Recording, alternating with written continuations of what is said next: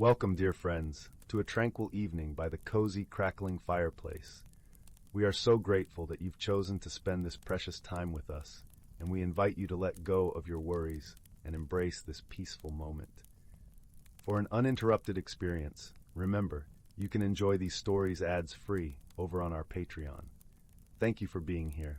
Let's journey into the warmth of the tales together. Story 1. Once upon a time, in a cozy little woodland village nestled among towering ancient trees whose branches stretched like the arms of old friends, there lived a young raccoon named Rufus. He was a curious and clever creature, his mind always humming with questions and possibilities, like a brook bubbling over smooth stones. Rufus had an insatiable thirst for knowledge, eager to unravel the mysteries that seemed to sprout up like mushrooms after a warm rain, their earthy scent mingling with the crisp forest air. The village itself was a picturesque place, with cottages built from the very wood of the forest, their roofs covered in moss, and their chimneys puffing gentle streams of smoke that twisted into the morning sky. Paths lined with wildflowers wove through the settlement, leading to a central clearing where the villagers gathered for festivals and storytelling under the stars. The atmosphere was always lively, filled with the chatter of woodland creatures and the soothing rustle of leaves swaying in the breeze. One crisp autumn morning, Rufus awoke to find the entire village in an uproar.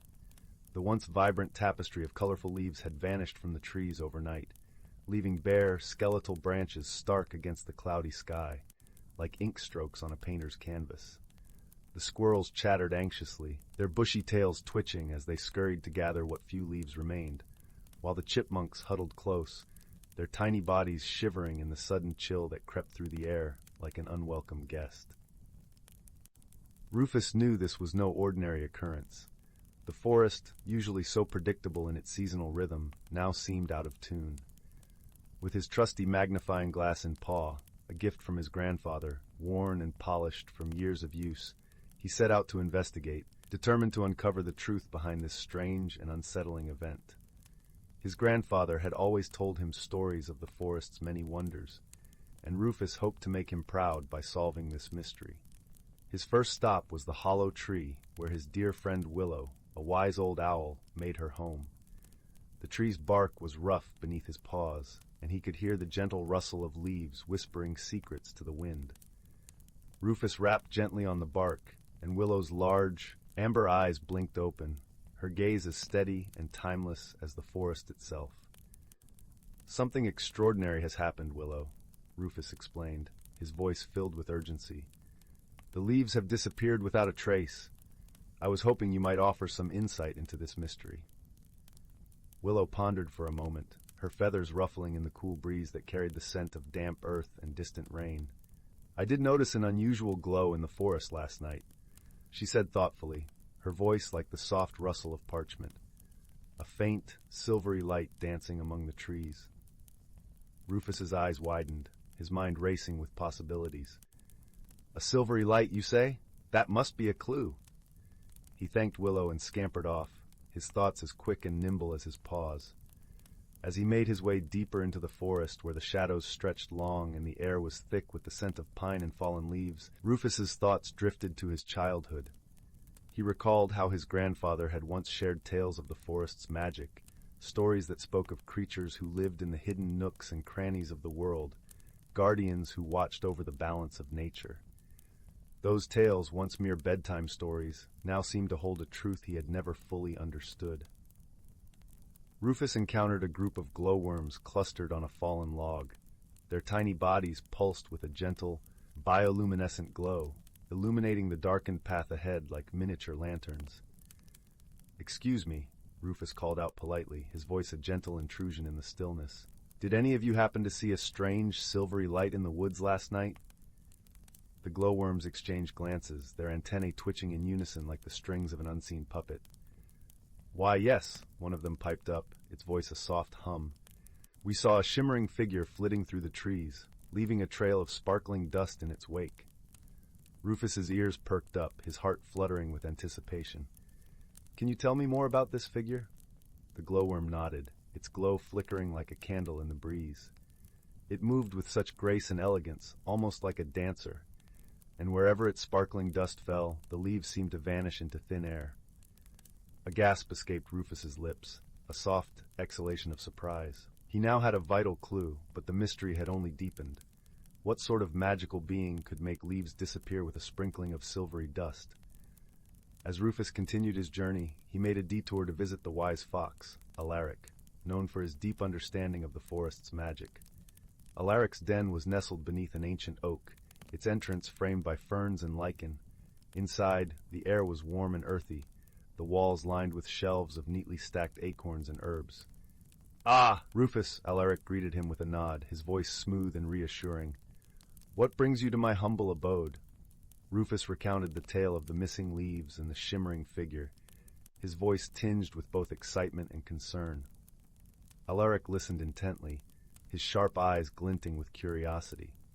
The fox mused, tapping his chin thoughtfully. "I've heard legends of the woodland sprite, a guardian of the forest who appears when the balance is disturbed. Perhaps what you witnessed was her work." Rufus felt a mixture of relief and awe at the possibility. "But why would she make the leaves disappear, Alaric?" "It is said," Alaric continued, "that the sprite helps prepare the forest for the winter, ensuring that life continues beneath the surface, ready to blossom come spring." Rufus pondered Alaric's words as he left the den, the forest now cast in the long shadows of evening. His mind was a whirl of thoughts and emotions, a tapestry of wonder and doubt. He realized that this journey was not just about solving a mystery, but about truly understanding the delicate balance of the world he inhabited. The forest, with its hidden magic, was a vast, living entity, and he was but a small part of its grand narrative. As night fell, the forest was transformed into a realm of shadows and mystery, the air cool and the sky a deep, inky blue. Rufus remained vigilant, his eyes peeled for any sign of the shimmering figure. The forest was hushed, save for the gentle hooting of owls and the whisper of the wind weaving through the bare branches like a ghostly symphony.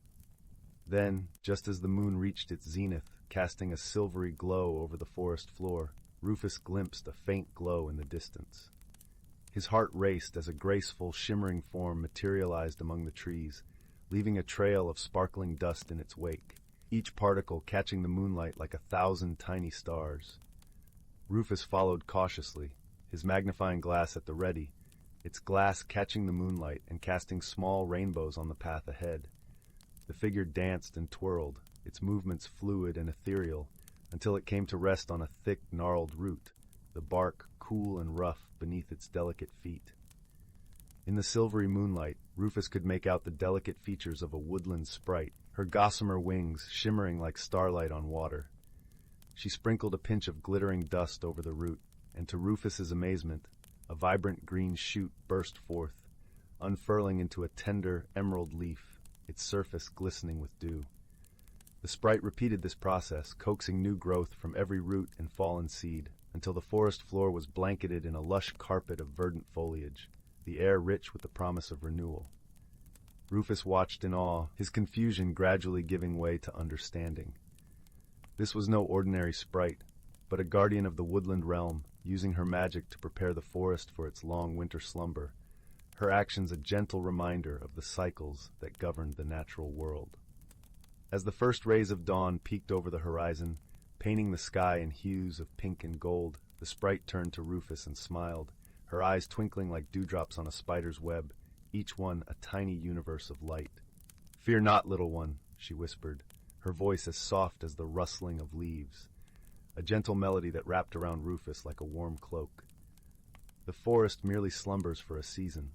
When spring returns, its vibrant colors will bloom anew, more beautiful than ever before." With a final shower of shimmering dust, the sprite vanished, leaving Rufus to marvel at the wondrous cycle of nature unfolding around him. The air was filled with a sense of peace, the forest a living testament to the magic of change and renewal. From that day on, Rufus greeted each autumn with a newfound sense of appreciation, knowing that beneath the bare branches and fallen leaves, the promise of renewal lay waiting, tended by the gentle hands of the woodland sprite. He shared his tale with the village, and they too learned to embrace the beauty of each season, understanding that even in the quiet of winter, life was preparing to bloom again. However, Rufus's journey did not end there. Inspired by his encounter with the sprite, he devoted himself to understanding the intricate tapestry of the forest. He spent countless days observing the subtle changes in the ecosystem, from the rustling of leaves in the wind to the delicate dance of sunbeams filtering through the canopy. Each day brought a new discovery, a new layer to the forest's story. Rufus also began to notice the small, often overlooked details of life in the village. He observed the way the villagers adapted to the changing seasons, preparing for the harsh winter by storing food and fortifying their homes. He saw the camaraderie among the creatures as they worked together, sharing resources and knowledge, united by the common goal of survival. Rufus's newfound understanding of the forest and its inhabitants led him to become an advocate for conservation. He shared his experiences and insights with the village, encouraging his fellow creatures to cherish and protect their home. His tales of the woodland sprite and the forest's magic inspired a sense of wonder and responsibility in the villagers, reminding them of their connection to the natural world. As winter gave way to spring, the village would come alive once more, awash in a kaleidoscope of colorful blooms, a reminder that even the deepest mysteries can reveal profound truths if we only have the courage and wisdom to unravel them. The forest, ever-changing and eternal, whispered its secrets to those who dared to listen, its heart beating in time with the seasons. Rufus, now the village's most esteemed storyteller, would often recount the tale of the woodland sprite, his eyes sparkling with the knowledge and wonder he had gained on that unforgettable journey. Over time, Rufus began to host gatherings in the central clearing, where he encouraged the villagers to share their own stories and observations about the forest. These evenings became a cherished tradition, where the warmth of the fire mingled with laughter and stories, creating a tapestry of shared memories. It was during one such gathering that a young squirrel named Hazel approached Rufus, her eyes wide with excitement. "Rufus," she began, her voice tinged with awe, "I found something amazing today. There's a spot in the forest where the sunlight breaks through the canopy just perfectly, creating a rainbow over a little stream." Rufus smiled, his heart swelling with pride and joy. "That's wonderful, Hazel. The forest is full of such magic, if we take the time to notice." Together they ventured into the forest the following day, Rufus guiding Hazel to look closer, to see the way the light danced, the colors shifting with the breeze. As they sat by the stream, Rufus realized that his quest for knowledge had transformed into a journey of sharing, of connecting others to the world he loved so dearly. The forest, with its eternal cycles and hidden wonders, had taught Rufus that the greatest mysteries are often found not just in seeking answers, but in sharing the journey with others. In this way, the woodland village thrived, its inhabitants connected by the stories they shared and the mysteries they unraveled together, each one a thread in the rich, vibrant tapestry of life. 2. In a forest older than the oldest tales, where the whispering winds carried secrets from the dawn of time, there lay a hidden world vibrant with life and mystery. The forest was a tapestry of verdant greens and earthy browns, its canopy a quilt of dappled sunlight and shadow. Here the air was perpetually filled with the soft rustle of leaves, the gentle hum of insects, and the melodious songs of birds who flitted from branch to branch like colorful notes in a symphony. The forest seemed to breathe with an ancient rhythm, a pulse that echoed the timeless cycles of nature. At the heart of this ancient woodland stood a great oak, its gnarled branches stretching wide as if to embrace the sky. Known as the Sentinel, this oak was said to be the keeper of the forest's wisdom, its roots entwined with the very essence of the earth itself. Around the Sentinel, the creatures of the forest lived in a delicate balance, each playing their part in the grand, unseen dance of life. The scent of moss and rich earth surrounded the oak, a testament to the life teeming in its shade. Among these creatures were the leaflings, small and gentle beings with skin the color of fresh spring leaves and eyes that shimmered like dew on grass. Barely taller than a mushroom, they moved with the grace of a whisper, tending to the plants and flowers with a touch that could coax the most reluctant bud into bloom. Their voices were soft, like the murmur of a brook over stones, and they spoke in a language few could comprehend, a language of rustling leaves and sighing breezes. One such leafling, a curious soul named Thistle, had a heart as bright as a sun-dappled glade. Thistle loved nothing more than to explore the forest, discovering secret nooks and hidden glades where sunlight danced through the leaves in golden patterns. Despite the whispers of caution from the elder leaflings who spoke of the dangers lurking beyond the forest's edge, Thistle's spirit was irrepressible. The thrill of discovery and the pull of the unknown were as vital to Thistle as the air he breathed. One crisp autumn morning, when the air was filled with the sweet scent of fallen leaves, and the sky was a tapestry of soft grays and blues, Thistle set out on a journey to the farthest reaches of the forest. The path was carpeted with leaves of amber and gold, crunching softly underfoot. The forest was alive with the sound of squirrels gathering acorns, their tiny paws pattering against the bark, and the occasional chatter of a jay swooping through the branches. As Thistle ventured deeper, the world around seemed to hold its breath, the usual chatter of the forest hushed, as if waiting for something extraordinary. It was then that Thistle stumbled upon a secret glade, where the air shimmered with a strange, otherworldly light. The glade was ringed with ancient trees, their bark etched with time's passage, and in the center stood a circle of ancient stones, their surfaces etched with symbols that seemed to pulse with an inner glow. Curiosity piqued, Thistle approached the circle, feeling the air around it hum with a magic as old as the stones themselves. As Thistle stepped inside the circle, the world shifted and a vision unfolded. The forest came alive, not just in the present, but in its many seasons, its many moods. Winter's snow blanketed the trees, spring's blossoms exploded in a riot of color, summer's verdant abundance buzzed with life, and autumn's fiery hues danced once more. Within this vision, Thistle saw the dance of life and death, growth and decay, the intricate balance that sustained the forest and all its inhabitants. Thistle understood then the wisdom of the sentinel, the ancient oak whose roots ran deep into the earth, connecting every living thing in a web of life. The vision was a tapestry of interconnected lives, each thread vital to the whole. A gentle voice, like the rustle of leaves in a soft breeze, spoke to Thistle's heart. Remember, little leafling, the forest is a tapestry of many threads. Each creature, each plant, each season plays its part. Protect this balance, for it is the source of our strength and the cradle of our dreams. With a heart full of newfound understanding, Thistle returned to the forest's heart, where the sentinel stood steadfast against the sky. The other leaflings gathered around as Thistle shared the vision, their eyes widening with wonder and gratitude. Together, they resolved to honor the wisdom of the forest, to nurture its harmony and cherish the delicate balance that sustained their world. As Thistle recounted the vision, the elder leaflings shared stories of their own journeys and encounters with the hidden mysteries of the forest.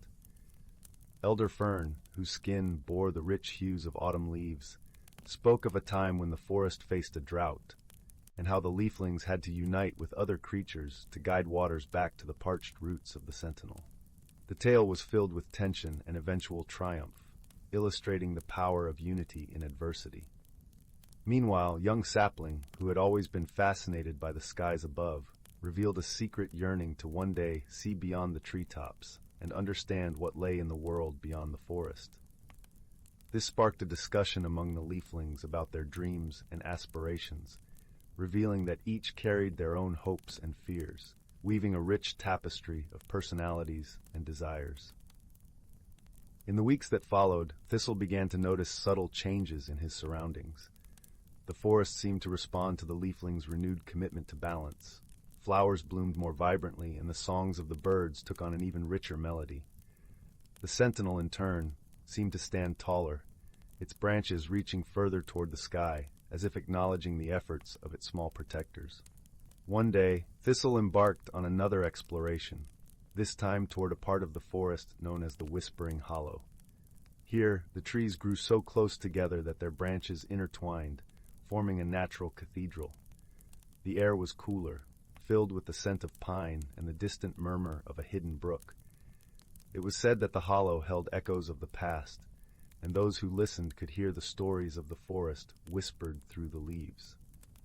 As Thistle wandered through the hollow, he felt a presence beside him, an unseen guide leading him deeper into the mystery. It was here that Thistle encountered a creature unlike any he had seen before, a creature of mist and shadow, its form shifting with the breeze. It spoke without words, its thoughts melding with Thistle's own. "You have seen the tapestry, little one," the creature intoned, "but there is more to understand. The threads of this world are woven with care, yet there are those who would fray them for their own gain. You must protect what is precious." With each word, Thistle felt a deeper responsibility take root within him. He realized that the vision he had seen was not just a reminder of the forest's beauty, but a call to action. The balance he cherished was fragile, and it would take vigilance to preserve it. Returning to the Sentinel, Thistle shared this encounter with the other leaflings. It sparked a new resolve among them, a commitment not only to nurture, but to defend their home against any who would seek to disrupt its harmony. They began to work more closely with the other creatures of the forest, forging alliances and sharing knowledge, ensuring that the wisdom of the Sentinel would endure. In their efforts, the leaflings devised a plan to safeguard the forest. They organized a council, inviting representatives from every species within the forest. The council met beneath the Sentinel, its great branches sheltering them as they discussed strategies for maintaining the balance. The leaflings learned much from their fellow creatures. The owls taught them the art of silent observation, the foxes shared their cunning, and the deer imparted their knowledge of the forest's hidden paths. As the days turned to weeks, the council's influence grew, extending beyond the forest's borders. Word spread of the forest's unity, reaching the ears of those who lived in neighboring lands.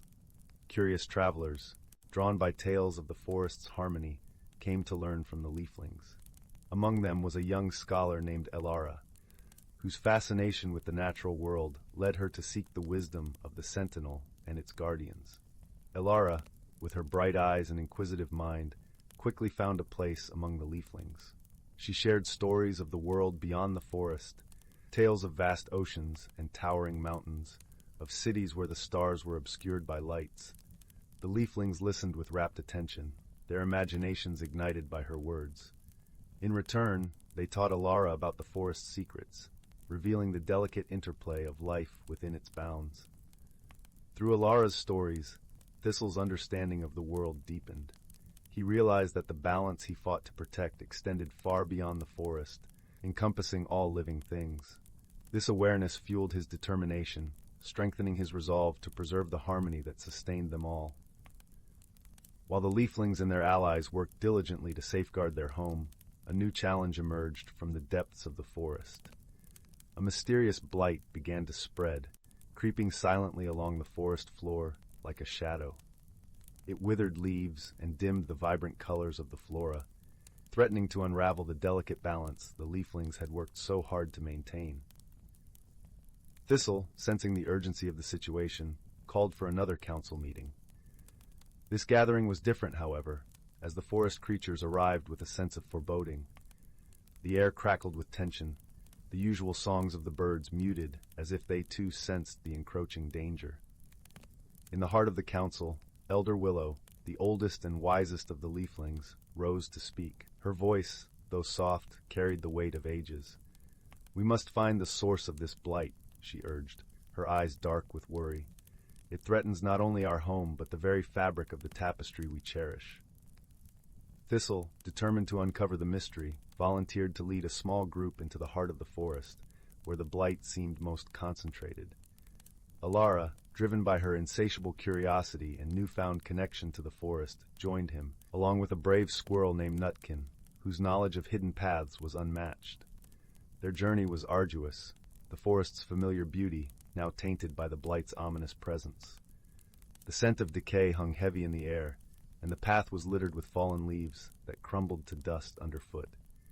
Yet the trio pressed on, their resolve unshaken. As they delved deeper, they stumbled upon an ancient clearing, its center dominated by a dark, swirling pool. The blight emanated from this pool, its tendrils reaching out like the fingers of a shadow. Alara, fascinated yet cautious, examined the pool's edges, her mind racing with possibilities. It was then that Thistle noticed something peculiar, a faint glimmer beneath the pool's murky surface. With a sense of urgency, he reached out, his touch disturbing the water. The surface rippled, revealing a hidden artifact, a stone etched with symbols similar to those Thistle had seen in his vision. As Thistle lifted the stone from the water, a wave of energy surged through him. The blight recoiled, its tendrils retreating as if repelled by the stone's presence. In that moment, Thistle understood that the artifact was a key, a piece of the forest's ancient magic that could restore balance once more. Returning to the Sentinel, Thistle shared their discovery with the Council. The stone, they realized, was a gift from the forest itself, a reminder of the power that lay within its depths. Together, the Leaflings and their allies worked to harness the stone's magic, using its energy to heal the land and banish the blight. As the forest began to recover, its colors returning in a vibrant crescendo, Thistle felt a deep sense of fulfillment. The journey had tested him, but it had also forged a deeper connection with the world he loved. The Leaflings and their allies celebrated their triumph, their laughter ringing through the trees as a testament to their unity and perseverance. And so the story of Thistle's journey grew, passed down through generations, as a reminder of the forest's resilience and the strength found in unity. As the seasons turned and the forest changed, the Sentinel remained, a guardian of secrets and a beacon of wisdom, its roots reaching deep into the earth, its branches stretching toward the heavens. In its shade, the Leaflings and all the creatures of the forest lived in peace, their lives entwined in the timeless dance of nature, ever watchful, ever vigilant, ensuring that the tapestry of life continued to flourish in its vibrant, unending symphony. Story 3. In the quaint village nestled between rolling hills and lush, whispering forests, where the air was perpetually sweet with the scent of blooming flowers and the gentle hum of life, there lived a young girl named Lydia. Her days were filled with the simple joys of village life, chasing the sun-dappled shadows of butterflies, listening to the babbling brooks, and helping her grandmother tend to their small garden, where herbs and vegetables thrived under their tender care. The village itself was a tapestry of vibrant colors and textures, from the cobblestone paths that wound through clusters of quaint cottages to the fields of wildflowers that danced in the gentle breeze. As she worked in the garden, Lydia often marveled at the way her grandmother's hands moved with a practiced grace, coaxing life from the soil. Her grandmother, wise and gentle, often told stories of magical wonders hidden in plain sight. Lydia's favorite was the tale of the Mirror of Moonlight, a mystical mirror said to reveal unseen truths and hidden paths. Though Lydia loved these tales, she never truly believed them. That was until one drowsy afternoon. The sun was a warm golden orb in the sky, casting long lazy shadows as Lydia wandered through the forest collecting wild berries. Each berry she picked was a tiny gem, its surface glistening with morning dew. The forest was alive with the scent of pine and earth, and the song of birds created a melody that accompanied her every step.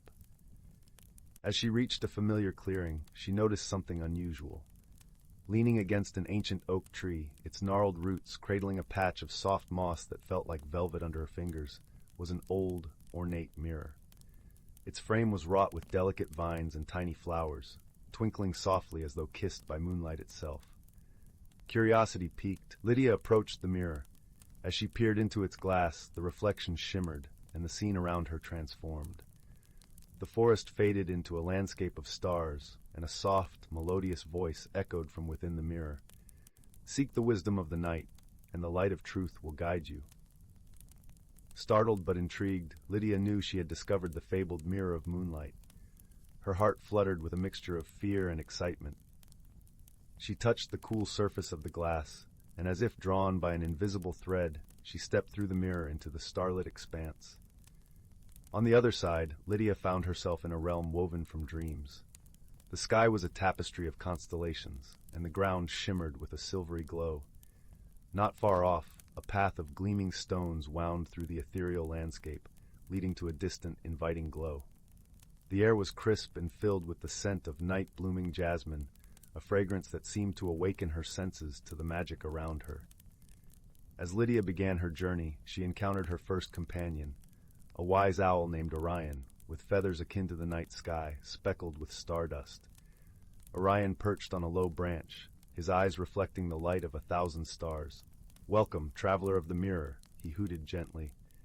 "I am here to guide you. The path is not without its challenges, but with wisdom and friendship, you shall prevail." With Orion by her side, Lydia continued her journey, the path beneath her feet cool and smooth. As they walked, the soothing sounds of the night filled the air, the whispers of the wind, the gentle rustle of leaves, and the soft chirping of crickets, creating a symphony that calmed her racing heart. Their first challenge came in the form of a vast, shimmering lake that stretched far and wide, its surface as smooth as glass. In the center stood a small island, where a single, radiant tree bore fruits of pure light. This was the tree of illumination, and its fruits held the answers to hidden truths. Lydia hesitated by the lake's edge, unsure how to reach the island. Orion, ever wise, advised her, "The lake reflects the sky, but look beyond the surface. Trust in what you cannot see." Listening to Orion's counsel, Lydia closed her eyes, took a deep breath, and stepped forward. To her amazement, her feet met solid ground, a hidden path beneath the water's surface, invisible to the untrained eye. With each step, the path revealed itself, leading her safely to the island. On the island, she plucked a single fruit from the tree of illumination. As she held it, a warm, comforting glow enveloped her, filling her mind with clarity and understanding. She realized that the journey was not just about finding answers, but also about discovering her own inner strength and wisdom. The return journey was filled with newfound confidence. With Orion's guidance, Lydia navigated through the dream realm, meeting other kind-hearted creatures, a playful fox with a tail of shimmering fireflies, and a gentle deer whose antlers glowed softly like the moon. Each shared their own insights and stories, enriching Lydia's journey with friendship and knowledge. As they traversed the dreamscape, Lydia learned of the creatures' own quests and desires. The fox, with its lively spirit, yearned for a world where dreams and reality intertwined seamlessly, while the deer, serene and contemplative, sought a deeper understanding of the moon's gentle light and its power to heal. During their travels, Lydia and her companions came across an ancient, crumbling library nestled within the hollow of a towering tree. The air inside was thick with the musky scent of old parchment and ink. Shelves, lined with books of every size and color, beckoned to her, each tome a repository of knowledge from countless ages. It was here that Lydia learned of the whispering winds, a phenomenon in the dream realm that could reveal the heart's true desires. As she read, she felt the pages come alive under her fingertips, sharing secrets only the worthy could understand. Before leaving the library, Lydia noticed a small, dusty book in the corner, its cover embossed with an intricate moonlit design. She opened it to find stories of past travelers who had ventured through the mirror of moonlight. Each story spoke of personal growth, of overcoming fears and embracing the unknown. Inspired, Lydia added her own reflections to the book, a testament to the light she had found within herself. As they continued their journey, Orion led Lydia to a hidden glen, where a waterfall cascaded into a pool that shimmered with colors of the aurora. The water's gentle roar was a song of its own, harmonizing with the soft rustle of leaves and the distant hoot of an owl. Orion explained that this was the Pool of Reflections, a place where one could glimpse their true self and understand the paths they must take. Lydia gazed into the pool, where her reflection danced with light and shadows, revealing the courage she had gained and the fears she still needed to conquer. Finally, the path led back to the mirror of moonlight, which stood waiting beneath the ancient oak. Lydia turned to her friends, gratitude shining in her eyes. "Thank you," she whispered, knowing that though she must return to her world, the lessons and friendships she gained would remain with her always. Stepping through the mirror, Lydia found herself back in the familiar forest clearing. The sun was setting, painting the sky in hues of orange and pink. The mirror, now just an ordinary reflection, stood silent and still. As Lydia walked home, she carried with her the glow of the tree of illumination, a light that would guide her through any darkness. Her grandmother greeted her with a warm embrace, her eyes twinkling with knowing wisdom. That night, as Lydia lay beneath the soft quilt in her room, She closed her eyes and imagined the stars, the hidden paths, and the friends she had met. She drifted into a peaceful sleep, comforted by the knowledge that within her was a light that could never be dimmed, a light that would guide her through life's many adventures. In the days that followed, Lydia found herself viewing her village with new eyes. The once familiar paths seemed to hold new secrets, and the villagers, each with their own stories, appeared as vibrant as the dream realm she had visited. Her heart swelled with the realization that magic was not just in the mirror, but in the world around her and within herself. As the seasons changed, Lydia's heart remained touched by the magic of discovery. She often shared her experiences with her grandmother, who listened with a knowing smile, as if she had once ventured through the mirror herself. In the gentle glow of moonlight, Lydia's heart beat with the rhythm of the stars, forever changed by the magic of discovery and the power of friendship. One evening, as the village gathered for the seasonal festival under the harvest moon, Lydia stood at the village square, watching the lanterns sway in the autumn breeze. The village storyteller took the stage, weaving tales of old magic and distant lands. As Lydia listened, she realized that her own story was unfolding in a similar fashion, a continuous journey of learning and wonder. Her grandmother, standing by her side, squeezed her hand gently, a silent assurance that this was just the beginning. Inspired, Lydia knew her journey was far from over. The mirror of moonlight had opened a door within her, one that she would keep exploring, step by step. With the village bathed in the warm glow of lantern light, Lydia imagined new paths stretching before her, guided by the starlit wisdom she had gathered and the friendships she had forged. As the festival continued, Lydia found herself drawn to the village elder, a man who had lived through decades of change. His eyes, deep and wise, held stories untold. She approached him, eager to share her newfound insights and to learn from his experiences. They spoke of the cycles of life, of the importance of holding on to wonder and curiosity. The elder chuckled softly. "Ah, Lydia, you've seen a glimpse of what lies beyond the ordinary.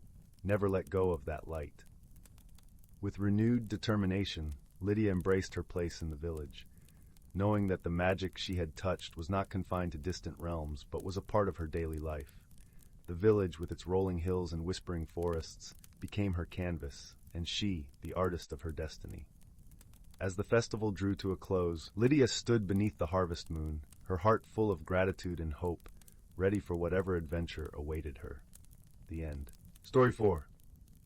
In the heart of the whispering woods, where the trees leaned in to exchange secrets with the wind, there lay a quaint little village known as Silver Hollow.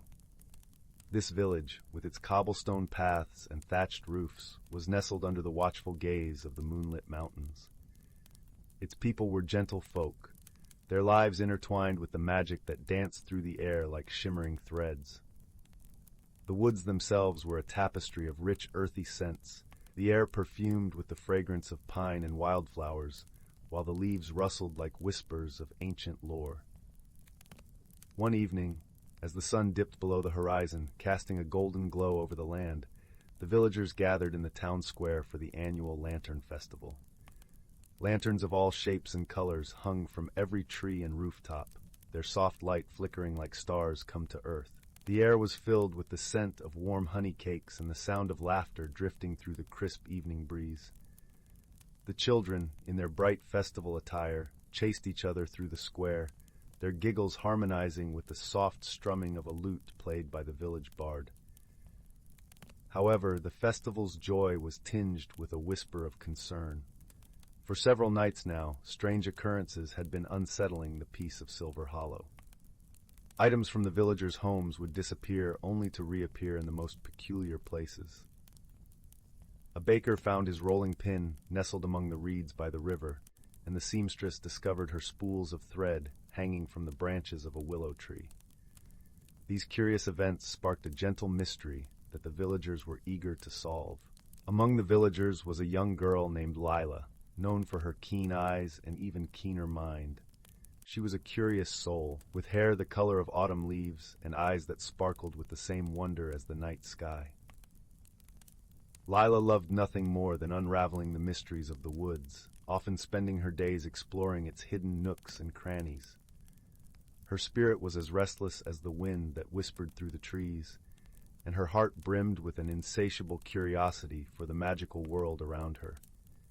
As the lanterns swayed gently above them, Lila decided that the time had come to uncover the cause of these strange happenings. She approached her grandmother, the village elder, who was known for her wisdom and gentle heart. Her grandmother sat in her usual spot by the great oak in the square, her eyes twinkling with the warmth of 1,000 stories. The oak, ancient and majestic, stood as a silent guardian of the village, its branches reaching out like welcoming arms. "Grandmother," Leela began, "have you any idea what might be causing these strange occurrences in our village?" Her grandmother smiled softly, her hands busy knitting a scarf with yarn that seemed to glow with an inner light. "Ah, Lila, my dear, the world is full of wonders and mysteries that often elude us. But remember, not all that is strange is to be feared. Sometimes we need only to listen and observe with kindness in our hearts." Taking her grandmother's words to heart, Lila decided to investigate the mystery with the help of her best friend, a wise old owl named Horace. Horace was not just any owl. He was a creature of remarkable insight, his feathers a rich tapestry of browns and golds, his eyes like 2 pools of wisdom.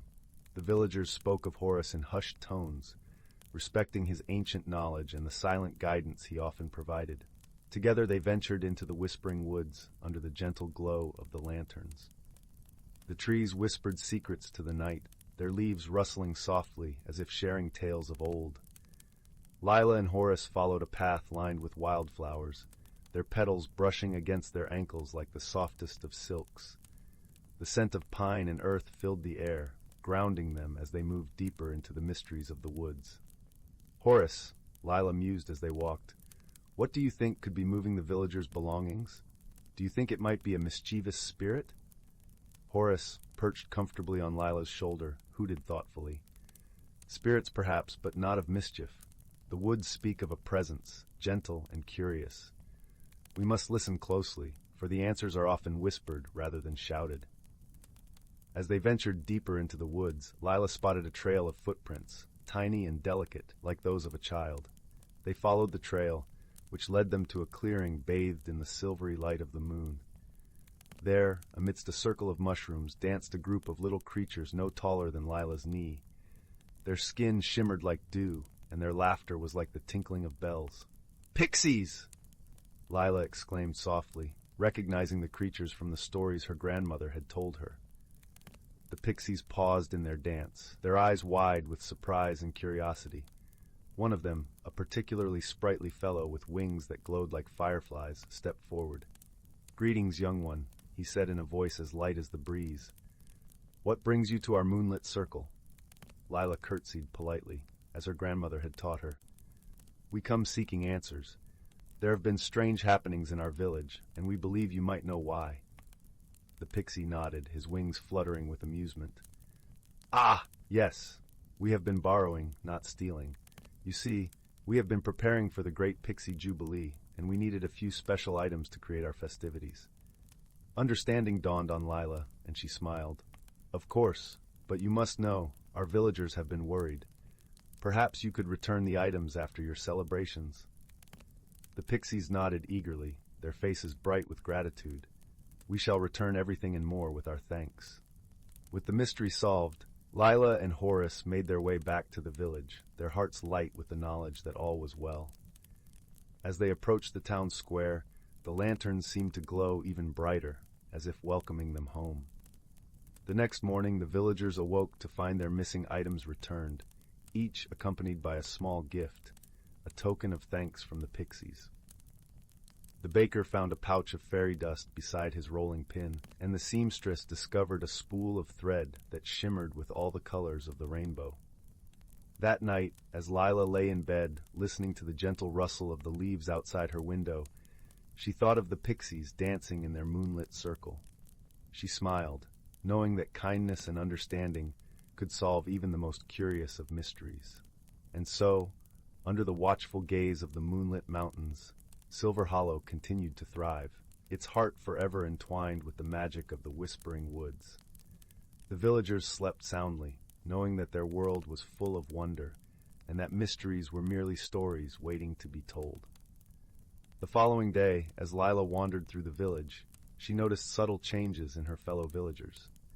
The baker, usually gruff and hurried, now paused to share a warm smile with those who passed by his bakery.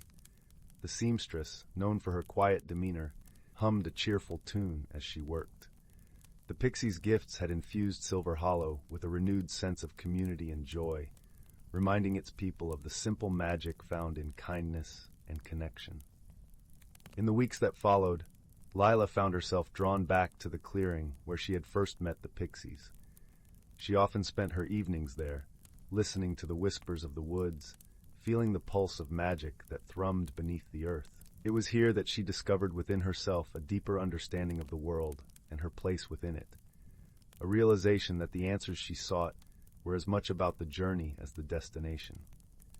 One evening, as the sun dipped low and painted the sky with hues of orange and pink, Lila sat quietly, reflecting on all that had transpired. She realized that the Whispering Woods, with all its mysteries and wonders, was not just a place of enchantment, but a mirror of her own heart, a place where she could learn, grow, and find solace. With this newfound wisdom, Lila returned to Silver Hollow, her spirit as vibrant and welcoming as the lanterns that adorned the village. As she walked through the cobblestone streets, the villagers greeted her with warmth and gratitude, recognizing in her the change that had come over their beloved village. Yet the story did not end there. As the seasons turned and leaves fell like golden rain, Lila's bond with the pixies deepened. She often found small notes left for her in the woods, crafted from petals and dew, inviting her to join in their celebrations or simply to share stories beneath the starlit sky. One brisk autumn night, Lila was surprised to find a tiny woven basket at her doorstep. Inside was a polished stone that glowed faintly with an inner light, alongside a note that read, "For Lila, guardian of stories and friend of our kin." Touched by the gesture, Lila realized that her connection to the magical world was a responsibility as much as it was a gift. She began to share her stories and experiences with the villagers, weaving tales of the pixies and the wisdom of the woods into the fabric of village life. Her words ignited a spark of wonder in their hearts, and soon the villagers themselves began to explore and cherish the mysteries surrounding them. As the years passed, Lila grew into a wise young woman, beloved by all in Silver Hollow. Her adventures with the pixies became the stuff of legend, stories passed down through generations, inspiring new seekers of wonder within the village. She became a symbol of the harmonious balance between the human world and the magical one, a testament to the enduring power of understanding and friendship. And so, the magic of the Whispering Woods and the spirit of the pixies lived on in Silver Hollow, a testament to the power of curiosity, kindness, and the stories that bind us all. The village, cradled by the moonlit mountains, continued to thrive, forever touched by the gentle magic that wove through its heart like shimmering threads. As Lila's renown grew, travelers from distant lands began to visit Silver Hollow, drawn by tales of its enchantment and the harmonious coalescence of the mundane and the magical. They were welcomed with open arms, and the village flourished with new ideas and stories. The Whispering Woods, once a realm of mystery, became a haven of learning and camaraderie. Lila, now a revered storyteller, conducted gatherings under the great oak, where all who wished could share their tales and wisdom. It was during one such gathering that a wandering minstrel arrived, carrying a lute with strings made of silver. His melodies wove through the air like threads of moonlight, captivating the villagers. Inspired by the minstrel's music, Lila felt a stirring of creativity within her soul. She realized that the stories of Silver Hollow were not just to be told, but to be lived, celebrated in song and dance. And so, the village began to hold a new festival, the Festival of Stories, where tales were brought to life through music, theater, and art. The Festival of Stories became an annual tradition, drawing folk from far and wide. It was a time of joy and reflection, where the bond between humans and the magical realm was strengthened. Lila took on the role of its host, guiding each festival with a grace and warmth that mirrored the whispering trees around them. Through the passage of time, As Silver Hollow continued to thrive and evolve, the village never lost its heart or soul. The Whispering Woods remained a place of wonder, a gentle reminder that the world was filled with mysteries waiting to be unraveled.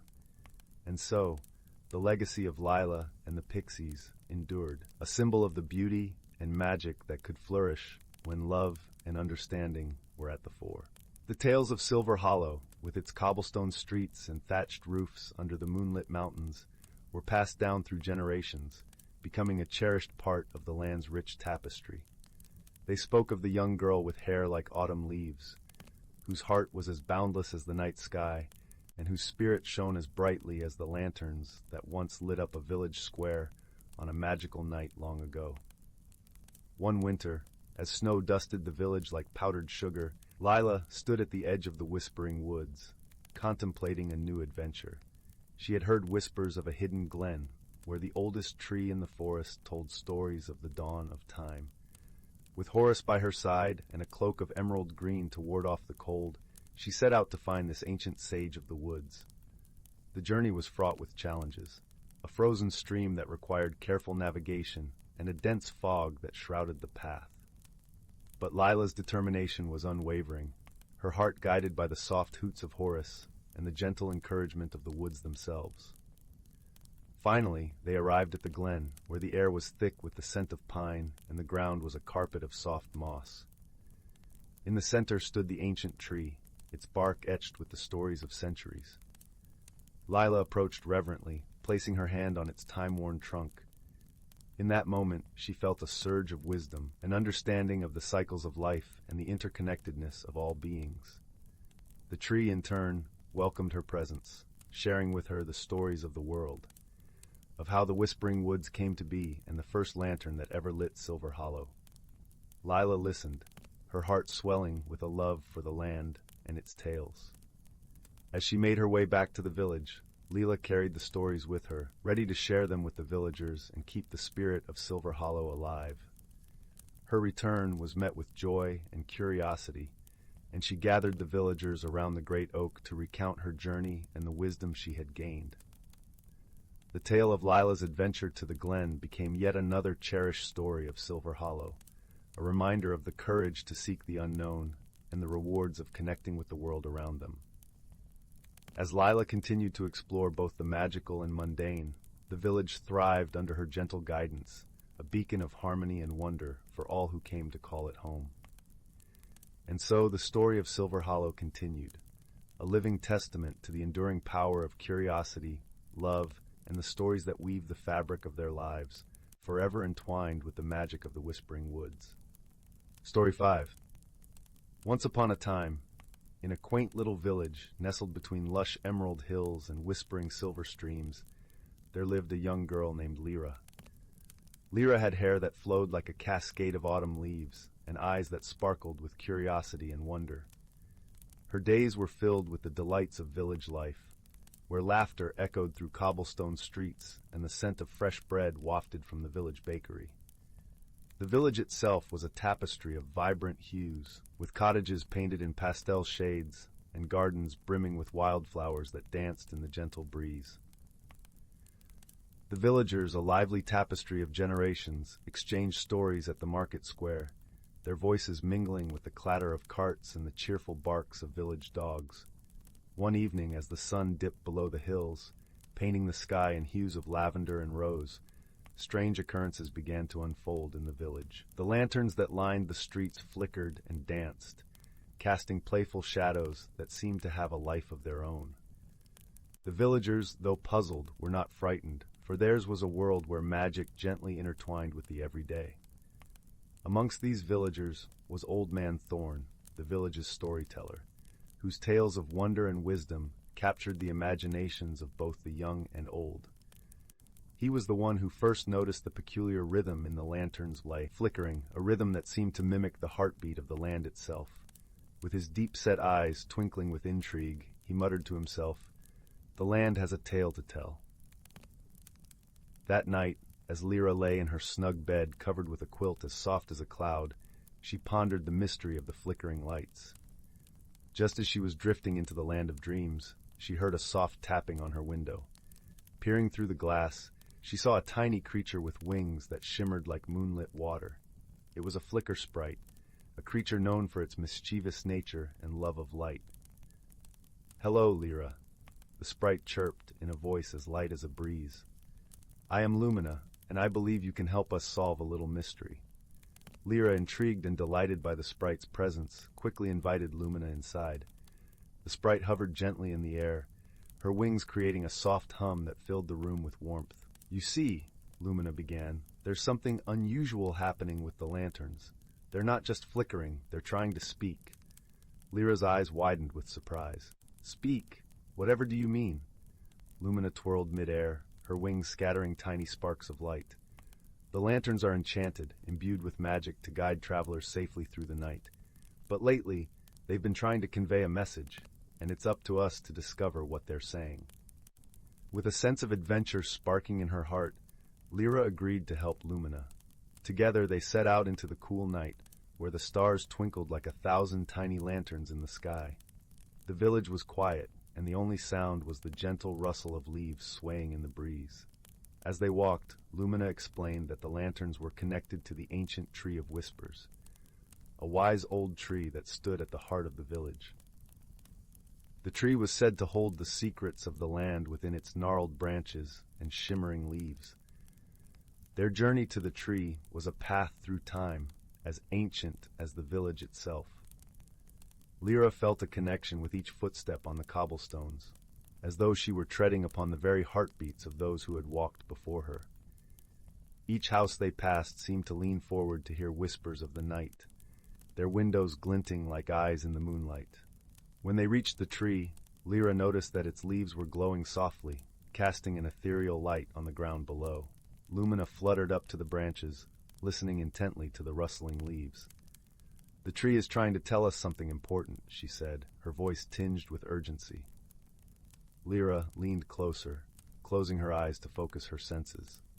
The whispers of the tree began to unravel like a gentle melody, revealing a story of balance and harmony. The lanterns, it seemed, had been disturbed by a change in the natural order. The village's beloved river, which flowed with magic and life, had been blocked by a fallen tree upstream. "We must restore the river's flow," Lumina said, her wings shimmering with determination. "Only then will the lanterns be at peace." As dawn's first light began to peek over the hills, casting a golden hue across the village, Lyra and Lumina set off towards the river. The path was lined with dew-kissed flowers that opened their petals to greet the morning sun. The air was filled with the sweet scent of blooming jasmine, and the symphony of birdsong created an orchestral backdrop to their journey. As they approached the riverbank, they found the fallen tree, its once mighty trunk now a barrier to the water's gentle journey. The river, usually a lively ribbon of sparkling water, now lay silent and still, its surface reflecting the sky's awakening colors. Together, they called upon the woodland creatures, friends to both humans and sprites. A family of beavers, with their clever paws and nimble teeth, arrived to help. With teamwork and patience, they began to clear the way, chattering happily as they worked. Even the birds joined in, their wings beating rhythmically as they lifted smaller branches away. Among the creatures was an old tortoise, wise and slow, who shared stories of the river's past, of how it had nurtured the land and cradled the village through seasons of plenty and drought. Lyra listened, her heart swelling with the realization of the interconnectedness of all things. As the final branch was moved aside, the river resumed its joyful song, bubbling and dancing over stones. The water sparkled in the sunlight, a shimmering ribbon of life weaving through the landscape. The creatures cheered, their voices a chorus of unity and triumph. Satisfied, Lyra and Lumina returned to the village, where the lanterns now glowed with a steady, comforting light. The villagers, waking to the warmth of a new day, found their streets illuminated with a gentle glow that seemed to whisper tales of balance restored. That night, as the village settled into slumber, Lyra sat by her window, her heart full of contentment. Lumina perched on her shoulder, a tiny beacon of light and friendship. "You did it, Lyra," the sprite whispered. "You listened to the world around you and helped restore harmony." Lyra smiled, her eyes growing heavy with the promise of dreams. "We did it together, Lumina. and I've learned that sometimes the quiet voices of the world have the most important things to say. With that, Lyra drifted into a peaceful sleep, the gentle hum of magic and friendship lulling her into the sweetest of dreams. And in the village, under the watchful eye of the stars, the lanterns glowed softly, their light a testament to the power of wisdom, friendship, and the simple joys of a world in balance. The following morning, Lyra awoke to the sound of distant bells echoing through the village, signaling the start of a new festival that celebrated the renewal of nature, a tradition long upheld by the villagers. The Festival of Luminosity was an event that brought together hearts and spirits, celebrating the harmony between the people and the land they cherished. Excitement filled the air as the village adorned itself in festive splendor. Colorful banners fluttered in the gentle breeze, and the market square was transformed into a vibrant tapestry of stalls offering sweet pastries, handmade crafts, and fragrant garlands of wildflowers. Children ran through the streets, their laughter a melody that danced on the wind. Lyra and Lumina joined the preparations, their hearts intertwined with the spirit of the festival. As they helped string lanterns along the cobblestone paths, Lumina's wings glimmered in the sunlight, casting iridescent patterns on the ground. The sprite's presence had become a cherished part of village life, her joyful energy infectious. Old Man Thorn, with his stories of old, took center stage in the square, weaving tales of the land's ancient magic and the wisdom it imparted. His voice, rich and resonant, painted pictures of times long past, reminding the villagers of their bond with the earth and the importance of listening to its whispers. As the day turned to dusk, a procession began, with villagers carrying lanterns that now flickered with a harmonious glow. Lyra, holding a lantern crafted by her own hands, walked alongside Lumina, feeling the warmth of community envelop her. The procession led them to the Tree of Whispers, where the villagers gathered in a circle, their lanterns illuminating the ancient branches. Lyra stepped forward, her heart brimming with gratitude and understanding. She spoke of the journey she had taken, of the river restored and the lessons learned from the quiet voices of the land. Her words resonated with the villagers, who nodded in agreement, their faces aglow with the light of their lanterns. The tree, in response, shimmered with a gentle luminescence, its leaves rustling as if in applause. As the festival drew to a close, the villagers released their lanterns into the night sky, where they floated like stars, a constellation of harmony and hope. Lyra watched them ascend, her heart alight with the knowledge that she was part of something greater, a tapestry of life woven by the threads of magic and community. Lumina, perched on Lyra's shoulder, whispered, "This festival is a reminder that we are all connected, that every action, every choice, echoes through the land." Lyra nodded, understanding now that her journey was not just about solving a mystery, but about discovering the profound connection between herself and the world around her. With the festival's end, the village returned to its quiet rhythm, but the memories lingered, a testament to the power of unity and the gentle magic that bound them all. Lyra, with Lumina by her side, faced each new day with the knowledge that she was a guardian of the balance, a keeper of the whispers that told tales of harmony and love. And so, in the quaint village nestled between hills and streams, life continued, rich with the promise of dreams and the magic of a world in balance. Story 6. Once upon a time, in the heart of a lush, emerald forest, there lay a quaint little village known as Willowbrook. This village was unlike any other, for it was nestled in the gentle embrace of magic. The air shimmered softly with enchantment, and the villagers lived in peaceful harmony with the magical creatures that called the forest home. One crisp autumn evening, as the sun dipped below the horizon, casting a warm golden glow over the thatched rooftops, a peculiar thing began to happen in Willowbrook. The villagers awoke to find their beloved village fountain, the Fountain of Whispers, had stopped flowing. The fountain was not just a source of water, but a gentle, murmuring friend that shared secrets of the forest with those who cared to listen. Its sudden silence left the villagers puzzled and a little uneasy. The village elders, wise and gentle as the old oaks that lined the village square, gathered to ponder this unusual occurrence. Among them was an elderly man named Alaric, a gentle soul with twinkling eyes and a long, silvery beard that seemed to dance in the breeze. Alaric, known for his wisdom and kindness, volunteered to investigate the mystery and restore the fountain's cheerful whispers. On the first morning of his quest, Alaric set out, his footsteps soft on the mossy path leading into the heart of the forest. The crisp air was filled with the sweet scent of pine and earth, and the gentle rustle of leaves whispered secrets of their own.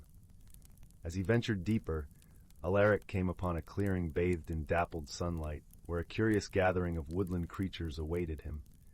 There was Bink, the sprightly squirrel with a penchant for mischief, Luna, the graceful deer with eyes as soft as moonlit pools, and Pip, a wise old owl who perched with a knowing look upon a low-hanging branch. "We've been expecting you, Alaric," hooted Pip, his voice as smooth as the night breeze. "The forest has sensed something amiss, and we believe the answer lies beyond the whispering glade." Alaric nodded, his heart warmed by the forest's concern. "Thank you, Pip. I shall seek the guidance of the whispering glade," he replied, his voice calm and reassuring. Guided by the woodland friends, Alaric made his way to the whispering glade, a serene haven where the air was thick with the scent of jasmine and the soft babble of a hidden brook sang a gentle lullaby. Here, Alaric felt a sense of peace envelop him like a warm blanket. In the center of the glade stood a majestic willow tree, its branches swaying gently as if in conversation with the wind. Alaric approached and placed a hand on its ancient bark, closing his eyes to listen to the whispers of the glade. As he stood in stillness, the whispers grew clearer, telling tales of a small, mischievous creature named Nibbles, a young sprite who had unknowingly caused the fountain to fall silent. Nibbles, in his playful exploration, had stumbled upon the fountain's source and, curious as sprites often are, had inadvertently blocked the flow with a collection of shiny pebbles and leaves. Alaric chuckled softly, his heart light with understanding. He knew that Nibbles meant no harm. The sprite's actions were merely the innocent curiosity of youth. With a gentle smile, Alaric gathered the woodland creatures once more and shared the story of Nibbles. Together, they devised a plan to guide the young sprite to undo his playful mischief. The next morning, under a sky painted with the first blush of dawn, Alaric, Pip, Bink, and Luna set off towards the fountain. They found Nibbles perched atop a branch, his eyes wide with wonder as he watched the world below. "Hello, young Nibbles," Alaric called gently, his voice as soothing as a lullaby. "We've come to ask for your help." Nibbles tilted his head, intrigued by the kind tone of the elder. "Help? How can I help?" he asked, his voice as light as a summer breeze. Alaric explained the situation, his words weaving a story of the fountain's whispers and the joy they brought to the village. Nibbles listened intently, his heart swelling with the desire to make things right. With the guidance of the forest friends, Nibbles carefully removed the pebbles and leaves he had placed, watching with delight as the fountain's waters began to flow once more. The gentle murmur of the water returned, carrying with it the soft secrets of the forest. The villagers gathered around the fountain, their faces alight with joy and gratitude. They thanked Alaric and the forest friends for their wisdom and kindness, and they welcomed Nibbles with open hearts, teaching him the ways of the village. From that day forward, Nibbles became a cherished member of the Willowbrook community, sharing in the laughter and learning the gentle ways of respect and harmony. And as the sun set each evening, the villagers would gather around the Fountain of Whispers, listening to its tales and feeling the warmth of their magical world enfold them like a comforting embrace. And so, peace returned to Willowbrook, where the air always hummed with magic, and the bonds of friendship wove a tapestry as rich as the forest itself. And as the stars twinkled down upon the village, they whispered a promise of gentle dreams and the assurance that all was well. The end. Story 7. In a cozy woodland village, nestled among ancient trees, there lived a young raccoon named Remy, who had a curious mind and a heart full of wonder. One crisp autumn evening, just as the leaves were turning golden, Remy noticed something peculiar happening in the village square. As the warm glow of the setting sun filtered through the branches, Remy saw a trail of shimmering dust leading from the old oak tree in the center of the square. The dust seemed to sparkle with a faint magical light, and Remy's eyes widened in amazement. Where could this strange trail be coming from? And what kind of magic was at work? Remy hurried to find his dear friend, Willow, the wise old owl who lived in the hollow of the great oak. If anyone knew about the mysteries of the forest, it would be Willow. "Willow, Willow," Remy called, scampering up the twisted trunk. "Something strange is happening in the village square." Willow emerged from her cozy hollow, blinking her large eyes. "What seems to be the matter, young one?" Remy excitedly explained about the shimmering trail of dust and how it appeared to be leading away from Willow's own tree. The old owl listened patiently, her feathers ruffling in thought. "Ah, I believe I know what this might be," Willow said at last. "Deep in the heart of this ancient oak lives a family of sprite folk, tiny magical creatures who help care for the forest. Their dust has remarkable powers, you see." Remy's eyes grew wide with wonder. "Sprite folk? Living right here in our village?" Willow nodded sagely. "Indeed, though they are rarely seen, for they are terribly shy. This trail of dust you've discovered must be the work of the sprites, leaving traces of their magic behind as they go about their duties." Over the next few days, Remy kept a close eye on the curious trail of shimmering dust. He noticed it would appear at different places around the village, along the stream banks, around the roots of the towering pines, even across the thatched roofs of cottages. Wherever the sprites went, their magical dust would briefly linger like a ethereal golden road. One evening, as a crescent moon hung in the velvet sky, Remy decided to follow the trail deep into the forest. Perhaps he could catch a glimpse of the elusive sprite folk. He found the shimmering dust leading beneath the gnarled roots of an ancient willow, down a winding tunnel no bigger than a raccoon's paw. Remy took a deep breath and plunged into the darkness, his eyes adjusting to the warm, earthen surroundings. All around him, faint twinkling lights like fireflies began to appear, until he found himself in an underground grotto shimmering with constellations of magical light. In the center of the grotto stood a tiny figure no taller than an acorn, an elderly sprite with wispy hair and wings like a dragonfly's. She looked up at Remy with a kindly smile. "Welcome to our little home, young raccoon," the sprite said in a voice like tinkling bells. "I am Glow, the elder of this clan." Remy could scarcely believe his eyes. You're one of the sprite folk, the ones who leave the magical dust trails." Glow nodded, her wings fluttering. "Our dust falls wherever we roam in service to the forest. We use its energy to nourish the trees, encourage growth and renewal, and keep the rhythms of nature in balance." She gestured around the grotto, where dozens of tiny sprites busily went about their work, sprinkling dust over saplings, weaving it into the air like shimmering tapestries, even bottling it in acorn caps to be stored. "What an amazing thing you do," Remy said in awe. "And to think, I almost uncovered your secret home." His voice trailed off, suddenly worried he may have intruded upon something too sacred. But Glow simply laughed, a sound like wind chimes. "There is no need to fret, little one. We sprites have been keeping a watchful eye on you and your good heart.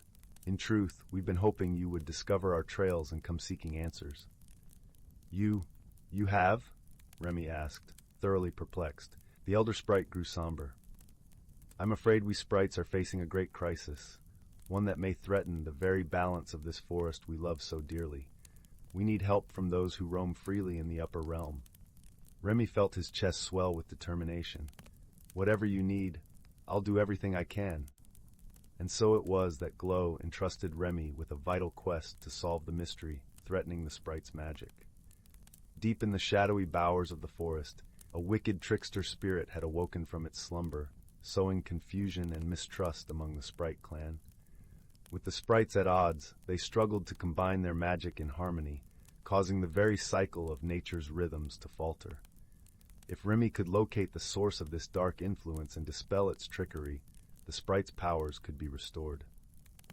Over the coming nights, Remy scoured every hollow and dell of the ancient woods, following the fading trails of sprite dust. He spoke with the wise animal counselors of the forest, Badger the digger, who knew the ways of the underground, Drin, the ancient serpent who had seen centuries come and go, and of course his friend Willow the owl, whose knowledge seemed to span all the wood's mysteries.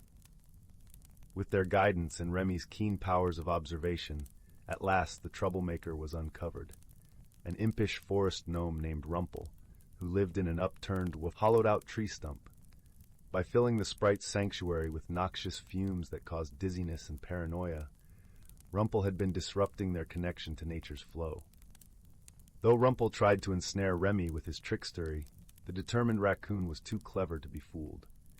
Calling upon the wisdom and ingenuity of his forest friends, Remy orchestrated an elaborate ruse that caught the gnome in his own devious webs.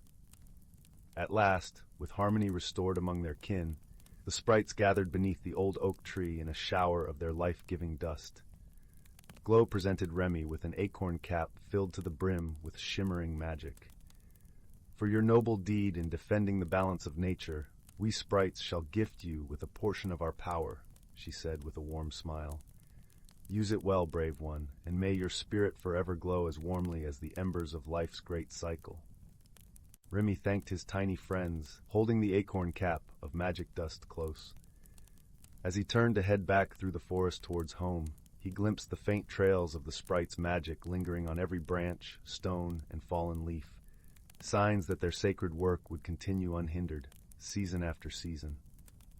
From then on, whenever the moonlight cast its gentle glow over the village, Remy would sometimes notice a raccoon-shaped patch of shimmer among the trees, a warm trail left behind as he walked, pulsing gently with the sprite's parting gift. Story 8. Once upon a time, in the quaint village of Willowbrook, nestled between rolling hills and whispering woods, there lived a gentle-hearted young girl named Maribel. With her chestnut hair flowing like a river in the wind and eyes that sparkled with the curiosity of 1,000 stars, Maribel spent her days dreaming of distant lands and untold wonders. One crisp autumn morning, as the sun tiptoed over the horizon, Maribel set off on a path she had never dared to tread before. It was a path that wound through the heart of the forest, where ancient trees stood like guardians of secrets untold. The air was rich with the scent of pine and earth, and the ground was carpeted with fallen leaves, their colors glowing like embers in a hearth. As Maribel ventured deeper into the woods, she came upon a clearing bathed in dappled sunlight.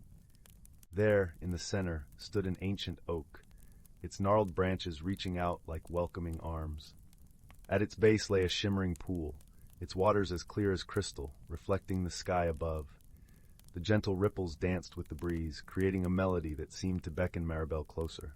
Curiosity piqued. Maribel knelt by the pool, her reflection gazing back with a smile as warm as a summer's day. As she peered into the depths, a soft, melodious voice bubbled up from the water, as if the pool itself wished to speak. "Fear not, dear traveler," the voice chimed, echoing with the gentleness of a lullaby.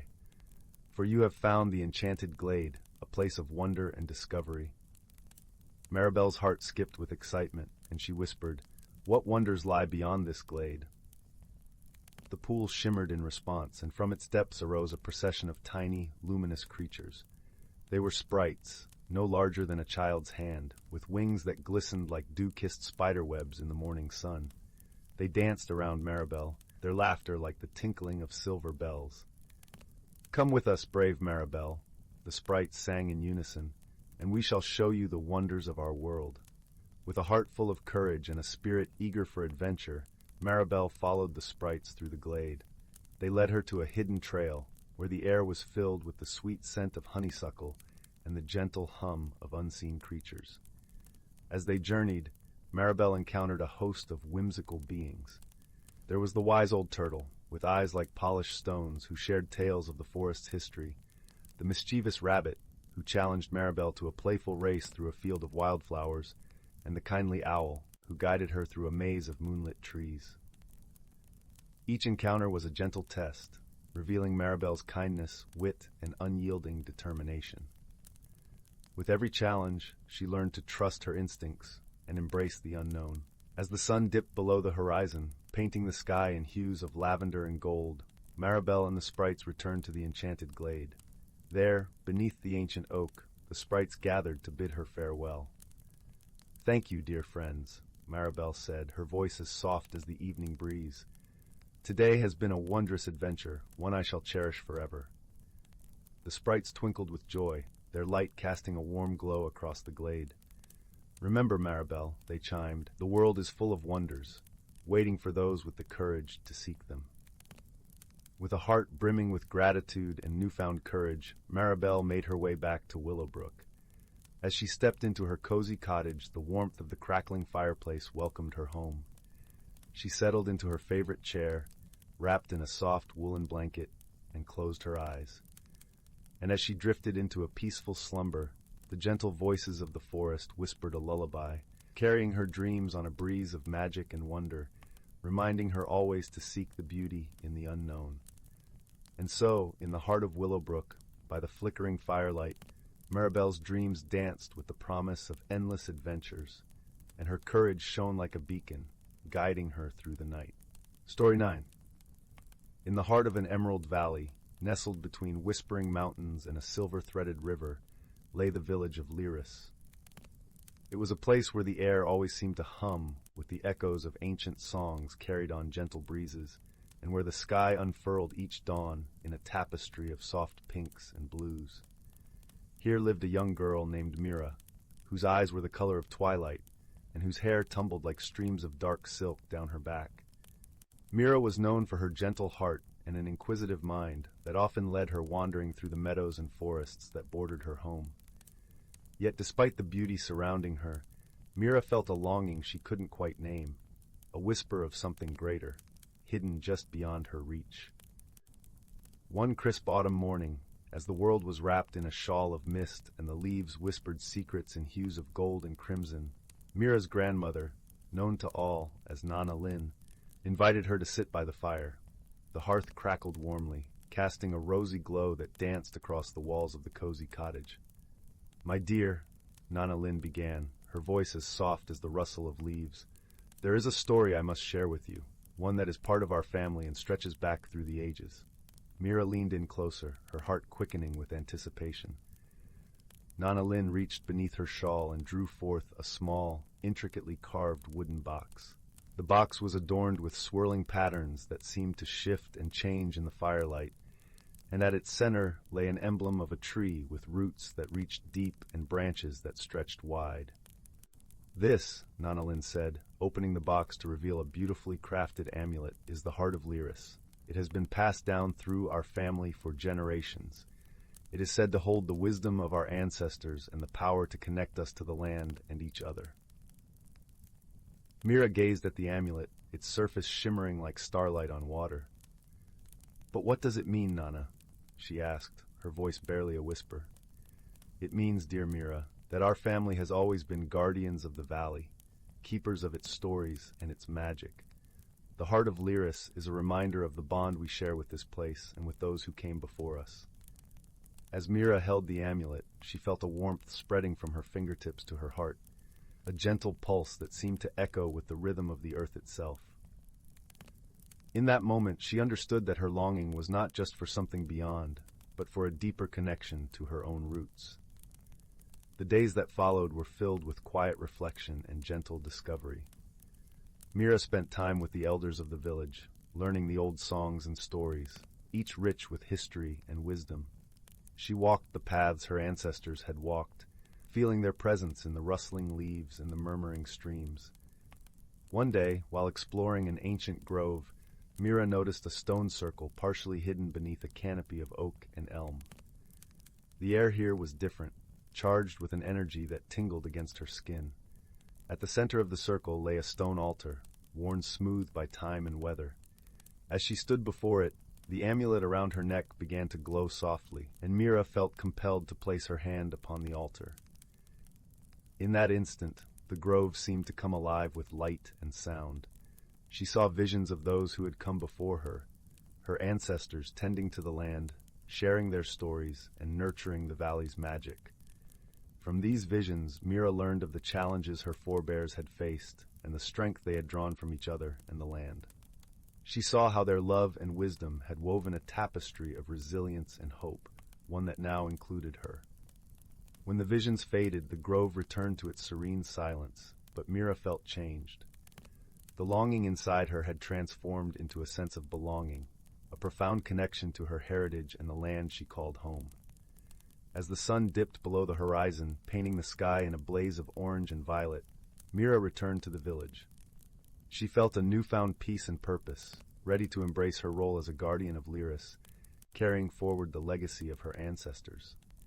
That night, as Mira lay beneath a quilt of stars, the amulet resting against her heart, she knew she was not alone. The valley, with its timeless beauty and ancient wisdom, was a part of her, and she a part of it. And in that quiet, magical moment, she whispered a promise to honor and cherish the legacy she had uncovered, one that would guide her and her descendants for generations to come. Story 10. Once upon a time, nestled at the edge of the serene, whispering woods, there stood a quaint, ivy-covered cottage.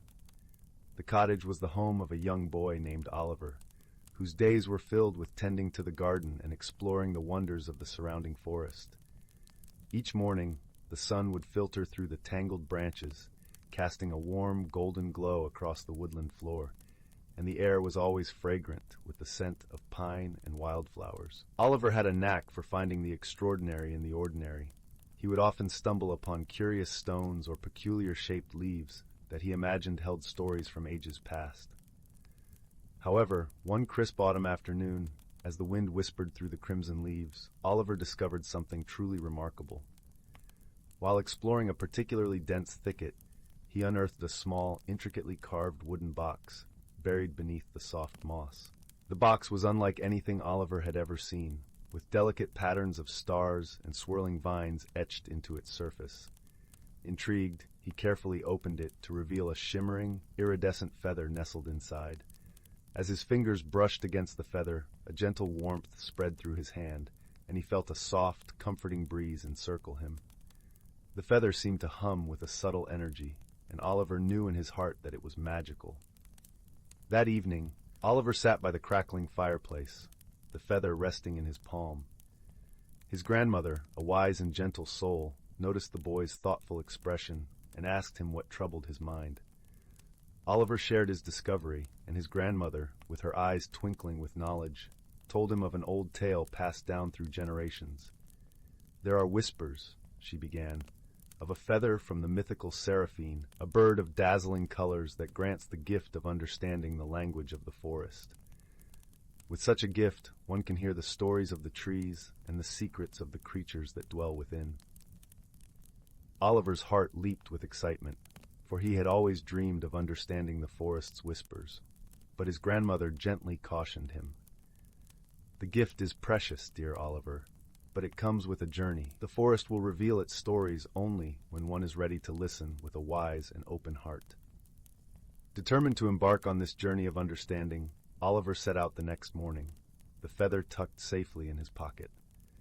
As he walked deeper into the forest, the rustling leaves seemed to greet him with a soft murmur. The path wound through towering oaks and delicate ferns, and Oliver felt the gentle touch of the forest's magic guiding him forward. Along the way, Oliver encountered a curious fox with fur as red as the autumn leaves. The fox, whose name was Finn, greeted Oliver with a playful gleam in his eyes. "I've heard of the feather you carry," Finn said, his voice light and musical. "If you seek the heart of the forest, I can show you the way." Grateful for the companionship, Oliver followed Finn through the winding paths. As they journeyed together, Finn shared stories of the forest's wonders, the hidden glades where the wildflowers danced in the moonlight, and the ancient trees that stood as sentinels of time.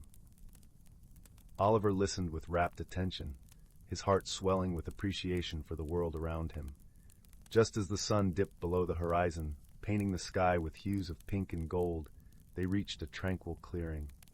In the center stood a great, ancient oak, its branches stretching wide as if embracing the sky. Finn paused, his eyes softening. "This is where your journey truly begins, Oliver," he said. Oliver approached the oak, feeling the gentle pulse of life within its bark. As he placed his hand against the tree, the feather in his pocket glimmered with a warm, inviting light. Suddenly, the forest around him came alive with a symphony of voices. The leaves whispered tales of seasons past, the brook sang of its journey from the mountains, and the wind carried the laughter of distant lands. Yet, among all these voices, one resonated with a deep, ancient wisdom, a voice that seemed to echo from the heart of the forest itself. "Welcome, young seeker," it said. "You've come to listen, to learn, and to understand. What is it you wish to know? Oliver thought for a moment, then spoke with a sincerity that shone brighter than the evening stars. I wish to know how to care for this forest as it has cared for me. I wish to understand its needs and its stories, so that I might live in harmony with all who dwell here. The forest seemed to smile upon hearing Oliver's words. That is the wisdom of the heart, dear child, the ancient voice replied. To listen and to care, to seek balance and harmony, these are the keys to understanding the world around you. As the night unfolded its starry blanket above, Oliver sat beneath the great oak, feeling a profound sense of peace and connection. Finn curled up beside him, his presence a comforting warmth against the cool night air. In the days that followed, Oliver continued to wander the forest, now able to converse with the trees and creatures he had long admired. He learned the art of nurturing the soil, the importance of protecting the streams, and the joy of sharing stories with his newfound friends. Through his journey, Oliver discovered that the true magic of the feather lay not in the gift of understanding alone, but in the friendships he forged and the wisdom he gained along the way. With each passing day, the forest flourished under his gentle care, its beauty a testament to the harmony between Oliver and the world he cherished. And so, as the seasons turned and the years drifted by like soft clouds across the sky, Oliver became a guardian of the whispering woods, his heart forever entwined with the magical symphony of the forest. In the glow of the crackling fire, as the embers danced their final waltz, Oliver's grandmother finished her tale.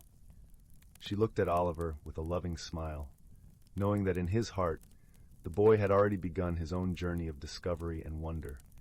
A journey that would lead him, like the boy in the story, to a life filled with understanding, friendship, and the gentle magic of the world around him. And so, the tale of the magical feather and the boy who learned to listen to the forest became a bedtime story, cherished not just by Oliver, but by every child who dreamed of a world where the ordinary held the promise of the extraordinary, and where every heart could find its place in the gentle embrace of nature's wisdom. Story 11. In the heart of the whispering wood, where the trees hummed softly in the moonlight, and the air was filled with the scent of blooming night blooms, there was a quaint little village known as Willowbrook. The villagers were gentle folk, living in harmony with the magic that flowed through the land like an invisible river. Their cottages were nestled among the trees, with roofs covered in moss and chimneys that sent wisps of smoke spiraling into the star-studded sky. In one of these cozy cottages, by the light of a flickering lantern, lived a young girl named Marin. She had a heart as warm as a summer breeze and eyes that sparkled with curiosity. Marin loved nothing more than solving puzzles, and the village often sought her out when something peculiar occurred. One crisp autumn evening, as the leaves rustled like whispers around her, Marin sat by her window, sipping a mug of cinnamon-spiced tea. Her brown tabby cat, Whiskers, purred contentedly on her lap. As she gazed out into the shimmering night, she noticed something unusual. The moonlight seemed to be dancing, shimmering in a peculiar pattern across the surface of the silver stream, the small river that wound its way past Willowbrook. It was as if the water was trying to communicate, sending out a message in glimmering Morse code. The next morning, as the village awoke to the soft glow of dawn, Marin shared her observations with her friends. Among them was Flynn, a young boy with a grin that could light up the darkest night and a talent for sketching the world as he saw it. Then there was Bramble, a sprightly pixie no taller than a toadstool, who flitted about like a sunbeam. Together, they formed a trio as inseparable as the sun, moon, and stars. Curious about the strange occurrence, they decided to investigate. They followed the silver stream as it meandered through the forest, its waters shimmering under the morning sun. The air was crisp, filled with the scent of pine and earth, and the gentle rustle of leaves provided a soothing soundtrack to their exploration. As they walked, they encountered a wise old owl named Sage, perched upon a branch of an ancient oak. Sage was known throughout the forest for his vast knowledge and kind heart. "Good morning, young ones," Sage hooted softly, his eyes twinkling with wisdom. "What brings you to this part of the woods so early?" Marin explained the strange moonlight dance on the river, and Sage listened intently, nodding his feathered head. "Ah, The silver stream has been known to carry messages from the forest spirits, Sage replied, his voice as deep and gentle as the night. But only those who look with both their eyes and their hearts can decipher them. Intrigued and determined, Merrin, Flynn, and Bramble continued their journey along the riverbank. As they walked, Flynn sketched the patterns he observed in the water, his charcoal pencil capturing the intricate dance of light and shadow. Suddenly, Bramble stopped mid-flight, her tiny wings fluttering excitedly. "Look! Over there, by the water's edge!" They hurried to where Bramble pointed and found a cluster of smooth stones, each one etched with mysterious runes that glowed faintly in the daylight. Merrin knelt down, her fingers tracing the symbols gently. "What do they mean?" Flynn asked, peering over her shoulder. Bramble fluttered closer, her tiny face serious. "These are ancient runes. They speak of a hidden treasure, a gift from the forest spirits to those who show kindness to the land." The trio pondered the runes, their minds working together like the gears of a well-oiled clock. They knew the answer lay in understanding the spirit's message and deciphering the dance of the moonlit water. As dusk approached, casting a golden hue over the forest, they returned to Willowbrook, where Merrin's grandmother waited with warm pumpkin pie and a cozy fire crackling in the hearth. The aroma of baked spices filled the cottage, wrapping around them like a comforting blanket. As they sat together, Merrin's grandmother listened to their tale, smiling knowingly. "The forest spirits have always been fond of you, Merrin," she said, her eyes twinkling like stars. "Perhaps they wish to show you something wonderful." That night, Merrin lay awake, pondering the runes and the shimmering dance of the river. Whiskers curled up beside her, purring softly, a gentle reminder that companionship was as precious as any treasure. In the quiet hours before dawn, a realization came to her like a soft whisper in the wind. She hurriedly woke Flynn and Bramble, and together they rushed back to the silver stream, where the moon hung low in the sky, casting its silvery glow upon the world. "The runes," Merrin said breathlessly. "They speak of reflection. The moon's dance on the water is a guide, a map that leads to the treasure when viewed from the right perspective." As the first light of dawn began to touch the sky, they positioned themselves at the river's edge, looking at the reflection of the moon on the water. And there it was, a path illuminated by the moonlight itself, leading them to a small, hidden alcove behind a cascade of silvery water. In that hidden nook they found a chest, not of gold or jewels, but filled with seeds of every kind. Seeds of trees and flowers, herbs and vines, a gift from the forest spirits to replenish and nurture the land. As they gazed upon their find, Sage the Owl fluttered down silently to join them. "You have found the true treasure," he said with a gentle hoot, "the gift of life and growth, to share with your village and the forest alike." With hearts full of joy and gratitude, Merrin, Flynn, and Bramble returned to Willowbrook, sharing their bounty with the villagers. Together they planted the seeds, watching as the forest around them blossomed into a tapestry of colors and fragrances, a living testament to the magic of kindness and the wisdom of nature. And in the heart of the Whispering Wood, the moon continued to dance across the silver stream, forever a reminder of the gentle mystery and wonder that lay within its shimmering depths. As the seasons turned, Merrin and her friends cherished their adventures, knowing that true treasures are often found in the friendships we hold dear and the kindness we show to the world around us. Story 12. The Whispering Grove. In a remote village nestled between the rolling hills and a vast whispering forest, there lived a gentle-hearted boy named Finn.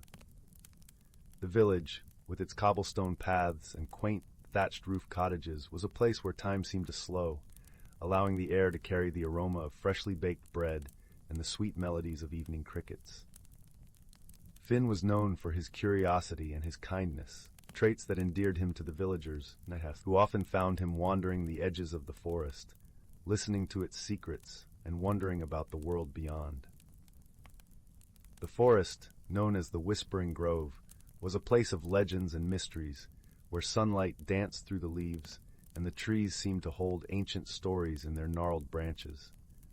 One particularly golden afternoon, as Finn sat beneath the old oak tree that marked the forest's threshold, he noticed something glinting in the underbrush. With a soft rustle, he reached for the object, and found it to be a small, intricately carved wooden whistle. It was smooth to the touch, and as he held it, a gentle warmth spread through his fingers, as if the whistle had a pulse of its own. Intrigued, Finn brought the whistle to his lips and blew softly. The sound that emerged was unlike anything he'd ever heard. It was a melody that seemed to weave through the trees, carrying with it a whisper of the forest's own song. As the notes floated through the air, the forest responded. The leaves shimmered with a silvery light, and the gentle breeze that swept through the grove carried with it a sense of quiet magic. Finn's heart swelled with wonder. He felt as if he had awakened something ancient and kind, a spirit of the forest that had lain dormant until now. Driven by a sense of purpose, he decided to venture deeper into the whispering grove, guided by the melody of the whistle and the feelings it stirred within him. As Finn journeyed through the forest, each step seemed to unveil a hidden world.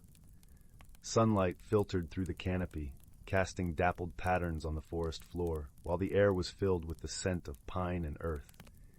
He marveled at the vibrant colors of the wildflowers that lined his path and the soft calls of the forest creatures, who seemed to watch him with curious eyes. In the heart of the grove, Finn discovered a clearing unlike any other.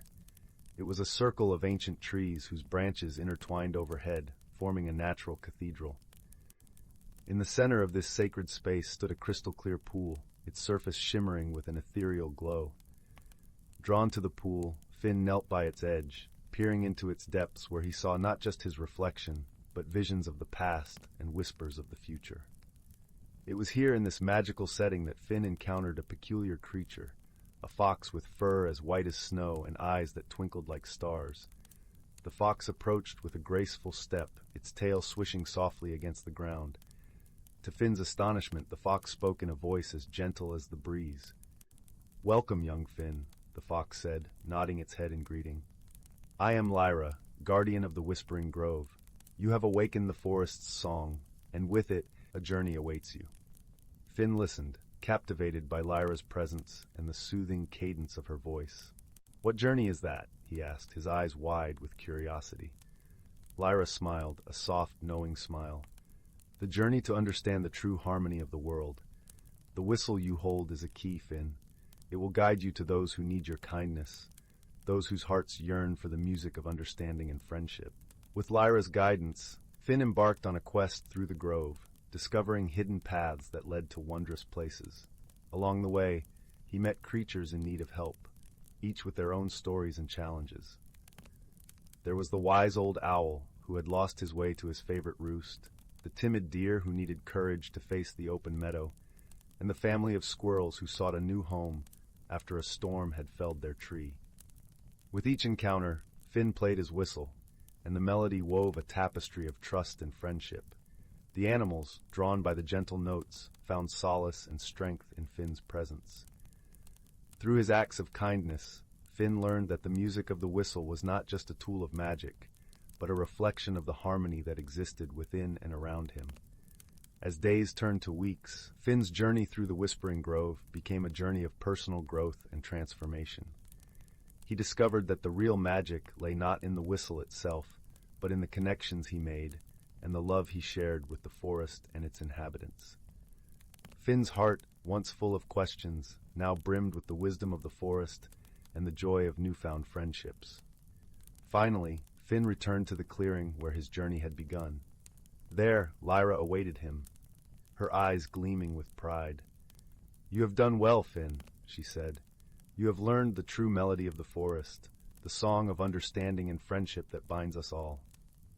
In that moment, the forest around them seemed to hold its breath, as if listening to the lesson Finn had learned. The trees whispered their approval, and the pool shimmered with a light that spoke of new beginnings. As Finn prepared to leave the Whispering Grove, he felt a sense of peace and fulfillment. The journey had changed him in ways he had never imagined, filling his heart with a quiet strength and a deep appreciation for the world and its hidden wonders. With the whistle safely tucked in his pocket, Finn returned to his village, where the familiar sights and sounds greeted him like an old friend. He carried with him the melody of the forest, a gentle reminder of the harmony that dwelled within and the power of kindness to bridge any divide. And so, under the vast, starlit sky, Finn lay in his bed, the whisper of the grove still echoing in his ears. With a contented sigh, he closed his eyes, knowing that the magic of the forest would remain with him always, a song of friendship and love that would guide him through every adventure yet to come. And the whispering grove, with its ancient trees and hidden wonders, remained a place of quiet magic, where the melody of the forest continued to weave its timeless tale, waiting patiently for the next kind heart to hear its call. Story 13. Once upon a time, in a lush and ancient forest where the air was perpetually perfumed with the scent of pine and wildflowers, there existed a world unseen by hurried travelers. This was a realm where the whispers of the wind carried secrets, and the gentle rustle of leaves was a language of its own. The canopy above was a kaleidoscope of green, dappled with sunlight that danced like golden fairies on the forest floor. In this serene haven, the creatures of the forest lived in harmonious symphony. Among them was a wise old tortoise named Tiberius, who had seen countless seasons paint and erase the landscape with their vivid strokes. His shell, adorned with patterns of moss and lichen, told stories of years gone by, of moments captured in the gentle embrace of time. Tiberius was known far and wide as the keeper of the forest's wisdom. His eyes, though aged, sparkled with the knowledge of 1,000 sunrises and sunsets.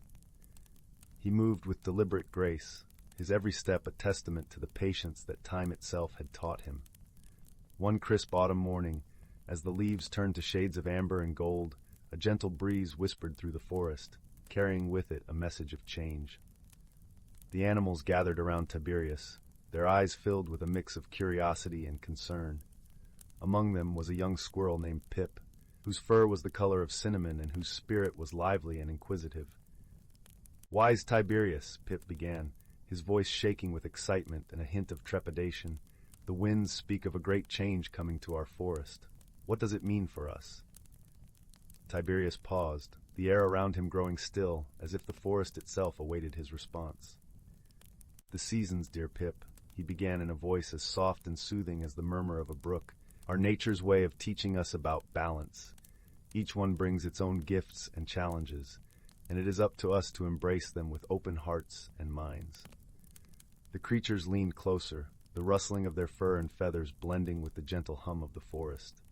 Tiberius continued, "As the days grow shorter and the nights cooler, the forest prepares for rest. The trees shed their leaves, creating a blanket that nourishes the earth. It's a time for reflection, for remembering the warmth of summer and dreaming of the renewal of spring." Pip tilted his head, his bright eyes full of wonder. "But what about the magic, Tiberius? I've heard tales of wondrous things happening in the forest during this time." A serene smile graced Tiberius's face. "Ah, the magic of the forest," he mused, his voice carrying the weight of ancient tales. "It is in the way the frost paints delicate patterns on the fallen leaves, in the way the streams sing a new song as ice begins to form. It is in the symphony of colors that dance before our eyes, a reminder that beauty exists even in the midst of change." As the forest listened, the wind picked up once more, swirling around them in a playful embrace. Pip, filled with newfound wisdom, looked around at his friends. "So, we mustn't fear the change, but rather welcome it as part of the cycle." Tiberius nodded approvingly. "Indeed, young Pip. Together, we must ensure that the balance of our forest remains. Every creature, every tree, plays a role in the tapestry of life, and it is through understanding and friendship that we overcome any challenge." With these words, the creatures of the forest felt a sense of calm wash over them, their hearts lightened by the wisdom of their gentle guardian. As the days grew shorter and the nights longer, they worked together to prepare for the winter ahead. The squirrels gathered acorns with newfound purpose, the birds fluffed their feathers against the coming chill, and the deer moved gracefully through the woods, their breath visible in the crisp air. And so the forest thrived, a testament to the beauty of harmony and balance. Under the watchful eyes of Tiberius, the creatures learned to treasure the magic that each season brought, understanding that change was not something to be feared, but embraced. As the first snowflakes began to fall, the forest settled into a peaceful slumber, its heart beating in time with the rhythm of the seasons. In the quiet of the night, Tiberius looked up at the star-studded sky, his heart swelling with gratitude. He knew that the wisdom of the forest would continue to be passed down through the ages, carried by the wind and whispered among the leaves. And so, with the gentle lullaby of the forest wrapping around him, he closed his eyes and dreamed of the spring to come. Story 14. In the heart of the ancient whispering woods, where the golden glow of the sun filtered through a canopy of emerald leaves, the air was alive with the sweet symphony of nature. The forest was a place of secrets, where time seemed to pause, and the boundaries between the mundane and the magical danced like dappled sunlight on a forest floor. Among the tall, wise oaks and whispering pines, a delicate river flowed, its water as clear as the sky on a crisp autumn morning. The river sang a gentle, tinkling song as it meandered through the forest, carrying tales of the seasons to all who would listen. In this enchanted woodland, a community of creatures lived in harmony, each playing a vital role in maintaining the balance of their world. The inhabitants of the Whispering Woods were a diverse assembly, from the industrious beaver who tended to the riverbanks to the wise old owl who surveyed the forest from his perch high in the branches. Each creature understood its place and purpose, guided by the wisdom passed down through generations. Among these creatures was a gentle deer named Brielle. Her coat shimmered with a soft, silvery hue that seemed to capture the moonlight itself. Brielle was known for her kindness and wisdom, often sought by others for her gentle advice and comforting presence. She moved through the forest with a grace that mirrored the flowing river, her every step a testament to the harmony she cherished. As the seasons turned, the time came for the annual gathering of the woods, a celebration of nature's bounty and the balance that sustained them all. It was a time when stories were shared and the lessons of the past were woven into the fabric of the present. This year, however, a change had begun to stir in the forest, a subtle shift that whispered through the leaves and rippled through the river's song. The summer had lingered longer than usual, and the vibrant greens of the forest had begun to fade under the sun's relentless warmth. The river, once full and flowing, began to shrink, its banks retreating like a timid animal. The creatures of the forest sensed the change, their instincts telling them that something was amiss. Brielle, with her keen intuition, felt the unease more acutely than most. As she wandered the forest paths, she noticed the way the leaves curled at their edges and how the birds sang less frequently. The balance of their world was shifting, and she knew that the wisdom of the past must guide them through this uncertain time. One evening, as the sun dipped below the horizon and painted the sky with hues of lavender and rose, Brielle gathered the creatures by the river's edge. The air was still and expectant, the only sound the soft murmur of the river. "My friends," Brielle began, her voice as soothing as the gentle breeze that rustled through the branches, "we have all felt the change in our forest. The river's song is quieter, and the leaves whisper of a summer that refuses to yield. The balance that sustains us is shifting, but we must remember the wisdom of those who came before us."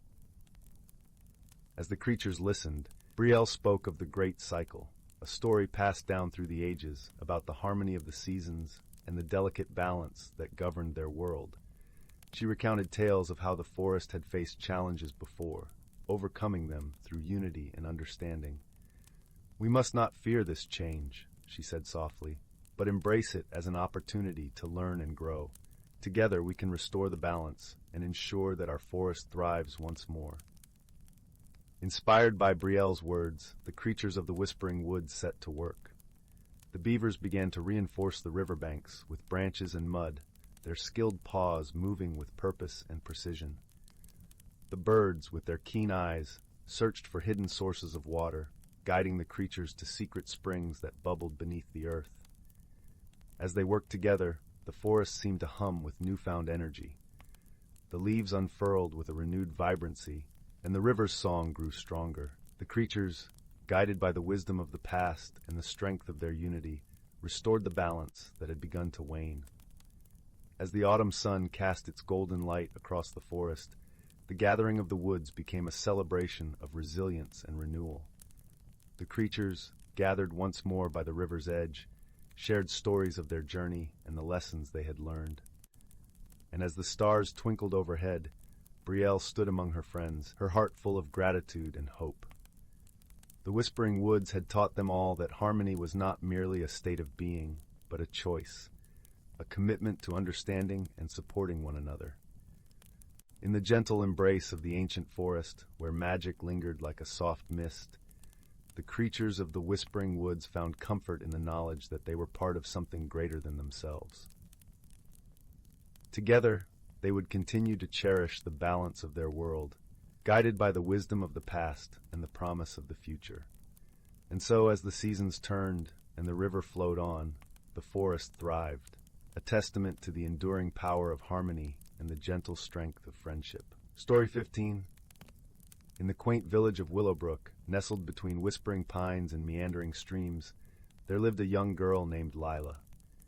Her world was painted with the simple colors of everyday life, morning sunrises peeking through lace curtains, the scent of freshly baked bread wafting from the village bakery, and the soft rustle of leaves as she wandered the cobblestone paths. Lila was known for her insatiable curiosity and a heart as warm as the summer sun. She had an unassuming charm that endeared her to all, from the giggling children in the village square to the wise elders who recounted tales of yore. Yet what Lila loved most was exploring the attic of her grandmother's cozy cottage, a treasure trove of forgotten memories and curious relics. One day, while dust motes danced in the attic's golden light, Lila stumbled upon a rather peculiar object, a small ornate box made of intricately carved wood. Its lid was adorned with mysterious symbols and inlaid with tiny, sparkling gems that shimmered like the stars. Intrigued, Lila gently lifted the lid, revealing a delicate silver charm bracelet nestled within. As her fingers brushed the cool metal, a soft, melodic hum filled the air, and the bracelet began to glow with a gentle, ethereal light. Lila's eyes widened in awe as she realized this was no ordinary trinket. Each charm on the bracelet, a miniature replica of everyday items, a teacup, a book, a feather, held a secret of its own. Eager to uncover the mysteries of the bracelet, Lila sought the wisdom of those around her. Her first stop was the cozy nook of Mr. Fiddlesworth, the village librarian, whose bespectacled eyes twinkled with knowledge. "Ah, Lila," he greeted warmly, "I see you've found the enchanted bracelet of Willowbrook. Legend has it that each charm grants its wearer a special ability, but only when used with the purest of intentions." With Mr. Fiddlesworth's words echoing in her mind, Lila set out to explore the wonders of her newfound treasure. Her journey began with the teacup charm. As she gently clasped it, a delightful warmth spread through her fingers, and she found herself enveloped in a comforting, invisible cloak of serenity. Wherever she went, she brought a sense of peace and calm, soothing troubled hearts and easing worried minds. The next charm, a tiny book, bestowed upon her the gift of understanding. With its power, Lila could decipher the unspoken words of nature and the silent whispers of the wind. She listened to the stories of the ancient trees and the songs of the bubbling brook, weaving their wisdom into her own heart. Along her journey, Lila met many delightful characters who became her companions. There was Pippin, the cheerful squirrel with a bushy tail and a penchant for storytelling, who regaled her with tales of his daring escapades.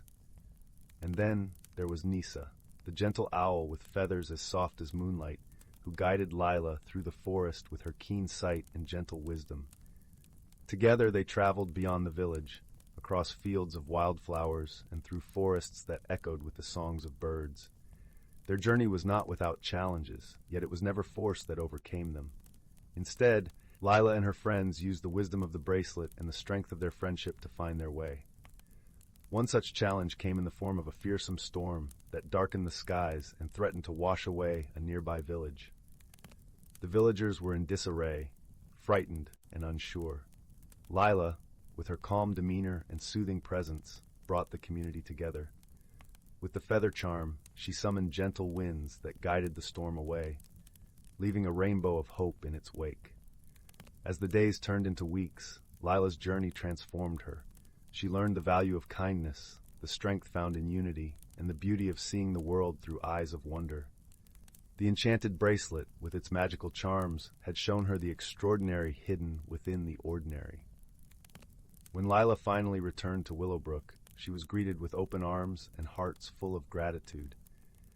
The village had changed, just as she had, infused with a newfound sense of harmony and joy. Lila knew that though the bracelet's magic was extraordinary, the true magic lay in the bonds of friendship and the love shared among her and her companions. As the sun set behind the hills, casting a warm, golden glow over the village, Lila placed the bracelet back in its box, knowing its magic would always be a part of her. With a heart full of gratitude and memories of her wondrous journey, she tucked the box safely in the attic, where its secrets would await the next curious soul who dared to dream. And so, in the gentle embrace of twilight, the village of Willowbrook settled into a peaceful slumber, with the promise of new adventures and the magic of friendship in every heart. Story 16. In the quaint village of Willowbrook, nestled between rolling hills and lush, whispering forests, there was a charming little shop called Curiosities and Comforts. The shop was known for its collection of peculiar trinkets and delightful knickknacks, each with a story waiting to be discovered. It was here, amidst the scent of aged wood and the warm glow of candlelight, that young Clara found herself drawn to an unassuming, dusty box tucked away on a high shelf. Clara was a gentle soul, with eyes the color of chestnuts and a heart full of dreams. She loved nothing more than exploring the nooks and crannies of Willowbrook, uncovering tales of old. On this particular day, the shopkeeper, a kindly old man named Mr. Thistle, noticed Clara's curiosity piqued by the box. With a knowing smile, he retrieved it for her, brushing off the layers of dust with a flourish. "This here," Mr. Thistle began, his voice as soothing as the rustle of leaves in autumn, "is an old family heirloom. It was said to belong to a great storyteller, one who could weave magic into her tales." Intrigued, Clara carefully opened the box. Inside, she found a small, intricately carved wooden flute. It was no ordinary flute, for as she held it, she felt a gentle warmth seep into her fingers, as if the flute itself was greeting her with a friendly embrace. Clara felt a strange but comforting sense that this flute held secrets waiting to be shared. With Mr. Thistle's encouragement, Clara took the flute home, where she lived with her grandmother in a cozy cottage at the edge of the village. That evening, as the moonlight dappled through the trees and the fireplace crackled warmly, Clara decided to play a tune. The melody that emerged was like nothing she had ever heard before. It was both familiar and new, weaving a tapestry of sounds that seemed to speak to the very soul of Willowbrook. As Clara played, the air around her shimmered gently, and the room filled with a soft, golden glow. From the glow emerged a delicate figure, a sprite named Leora. Her wings were like gossamer and glimmered with a spectrum of colors. Leora's voice was like a gentle breeze as she spoke. "Thank you, dear Clara, for awakening me. I am the guardian of the flute, and now you are its keeper." With Leora's presence, Clara discovered that the flute was indeed magical. It had the power to reveal the hidden stories of the world, to bring to light the forgotten wonders and the beauty in the ordinary. Each note played could unveil a secret, a memory, a piece of magic woven into the fabric of life. Eager to learn more, Clara and Leora embarked on a journey through Willowbrook and beyond. Along the way, they met an assortment of charming characters, each with their own stories and wisdom to share. There was Finn, the wandering minstrel with a heart as vast as the sky, who taught Clara the importance of listening to the melodies of nature. Then there was Marla, the wise old tortoise, who spoke of patience and the gentle strength found in taking life one step at a time. As they traveled, Clara encountered a challenge that tested her newfound abilities. A neighboring village had lost its song. The once vibrant place had grown silent and somber, the villagers' spirits dulled by an inexplicable gloom. With Leora by her side and the flute in her hands, Clara knew she had to help. She sat at the village square and began to play. The notes danced through the air, carrying with them the stories of joy and laughter, of hope and dreams. But it wasn't force that cleared the gloom. It was Clara's understanding of what the village needed, memories of their happiest times. As she played, she invited the villagers to share their stories, to remember the times of warmth and togetherness. Slowly the village awoke. The colors returned, vibrant and full of life. The villagers once again found their voices, and the air filled with songs of gratitude and joy.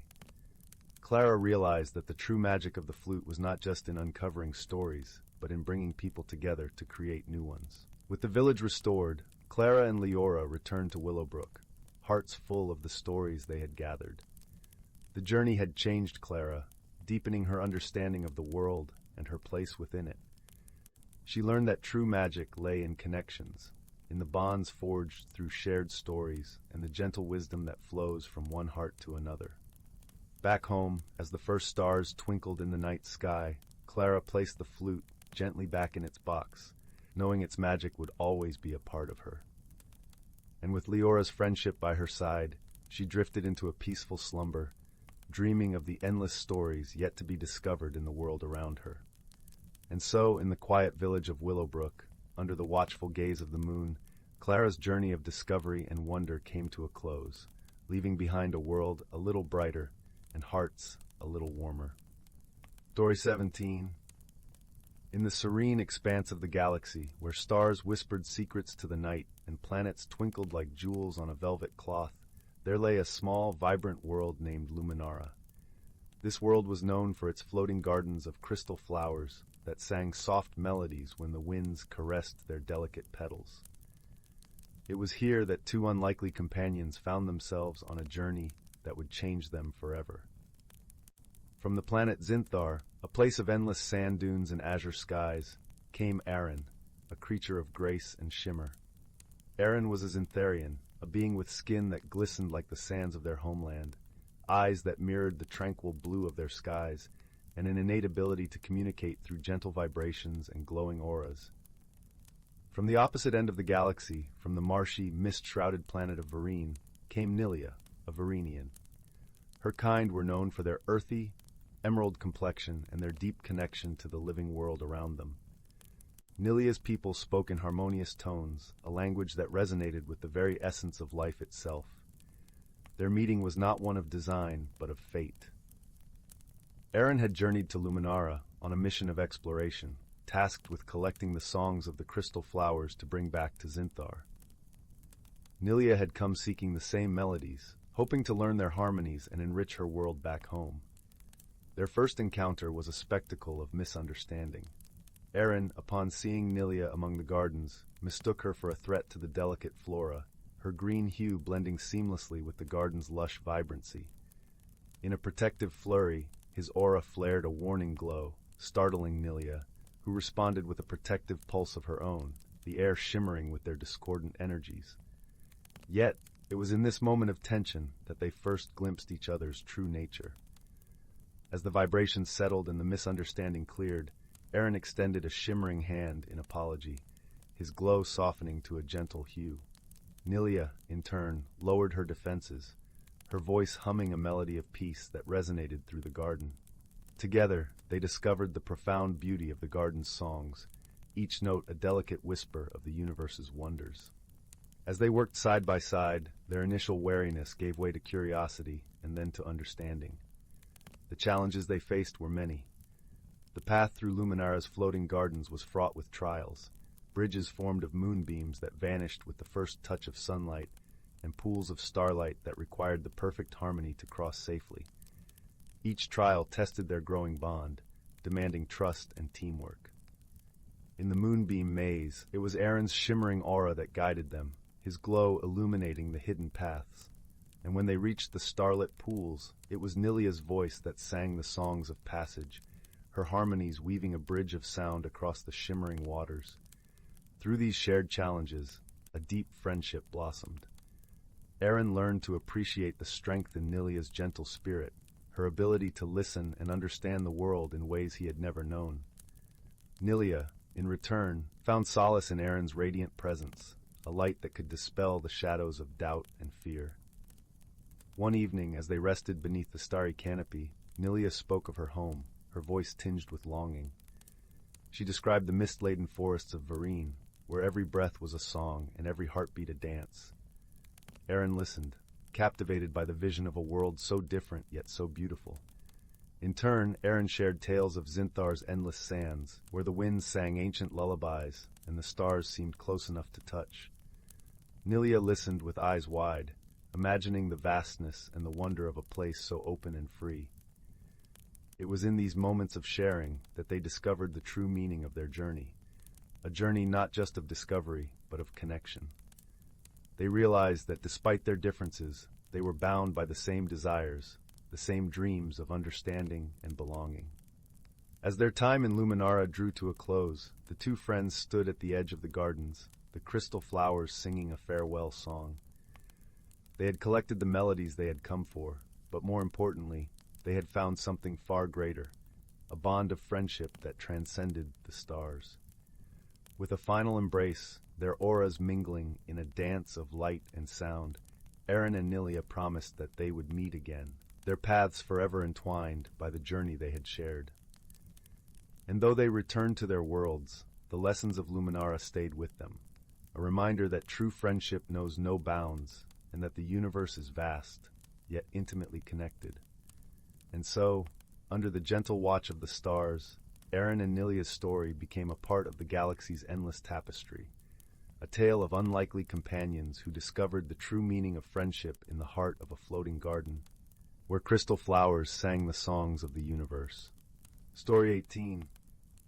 In the vast expanse of the galaxy, where stars twinkled like distant lanterns in an endless sea of darkness, there existed a small, vibrant planet named Lumina. It was known throughout the cosmos for its breathtaking auroras that painted the night sky with waves of color, cascading like silk in the gentle breeze of the solar winds. On this planet lived a gentle creature named Leora, a Lumian. Leora had the appearance of a delicate, luminescent butterfly, with wings that shimmered in hues of blue and violet. Her heart was as pure as the glow that surrounded her, and she spent her days tending to the planet's radiant flora, which hummed softly in the warm sunlight. One day, the quiet harmony of Lumina was interrupted by an unexpected visitor. From beyond the stars, a sleek, silver spaceship descended, its hull gleaming under the twin suns. From it emerged a being unlike any Leora had ever seen, a tall, lanky creature with skin that resembled polished obsidian. His name was Zoran, a wanderer from the distant, stormy planet of Obsidia. Zoran was an Obsidian, a race known for their stoic demeanor and affinity for technology. His eyes, like two burning embers, scanned the surroundings with a mixture of curiosity and caution.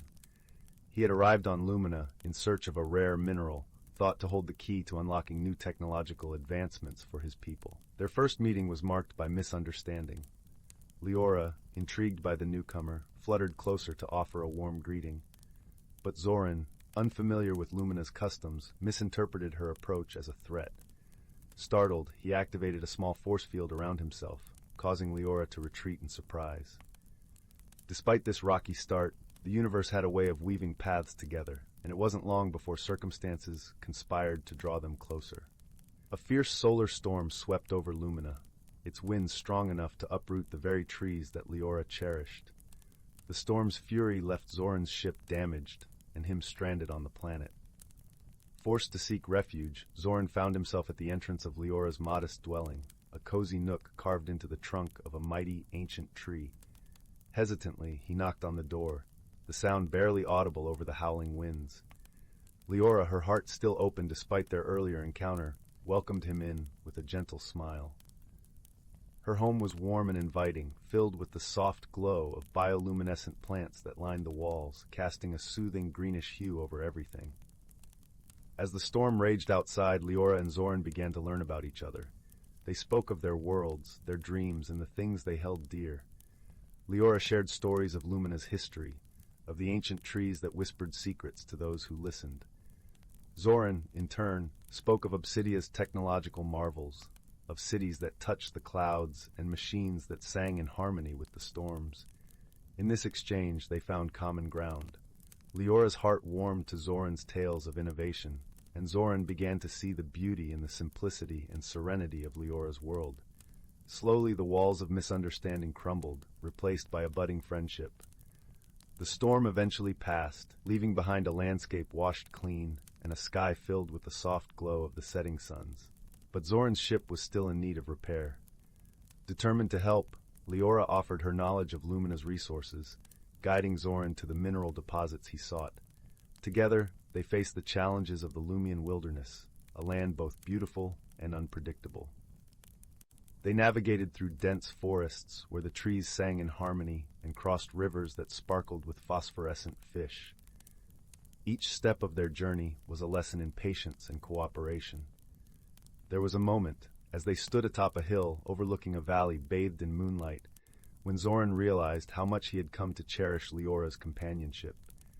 Her kindness, her unwavering optimism, had touched something deep within him, and he knew he was no longer the solitary traveler he once was.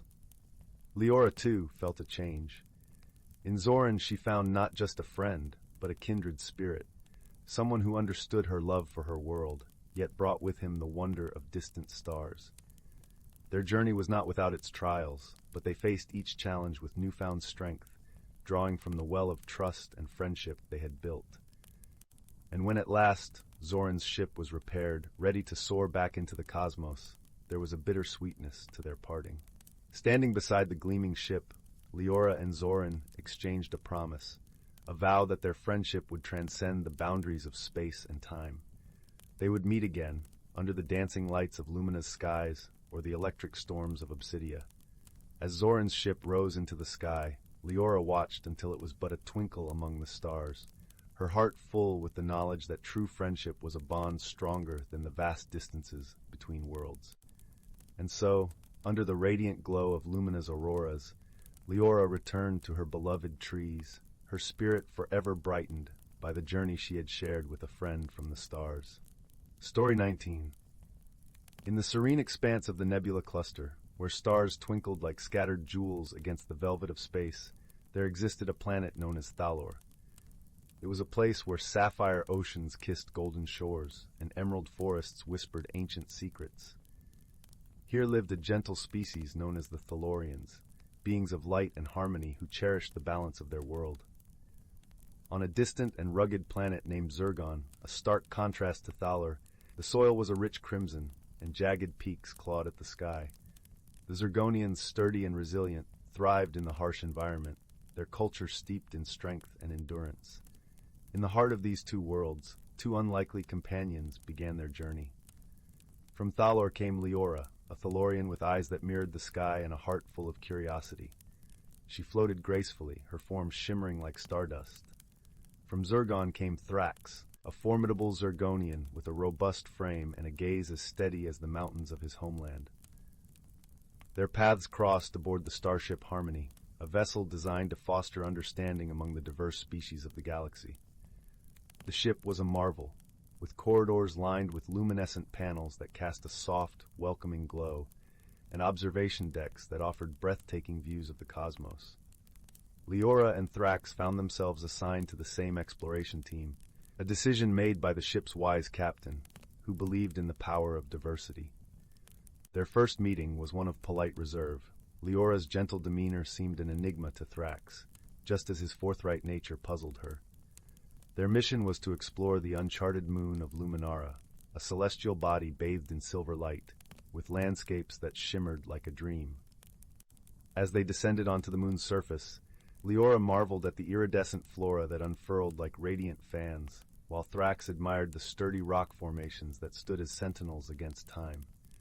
Despite their differences, both felt a stirring of wonder at the beauty before them. Yet initial misunderstandings arose. Leora, accustomed to the seamless harmony of her world, struggled with the Zurgonian directness. Thrax, on the other hand, found Leora's gentle suggestions perplexing. As the storm subsided and the team returned to the starship Harmony, Leora and Thrax stood together on the observation deck, watching the moon of Luminara shrink into the distance. The stars stretched endlessly before them, a tapestry of light and possibility. Their journey aboard the Harmony continued, with each mission strengthening the threads of their friendship. Leora found herself adopting some of Thrax's forthrightness, her voice gaining depth and confidence. Thrax, in turn, embraced the Thalorian way of harmony, his actions softened by newfound empathy. Together, they navigated the complexities of the galaxy, their unlikely partnership a beacon of hope and understanding. In the quiet moments between adventures, they often found themselves reflecting on the lessons they had learned. That true strength lies not in might alone, but in the courage to understand and accept one another. And so, under the watchful eyes of the stars, Leora and Thrax continued their voyage, their friendship a testament to the beauty of diversity and the boundless nature of the heart. As they journeyed through the cosmos, they carried with them the knowledge that friendship, like the universe itself, was infinite in its capacity for wonder and connection. Story 20, The Whispering Woods and the Lantern of Memories. On the edge of the quaint village of Willow's End, where the cobblestone paths wound like lazy streams through thickets of blooming lilacs, and the air was sweet with the scent of honeysuckle, there lay a forest known as the Whispering Woods. The villagers often spoke of its gentle rustling leaves that seemed to murmur secrets to the wind. It was a place of solace and mystery, cradling a serenity that beckoned wanderers with its lush emerald canopy. In this village, there lived a young girl named Clara. Clara was known for her gentle heart and a curious mind that often led her to explore the quiet corners of her world. Though she was small in stature, her spirit was vast, ever eager to embrace the wonders around her. Her best friend, Hugo, was a thoughtful boy with a gaze that seemed to always be contemplating the stars, even in the brightness of day. Together they shared a bond that was as strong as the ancient oaks in the woods. One particular afternoon, as the sun began its descent, painting the sky in hues of amber and rose, Clara and Hugo found themselves at the edge of the Whispering Woods.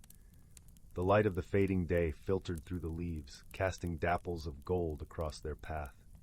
Clara, with her ever-present sense of adventure, suggested they follow the whispers deeper into the forest. "Do you hear that?" she asked, her voice barely above a whisper itself.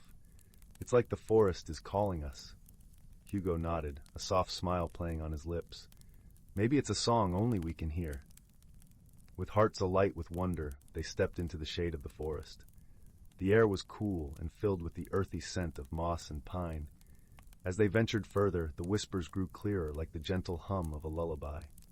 The path twisted and turned, leading them to a small clearing where the sun danced upon a hidden pond, its surface shimmering like liquid gold. In the center of the clearing was an ancient tree, its trunk wide and gnarled, branches stretching skyward. Nestled in the roots of this majestic tree, they discovered a small lantern, its glass etched with delicate patterns that glinted in the soft light. Clara picked it up, feeling a warmth emanate from it. "It's beautiful," she breathed, turning the lantern in her hands. "I wonder what it's doing here." Hugo examined it closely, noting the intricate carvings that seemed to tell a story of their own. Perhaps it's a magical object, waiting for someone to find it. As if in response to Hugo's words, the lantern flickered to life, casting a soft golden glow around them. Clara and Hugo exchanged a glance, their astonishment mingling with a sense of excitement. "I think it's showing us something," Clara said softly as images began to form within the light, a tapestry of memories unfolding before their eyes. They saw scenes of laughter, of families gathered around hearths, of children playing in fields of wildflowers, and of the forest itself, vibrant and alive. "I think it's a lantern of memories," Hugo whispered, awe in his voice. "It's showing us the history of this place, the joy and the beauty that have lived here." The lantern's glow shifted, revealing more personal memories.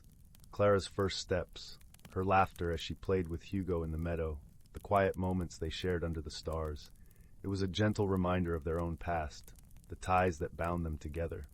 But as the images continued, they began to change, showing moments of sadness, of loss and longing. Clara felt a pang of melancholy, yet there was a comforting warmth in knowing that these memories were cherished, preserved within the lantern's glow. "We all have parts of our past that are painful," Hugo said softly, as if reading Clara's thoughts. "But they're part of us, just as much as the happy times." Clara nodded, her heart full. "Maybe that's what the lantern is trying to teach us, that every memory, every experience, shapes who we are." As they watched, the lantern's light began to dim, the images fading into a gentle shimmer. The forest seemed to hold its breath, the whispers softening to a lull. "We should take it with us," Clara suggested. "Share it with others, so they can see the beauty of their own stories." Hugo agreed, and together they carried the lantern back to the village. As they stepped out of the woods, the first stars began to twinkle in the evening sky, a tapestry of light and promise. In the days that followed, Clara and Hugo shared the lantern of memories with the villagers. Each person who gazed into its glow saw their own stories unfold, moments of joy, of sorrow, of love and loss. The lantern became a cherished part of the village, a symbol of the shared history and the bonds that connected them all. Through the lantern, the villagers learned to embrace their past, finding strength in their memories and hope for the future. Clara and Hugo continued to explore the whispering woods, their friendship deepening with each adventure. And so, the lantern's glow became a beacon of light in Willow's End, a reminder that every story is precious, every memory a thread in the tapestry of life. As the seasons turned and the years passed, the village thrived, its heart ever warm and welcoming, cradled by the whispering leaves of the ancient woods. And whenever the villagers gathered, under the twinkling stars or the soft glow of the lantern, they would remember the lesson Clara and Hugo had shared, that in the gentle light of memory, they were never truly alone. Story 21. Once upon a time, nestled in the heart of a lush, emerald-green valley, lay the quaint village of Havenwood. The village was a serene place, where the morning mist whispered secrets through the tall pines and the babbling brook sang lullabies as it meandered through the fields. This was a place where the days passed gently, like a leaf floating lazily on the breeze. In this tranquil village lived a young woman named Seraphina. She was known for her gentle spirit and her love of nature, often wandering through the whispering woods that bordered Havenwood. Yet despite her serene surroundings, Seraphina felt a stirring unease deep within her heart. Change was coming, she sensed, like the first whiff of autumn in the air, crisp and full of promise. Seraphina was apprehensive about change. She cherished the familiar rhythm of her life, the comforting predictability of her days spent in harmony with nature. Yet there was a part of her that yearned for something more, a spark of magic, a touch of the extraordinary. One evening, as the sun dipped below the horizon and painted the sky in hues of lavender and gold, Seraphina ventured deeper into the woods than ever before. The forest was alive with the hum of life, crickets chirping in harmonious symphony, while the scent of pine and earth filled the air. As she walked, Seraphina came upon a hidden glade bathed in silver moonlight. In its center stood an ancient oak tree, its gnarled branches stretching toward the heavens. There, nestled among the roots, was a small, glowing orb pulsating with a soft, ethereal light. It shimmered like a piece of the moon fallen to earth, casting a gentle luminescence over the glade. Curious and enchanted, Seraphina reached down and cradled the orb in her palms. As she did, a warm, tingling sensation spread through her fingertips, up her arms, and into her heart. It was as if the orb spoke to her, not in words, but in feelings, in images of endless possibilities and unseen wonders. At that moment, the forest around her seemed to breathe in sync with her own heartbeat, and she understood that this was a magical gift, a catalyst for her own transformation. It was a sign that change, much like the seasons, was a natural part of life, not something to fear, but to embrace. Seraphina returned to Havenwood, the orb safely tucked away, its glow a constant reminder of the magic within her. But she did not undertake this journey alone. Her friends, a group of kind-hearted villagers, stood by her side. There was Rowan, the wise old herbalist with eyes as sharp as a hawk's and a heart as tender as a spring bloom. And Miriam, the cheerful baker whose laughter rang like the sweetest chimes, always ready with a comforting word or a warm loaf of bread. Together, they encouraged Seraphina, reminding her that while the path of transformation might be daunting, it was also filled with beauty and discovery. Rowan shared tales of his own journeys, of the wisdom he had gathered like wildflowers along the way. Miriam, with her infectious joy, taught Seraphina to find delight in the small things, in the way dough rose in the oven, or how a smile could brighten even the gloomiest day. Through their support, Seraphina began to see her village and herself with new eyes. She noticed the subtle shifts of color in the leaves as they danced in the wind, the way the brook's melody changed with the seasons, and most importantly, she saw how her own heart mirrored these transformations. The orb's glow, intertwined with her spirit, guided her to embrace her fears, to step into the unknown with courage and grace. As the weeks passed, Seraphina's inner light grew brighter, her confidence blossoming like a field of wildflowers. She began to share the magic she had discovered within herself, helping others in the village to see the wonders in their own lives. She taught them to listen to the whispers of the wind, to find courage in the quiet moments, and to cherish each change as a step on their unique path. And so, the village of Havenwood flourished, each soul illuminated by the magic of personal growth and transformation. Seraphina's journey was a testament to the power of change, a gentle reminder that within every heart lay the potential for wondrous transformation. As the seasons turned and the years passed, Seraphina became a beacon of wisdom and warmth in Havenwood. Her story was shared by the fireside, a tale of courage and friendship, of magic and discovery. And in the glow of the hearth, the villagers would smile, knowing that like the ever-changing seasons, they too were on a journey of endless possibilities, forever cradled in the gentle embrace of the whispering woods. And so, under the starry skies of Havenwood, where the air was always filled with the scent of pine and promise, Seraphina's tale lived on, a gentle reminder that change, like a tender breeze, could carry one to the most beautiful places, if only they dared to spread their wings and fly. Story 22. In a quaint village nestled at the edge of an ancient, whispering forest, there lived a young girl named Leora. Her hair was the color of chestnut leaves in autumn, and her eyes sparkled with the curiosity of 1,000 unanswered questions. Leora's home was a cozy cottage with ivy creeping up its stone walls and a garden bursting with wildflowers that danced in the gentle breeze. It was a place where the sky kissed the earth, and the stars seemed to twinkle just a bit brighter. Leora's village was small, with cobblestone paths winding between cottages and a market square that bustled with life. The villagers were a warm, close-knit community, and everyone knew each other's stories. But the most enchanting tales were those told about the forest. It was said to be a realm where magic lingered like morning mist, and ancient secrets lay hidden beneath the canopy of emerald leaves.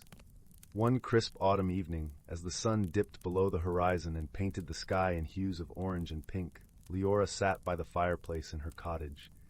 The flames crackled and danced, casting a warm glow over the room. Her grandmother, a wise woman with silver hair and a voice that wrapped around you like a comforting blanket, sat beside her. "Tell me more about the forest, grandmother," Leora pleaded, her eyes wide with anticipation. Her grandmother chuckled softly, the sound like the rustling of leaves. "Ah, the forest," she began, her voice weaving the fabric of a story. "It is a place of wonders and mysteries. But there is one tale that the villagers hold dear, a tale of a magical compass that guides lost souls to where they truly belong." Leora leaned in closer, her heart beating in time with the crackling fire. "A compass? What makes it magical?" "It is said," her grandmother continued, "that the compass does not point north, south, east, or west. Instead, it guides you to your heart's deepest desire, the place where your soul feels at home." The words hung in the air, and Leora could almost feel the compass's pull, tugging at the corners of her imagination. "Has anyone ever found it?" "Many have tried," her grandmother replied, her eyes twinkling with the wisdom of ages. "And some have succeeded. But it is not a journey for the faint of heart. It requires courage, kindness, and a willingness to listen to the forest's whispers." That night, as Leora lay in her bed, the story of the magical compass nestled into her dreams like a seed planted in fertile soil. She imagined herself wandering through the forest, the compass glowing in her hand, leading her to places unknown. The next morning, with the sun casting golden rays through her window, Leora awoke with a sense of determination. She decided that she would venture into the forest to find the magical compass. She packed a small satchel with essentials, some bread, cheese, and a flask of water, and set out on her adventure.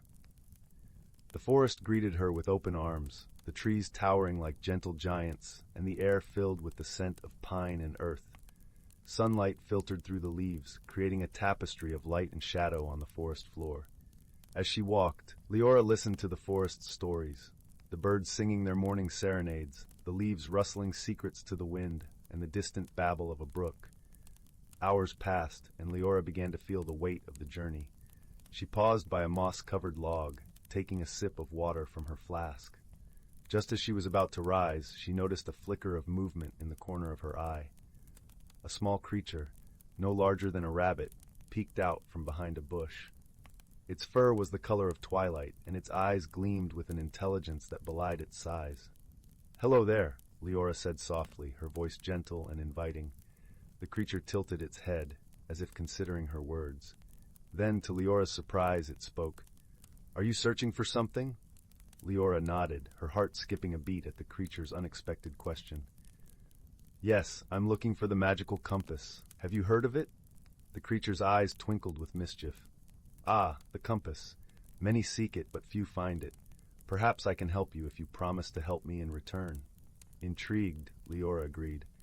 "What do you need help with?" "I am called Nyx," the creature said, "and I have lost my way back to my hidden village. If you help me find my way home, I will lead you to someone who knows the compass's secret." Leora's heart warmed at the thought of helping her new friend. "Of course, Nyx. Together, we can find our way." With Nyx by her side, Leora continued her journey through the forest. The two formed an unspoken bond, their companionship as natural as the forest itself. They shared stories and laughter, and with each step, Leora felt the forest embrace her as one of its own. As dusk fell, painting the sky in deep shades of lavender and indigo, Leora and Nyx came upon a clearing. In the center of the clearing stood a magnificent oak tree, its branches stretching toward the heavens. Beneath its boughs, a gentle light shimmered like moonlight on water. "This is it," Nyx whispered, awe in his voice. "This is my village." As they approached, the light revealed itself to be a gathering of creatures, each as unique and wondrous as Nyx. They welcomed Leora with open arms, their voices a harmony of gratitude and joy. In return for helping Nyx, they promised to share the compass's secret with her. An elder of the village, wise and gentle, stepped forward. "The compass you seek is not an object you can hold, but a journey you must undertake within yourself. It is the choices you make, the kindness you show, and the courage you find that will guide you to where your heart belongs." Leora listened, understanding blooming within her like a flower in the first light of dawn. The compass was not a thing to be found, but a path to be chosen. With a heart full of gratitude and newfound wisdom, Leora returned to her village, her journey complete. She carried with her the knowledge that the true compass was within her all along, guiding her to grow, to learn, and to love. As she sat by the fireplace that evening, the flames casting a warm glow over her, Leora understood that the forest had given her a gift beyond measure, the gift of self-discovery and the promise of endless possibilities, all waiting to be explored. And so, with the forest's whispers still echoing in her heart, Leora closed her eyes, drifting into dreams of new adventures, the compass of her soul guiding her through the tapestry of life. Story 23. In the tranquil village of Willowbend, nestled between the emerald hills and the whispering woods, the air always carried a hint of lavender and sweet pine. The village was a haven for those who sought peace, and its cobblestone streets were lined with quaint cottages adorned with blooming flower boxes and welcoming lanterns.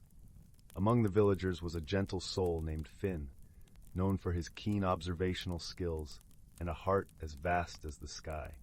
Finn lived in a cozy cottage with a thatched roof that was perpetually dusted with golden sunlight filtering through the leafy canopy above.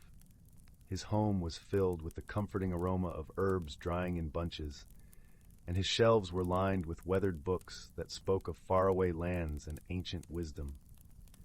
By his side was a curious little creature known as a wispkin, a fox-like friend named Lyra, who glowed faintly with an inner light and had eyes that twinkled with mischief and kindness.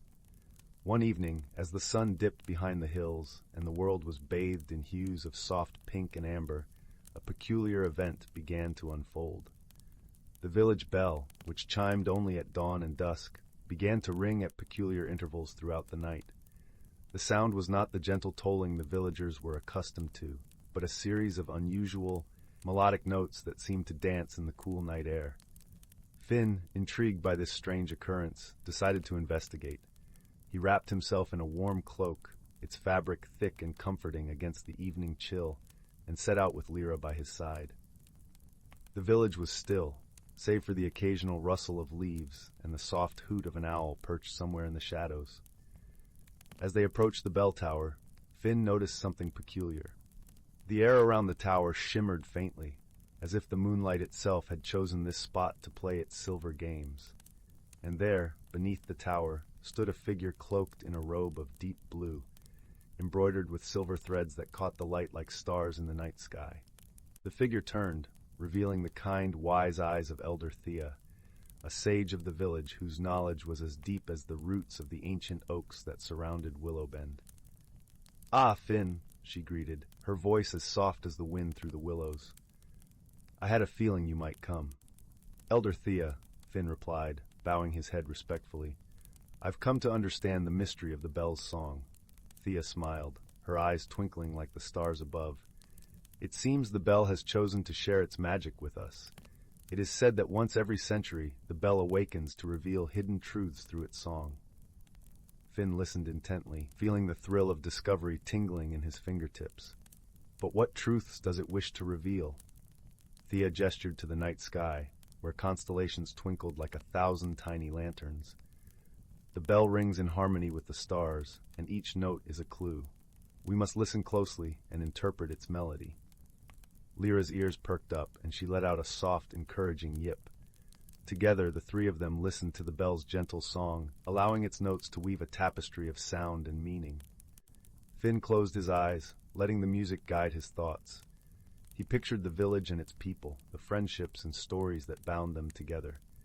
Then, like a feather drifting on the breeze, understanding touched his mind. "The bell is reminding us," Finn said slowly, "of the importance of unity and the strength found in community. Its melody speaks of bonds that, though sometimes tested, can be mended with kindness and understanding." Elder Thea nodded, her expression filled with warmth. "Indeed, Finn, the bell's song is a call to remember what truly matters, each other." Together, they stood in silence, feeling the embrace of the night and the gentle reassurance of the bell's song. The melody lingered, wrapping around them like a comforting blanket. With the mystery unraveled, Finn and Lyra returned home, their hearts lighter and filled with purpose. As they walked, the village seemed to glow with a newfound warmth, each cottage a beacon of shared stories and laughter. When they reached their cottage, Finn brewed a pot of chamomile tea, its soothing aroma filling the room. He settled into his favorite chair by the hearth, where a fire crackled gently, casting flickering shadows on the walls. Lyra curled up at his feet, her soft fur glowing with the contentment of a mystery solved. As Finn sipped his tea, he realized that the bell's song had been a gentle reminder of the joys and challenges woven into the fabric of life in Willowbend. And though the mystery had been solved, the music lingered in his heart, a sweet lullaby that promised warmth and peace in the days to come. With a contented sigh, Finn closed his eyes, the crackling fire and Lyra's rhythmic breathing lulling him into a restful sleep. The village bell, now silent, remained a silent guardian, holding its whispered secrets until the next century, when its song would once again fill the night with wonder. Story 24. Once upon a time, in the heart of an ancient forest where the whispers of the past lingered among the rustling leaves, there lay a tranquil haven untouched by the rush of the outside world. This forest was a place of unparalleled beauty, where sunlight danced through the canopy like golden ribbons, and the air was perpetually scented with the perfume of pine and wildflowers. Here every tree, every stream, and every creature played a vital role in maintaining the balance that had been sustained for centuries. In a cozy hollow beneath the roots of a grand oak, there lived a wise old tortoise named Thistle. Thistle's shell was etched with patterns as intricate as the forest itself, a living testament to the many years he had spent observing the cycles of nature. His eyes, deep and thoughtful, held the stories of generations, passed down like cherished heirlooms. Thistle shared his home with a lively squirrel named Pippin, whose bushy tail was as expressive as his bright eyes. Pippin was full of curiosity and energy, always eager to explore every nook and cranny of their beloved forest. Despite their differences, Thistle and Pippin shared a bond as strong as the roots that anchored the ancient trees to the earth. One crisp autumn morning, as a gentle breeze, carried the scent of fallen leaves through the forest. Pippin bounded into their hollow with a flurry of excitement.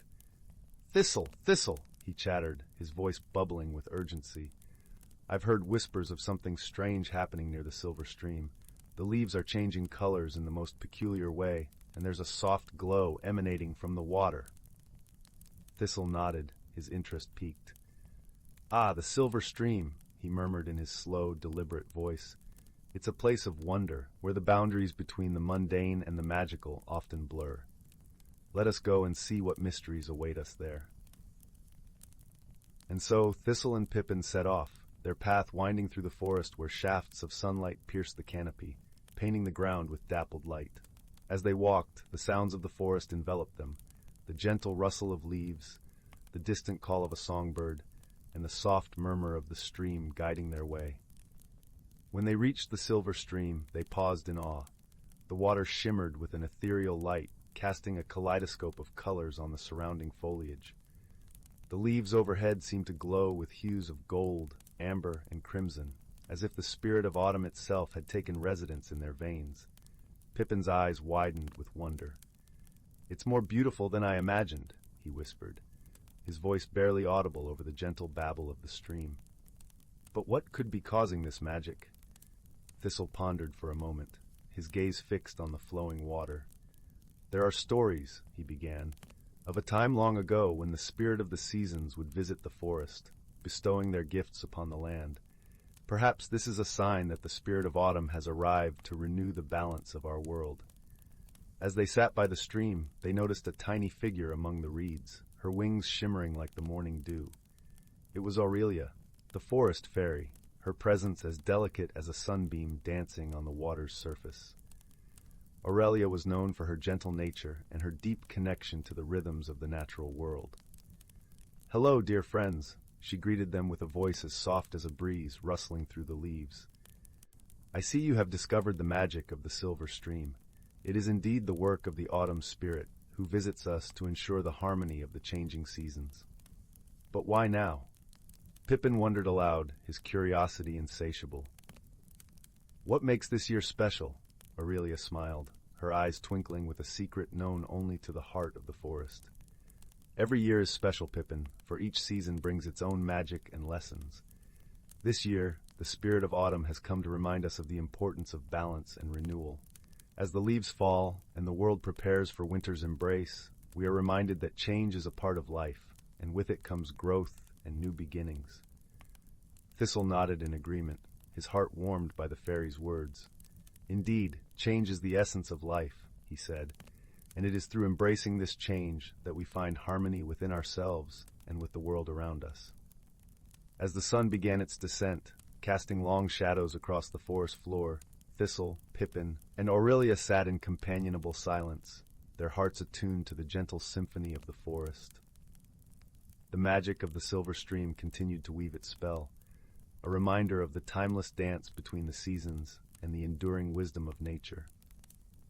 With the first stars twinkling in the twilight sky, Thistle and Pippin made their way back to their hollow, their spirits uplifted by the day's discoveries.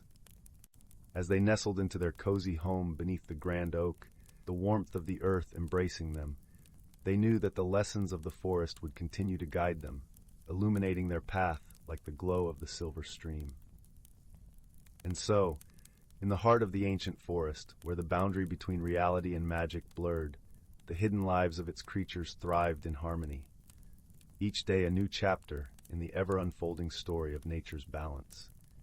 And as they drifted into a peaceful slumber, the gentle whispers of the forest lulled them to dreams filled with wonder and the promise of another day. Story 25. In the heart of an ancient forest, where the intertwining branches of towering trees whispered secrets of old, lay a hidden world teeming with life. Here the air was perpetually imbued with the earthy scent of moss and the sweet fragrance of wildflowers that carpeted the forest floor. Sunlight filtered through the canopy, casting a mosaic of light and shadow that danced with the gentle sway of the leaves. This forest was a sanctuary for creatures great and small, each playing a vital role in maintaining the delicate balance of their lush green home. Among them was a wise old tortoise named Tasselback, whose shell was as ancient as the stones that lined the riverbanks. Tasselback had seen many seasons come and go, his slow, deliberate movements a testament to the patience that time had taught him. One crisp autumn morning, when the forest was ablaze with hues of amber and gold, a soft rustling in the underbrush signaled the arrival of a tiny creature. It was Pippin, a young field mouse with eyes bright as dew-kissed berries. With a heart full of wonder and a spirit eager for adventure, Pippin scampered through the foliage, his tiny paws crunching on fallen leaves. Pippin had heard tales of the whispering wind, a magical breeze said to bestow wisdom upon those who listened closely. It was said to dance through the forest with the change of seasons, carrying with it the whispers of the ancients. Eager to hear these whispers, Pippin set out to find Tasselback, whose stories of the whispering wind were legendary. As Pippin darted between tree roots and over patches of soft, springy moss, he marveled at the beauty of his surroundings. The air was cool, tinged with the sharp, invigorating scent of pine, and the distant sound of a babbling brook added a melodic undertone to the forest's symphony. Pippin's journey was accompanied by the gentle flutter of butterfly wings and the occasional call of a distant owl settling into its daytime roost. Finally, reaching the sun-dappled clearing where Tasselback often rested, Pippin found the wise tortoise nestled among a circle of ferns. Tasselback's eyes, deep and knowing, looked up serenely as Pippin approached. "Ah, young Pippin," Tasselback rumbled, his voice as soothing as the river's murmur. "What brings you to my humble corner of the woods on this fine morning?" "I'm searching for the whispering wind," Pippin chirped, his whiskers twitching with eagerness. "I wish to hear its wisdom and learn the secrets it carries." Tasselback chuckled softly, a sound like the rustle of leaves. "The whispering wind is a wondrous teacher," he said, "but it does not reveal its secrets to all. You must be patient and listen with more than just your ears." With a nod, Pippin settled beside Tasselback, his tiny body curling into the soft earth. Together, they listened to the forest, allowing the gentle sounds to envelop them like a warm embrace. Time seemed to stretch and bend, the sun tracing its arc across the sky. As the afternoon light softened into a golden glow, a gentle breeze began to stir. It whispered through the trees, teasing the leaves into a delicate rustle. Pippin felt the breeze ruffle his fur, its touch cool and invigorating. He closed his eyes, letting the wind's whispers weave their magic around him. In the language only the heart could understand, the whispering wind spoke of the harmony that bound the forest together. It told of the cycles of life and death, of growth and decay, and the importance of every creature, no matter how small, in the grand tapestry of the world. It spoke of kindness and compassion, of balance and respect for all living things. When the wind's whispers faded into the stillness of dusk, Pippin opened his eyes, a newfound understanding glowing within them. He turned to Tasselback, who watched him with a gentle smile. "The forest is a wondrous teacher," Pippin said softly, his voice filled with awe. "Indeed it is," Tasselback replied, his gaze wise and warm. "And you, dear Pippin, have learned well. Remember, the wisdom of the whispering wind is a gift to be shared." With a grateful heart, Pippin nodded, feeling a deep sense of connection to the world around him. As the first stars began to twinkle in the sky, he bid farewell to Tasselback and started the journey back to his cozy burrow, the forest singing its lullaby around him.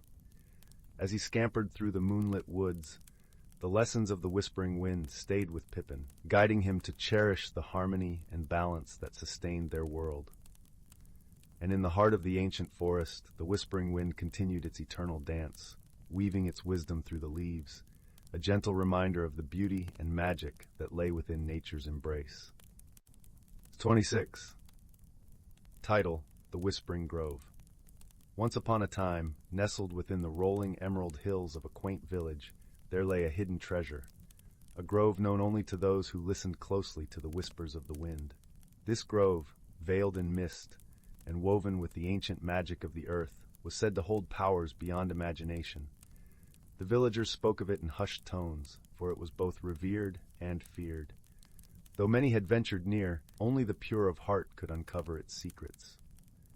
In the heart of this village, where the cobblestone paths glistened under the gentle caress of the morning dew, lived a young boy named Aidan. With hair the color of autumn leaves and eyes as bright as the morning sky, Aiden possessed a curiosity that often led him to the edge of discovery. His world was filled with tales spun by the village elders, tales of courage, wisdom, and the mysterious grove that lay just beyond the familiar woods. Aiden's life was simple, yet filled with wonder. Each day was a tapestry of new adventures. Each night a blanket of dreams stitched with the stories he had heard. His best friend, a gentle, dew-eyed girl named Seraphina, shared his love for tales and exploration. Together they roamed the village, their laughter harmonizing with the rustle of leaves and the songs of birds. One serene afternoon, when the sun hung low in the sky, casting a golden hue over the village, Aiden found himself drawn to the outskirts of the woods. Seraphina, ever by his side, felt the same pull, as if the very air invited them into its embrace. The path they followed was one less traveled, a narrow trail fringed with wildflowers and shaded by towering oaks that whispered secrets only the wind could decipher. As they ventured deeper into the woods, a soft, melodic sound reached their ears, a symphony of whispers, each note gentle and inviting. It was as if the grove itself was calling them, a siren song of nature that promised wonders untold. With each step, the world around them seemed to breathe with life, the air thick with magic and possibility. "Do you hear it, Aiden?" Seraphina asked, her voice a gentle echo of the curiosity in her eyes. "It's like the trees are speaking to us." Aiden nodded, his heart fluttering with excitement. "I do. It's beautiful, isn't it? Like the stories we've heard, but more real." Together, they followed the sound, their feet guided not by sight, but by the music that enveloped them. The path twisted and turned, leading them to the heart of the grove, a clearing bathed in soft, dappled sunlight, where the air shimmered with an ethereal glow. In the center of the clearing stood an ancient oak, its branches stretching towards the heavens, its roots entwined with the earth like a guardian of time. Beneath its canopy, the whispers grew louder, a chorus of voices that seemed to carry the wisdom of ages. Aiden and Seraphina approached the oak with reverence, their hearts pounding with anticipation. As they neared, a gentle breeze rustled the leaves, revealing a hidden hollow at the base of the tree. Inside, nestled among the roots, lay a small, intricately carved box. The box was unlike anything they had ever seen, its surface adorned with symbols that seemed to dance in the shifting light. Seraphina reached out, her fingers brushing against the smooth wood. "It's beautiful, Aiden. Do you think it's what the whispers led us to find?" Aiden gazed at the box, mesmerized by its allure. I think it's meant for us, but we should be careful." With a nod of agreement, Seraphina gently lifted the box from its resting place. As she did, the whispers grew softer, as if acknowledging their choice. Together, they opened the lid, revealing a shimmering crystal nestled within, a crystal that pulsed with a gentle rhythmic light, like the heartbeat of the grove itself. The moment they touched the crystal, a warm, comforting glow enveloped them, filling them with a sense of peace and belonging. It was as if the grove had bestowed upon them a gift of understanding, of connection to the world around them. In that moment, Aiden and Seraphina realized that the magic of the grove was not just in the whispers or the crystal, but in the bonds they shared with each other and the world. They understood that true magic lay in friendship, in kindness, and in the courage to explore the unknown. With the crystal in hand, they left the grove, their hearts light with joy and gratitude. As they returned to the village, the whispers faded into the gentle rustle of leaves, a melody that would forever remain in their hearts. The days that followed were filled with wonder and discovery. The crystal, a beacon of light and magic, guided them on many adventures, teaching them the value of wisdom and friendship. It became a symbol of their bond, a reminder of the day they uncovered the secrets of the Whispering Grove. And so, under the watchful gaze of the ancient oak, Aiden and Seraphina learned the greatest lesson of all.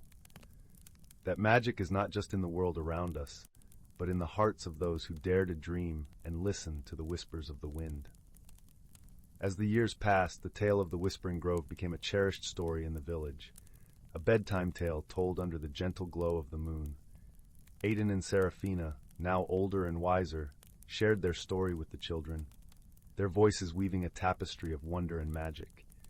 And so, the legend of the Whispering Grove lived on, a gentle reminder that true magic lies in the bonds of friendship, the courage to explore, and the whispers of the world that guide us home. In the end, the grove remained a place of mystery and wonder, a sanctuary for those with open hearts and curious spirits.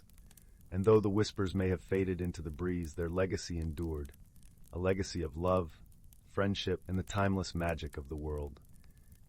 And so, dear listener, may you find your own whispering grove, a place where the whispers of the world guide you to the magic within. And when you do, may you hold it close, for in its gentle embrace lies the true heart of the world. Story 27. In the heart of the tranquil countryside, where rolling hills kissed the sky and meandering brooks whispered secrets to the wind, lay the quaint village of Meadowbrook. It was a place where time seemed to slow its hurried pace, allowing each day to unfold like a gentle breeze. The villagers, with their warm smiles and welcoming hearts, lived in cozy cottages that dotted the landscape like colorful patches on a quilt. The air was always crisp, infused with the earthy scent of wildflowers and the distant hint of wood smoke curling from chimneys. It was here, in this idyllic setting, that a young girl named Mara called home. Mara was a curious soul, with a spirit as free as the larks that soared above the fields. Her eyes, the color of autumn leaves, sparkled with wonder and mischief. She had a heart that brimmed with kindness, and her laughter was as contagious as a summer rain. Mara lived with her grandmother, Celeste, in a charming little cottage at the edge of the village, where the forest began its lush, mysterious sprawl. Mara's days were filled with adventures, for she had an insatiable appetite for discovery. She would often wander into the woods, where sunlight filtered through the canopy like golden rain, casting dappled patterns on the forest floor. The woods were her sanctuary, a place where she could let her imagination run wild. She would chase butterflies that fluttered like colorful confetti and listen to the symphony of birdsong that filled the air.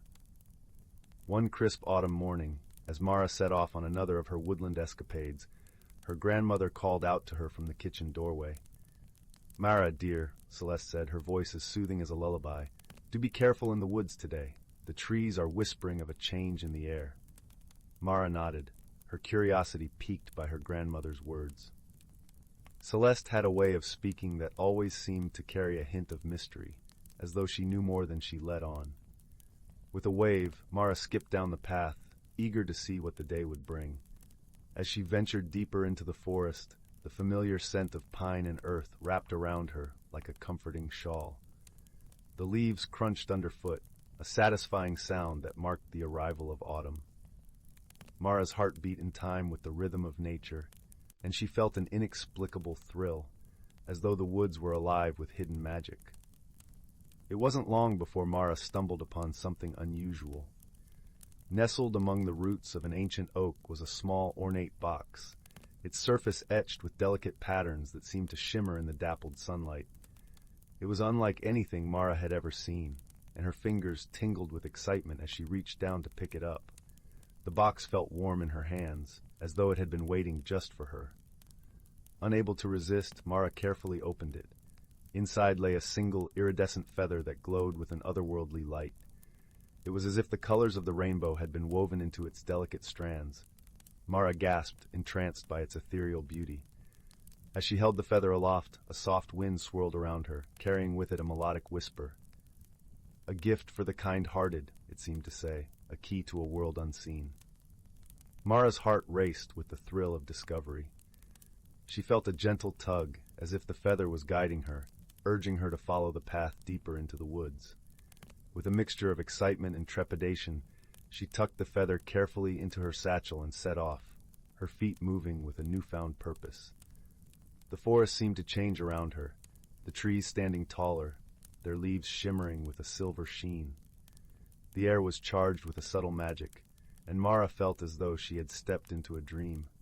She followed the feather's pull, her steps light and eager. Eventually, Mara arrived at a clearing, where a tranquil pond lay cradled in the embrace of the forest.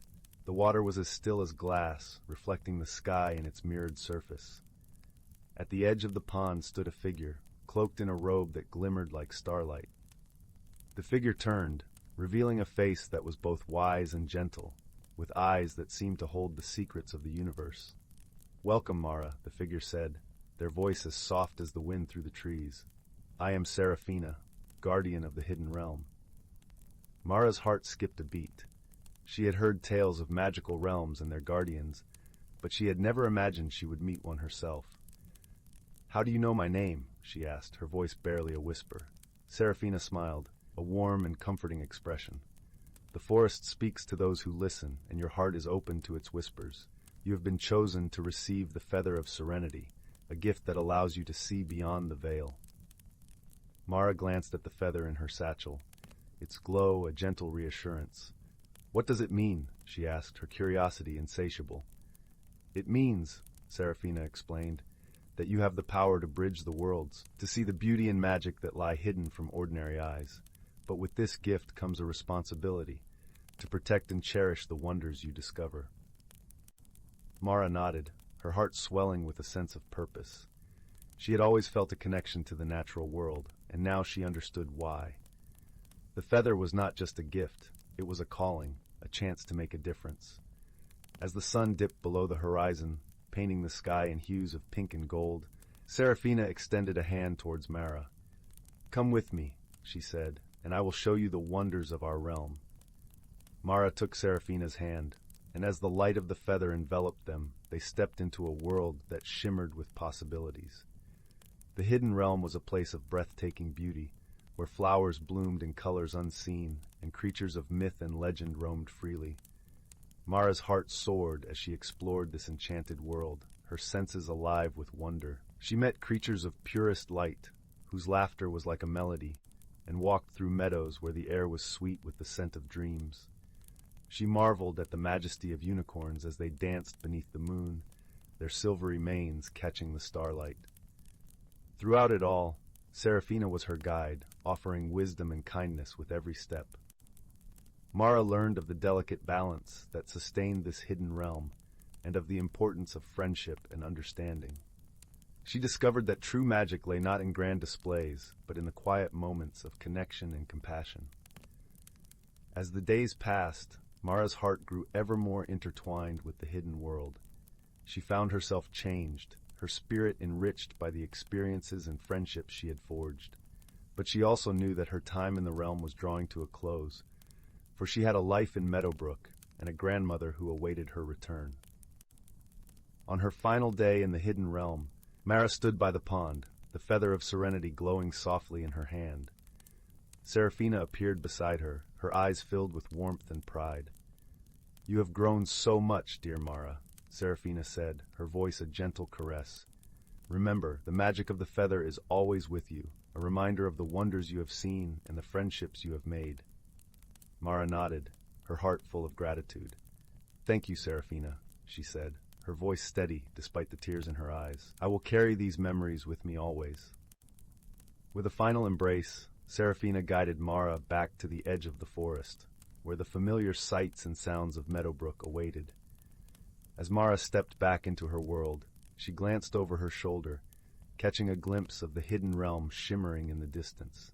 The forest was quiet once more, the magic of the hidden realm resting beneath the surface, waiting for the next soul with a heart open to its wonders. Mara walked home with a newfound sense of peace, the feather of serenity a comforting weight in her satchel. As she approached the cottage, she saw her grandmother waiting on the porch, a knowing smile on her face. "Welcome home, my dear," Celeste said, wrapping Mara in a warm embrace. "I trust your journey was a magical one." Mara smiled, the glow of the hidden realm still lingering in her heart. "It was, grandmother," she replied, her voice filled with wonder. "And I have so much to share with you." That evening, as the stars twinkled above and the fire crackled in the hearth, Mara recounted her adventures to Celeste. The cozy cottage was filled with the warmth of laughter and love, and the feather of serenity glowed softly on the mantel, a beacon of the magic that lay just beyond the veil. In the days that followed, Mara carried the lessons of the hidden realm with her. She shared her newfound understanding with her friends and neighbors, inspiring them to look for the magic in everyday moments. The village of Meadowbrook flourished, its people united by a sense of wonder and possibility. And so, as the seasons turned and the years passed, Mara's story became a cherished part of Meadowbrook's lore. A reminder that magic is all around us, waiting to be discovered by those with eyes to see and hearts to believe. Story 28. In the heart of the Enchanted Valley, nestled between whispering willows and giggling streams, there lay a peculiar village named Twiddleton. This was no ordinary village, as it thrummed with the enchantment of joyful mischief and whimsical wonders. In Twiddleton, the sun never set completely. Instead, it lingered at the horizon, painting the sky with hues of lavender and tangerine, casting a perpetual twilight glow over the land. The villagers of Twiddleton were as quirky as their surroundings. There was Fizzlefluff, the inventor gnome, who wore spectacles so large they seemed to magnify his entire face. His curly beard was often tangled with bits of wire and fragments of his latest contraptions. Then there was Lila, a sprightly elf with hair that shimmered like the morning dew. She wore a cloak woven from moonbeams, which allowed her to float just above the ground, leaving tiny trails of stardust in her wake. But perhaps the most beloved was Whiffle, the chubby, giggly dragon who could change colors with his mood. Whiffle loved nothing more than to roll in fields of daisies, his scales shifting from sunny yellow to sky blue, and occasionally a blushing pink when he was feeling particularly bashful. Despite his size, he was gentle and adored by all, especially for his ability to make the best hot chocolate in the whole valley. One day, as the villagers went about their cheerful routines, a peculiar problem bubbled up, quite literally, in the center of Twiddleton. Fizzlefluff had been experimenting with a new invention, a magical bubble machine designed to create bubbles filled with music. However, something had gone awry. The bubbles were refusing to pop and instead floated around, growing larger and larger and singing louder and louder until the village was filled with a cacophony of overlapping tunes. At first, the villagers found it amusing, as the bubbles hummed melodies from high above their heads. But soon, the bubbles began to grow so large they blocked doorways and windows, echoing with songs that made it impossible to hear oneself think. The village was in a delightful chaos, and it was clear that something had to be done before Twiddleton turned into a musical maze. Lila, with her cloak of moonbeams fluttering behind her, floated over to Fizzlefluff's workshop, where the gnome was frantically adjusting knobs and pulling levers on his bubble machine. "Fizzlefluff," she giggled, "your bubbles are quite the performers, but they're encroaching on our rooftops." Fizzlefluff scratched his head, his glasses slipping down his nose. "I must have added too much giggle essence," he admitted sheepishly. "But how do we get them to pop?" Just then Whiffle waddled into the workshop, his scales flickering with curiosity. "Perhaps they need a reason to laugh," he suggested, his voice a soothing rumble. Laughter can burst even the most stubborn of bubbles. Inspired by Whiffle's idea, the three friends devised a plan. They would throw a grand festival of laughter, hoping the joyous sounds would encourage the bubbles to join in and gently pop. The villagers were thrilled with the idea, and soon set about preparing for the laughter festival. As the festival began, the village square sparkled with lanterns that swayed in the breeze, casting playful shadows on the cobblestone streets. Booths lined the square, offering treats like starberry pies and cinnamon swirls, while jugglers and jesters added to the merry atmosphere. Whiffle, with his scales now a vibrant rainbow of excitement, took center stage. He began telling jokes that had everyone in stitches, from the tiniest pixie to the tallest tree folk. The bubbles, intrigued by the laughter, floated lower, their melodies softening to harmonize with the cheerful sounds below. As the villagers laughed and clapped, the bubbles quivered in delight. One by one they began to pop, releasing puffs of musical notes that drifted into the twilight sky, forming a symphony of twinkling stars. The village was aglow with both happiness and relief as the last of the bubbles burst in a gentle crescendo of song. With the problem solved, Fizzlefluff promised to be more careful with his giggle essence in the future, and the villagers celebrated their victory with mugs of Whiffle's famous hot chocolate. The festival continued late into the night, the air filled with the sound of contented laughter and the gentle strumming of starlight. As the festival wound down, Lila floated up to Whiffle, her eyes sparkling. "You were right, Whiffle," she said warmly. "Laughter is the best kind of magic. Whiffle's scales shimmered a soft, happy green as he replied, "Sometimes the simplest joys are the most powerful of all." And so, under the never-ending twilight of Twiddleton, the villagers drifted into dreams filled with laughter, knowing that even the quirkiest of problems could be solved with a little creativity, a lot of friendship, and a hearty dose of giggles. Story 29. In the heart of the whispering woods, where the trees sang softly to the moon, and the wind carried secrets like gentle whispers, there lay a quaint little village named Moonbrook. The village was known for its serene beauty, with cobblestone paths winding through lush gardens, and cottages that seemed to hum with the warmth of hearth fires. Moonbrook was a place where magic meandered through everyday life, as natural as the breaths of the villagers themselves. In this village lived a kind-hearted young girl named Lyra, whose curiosity was as vast as the starry sky.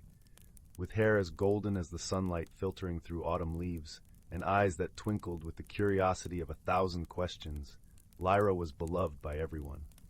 She spent her days helping the villagers, learning from the wise ones, and playing with her best friend, a small, mischievous fox named Finn. One crisp autumn evening, as the air was filled with the scent of sweet apples and the sound of crackling leaves underfoot, Lyra noticed something peculiar. The village's enchanted lanterns, which usually glowed a soft, warm light at dusk, had begun to flicker and then dim, casting strange shadows that danced along the cobblestone paths. The villagers were puzzled.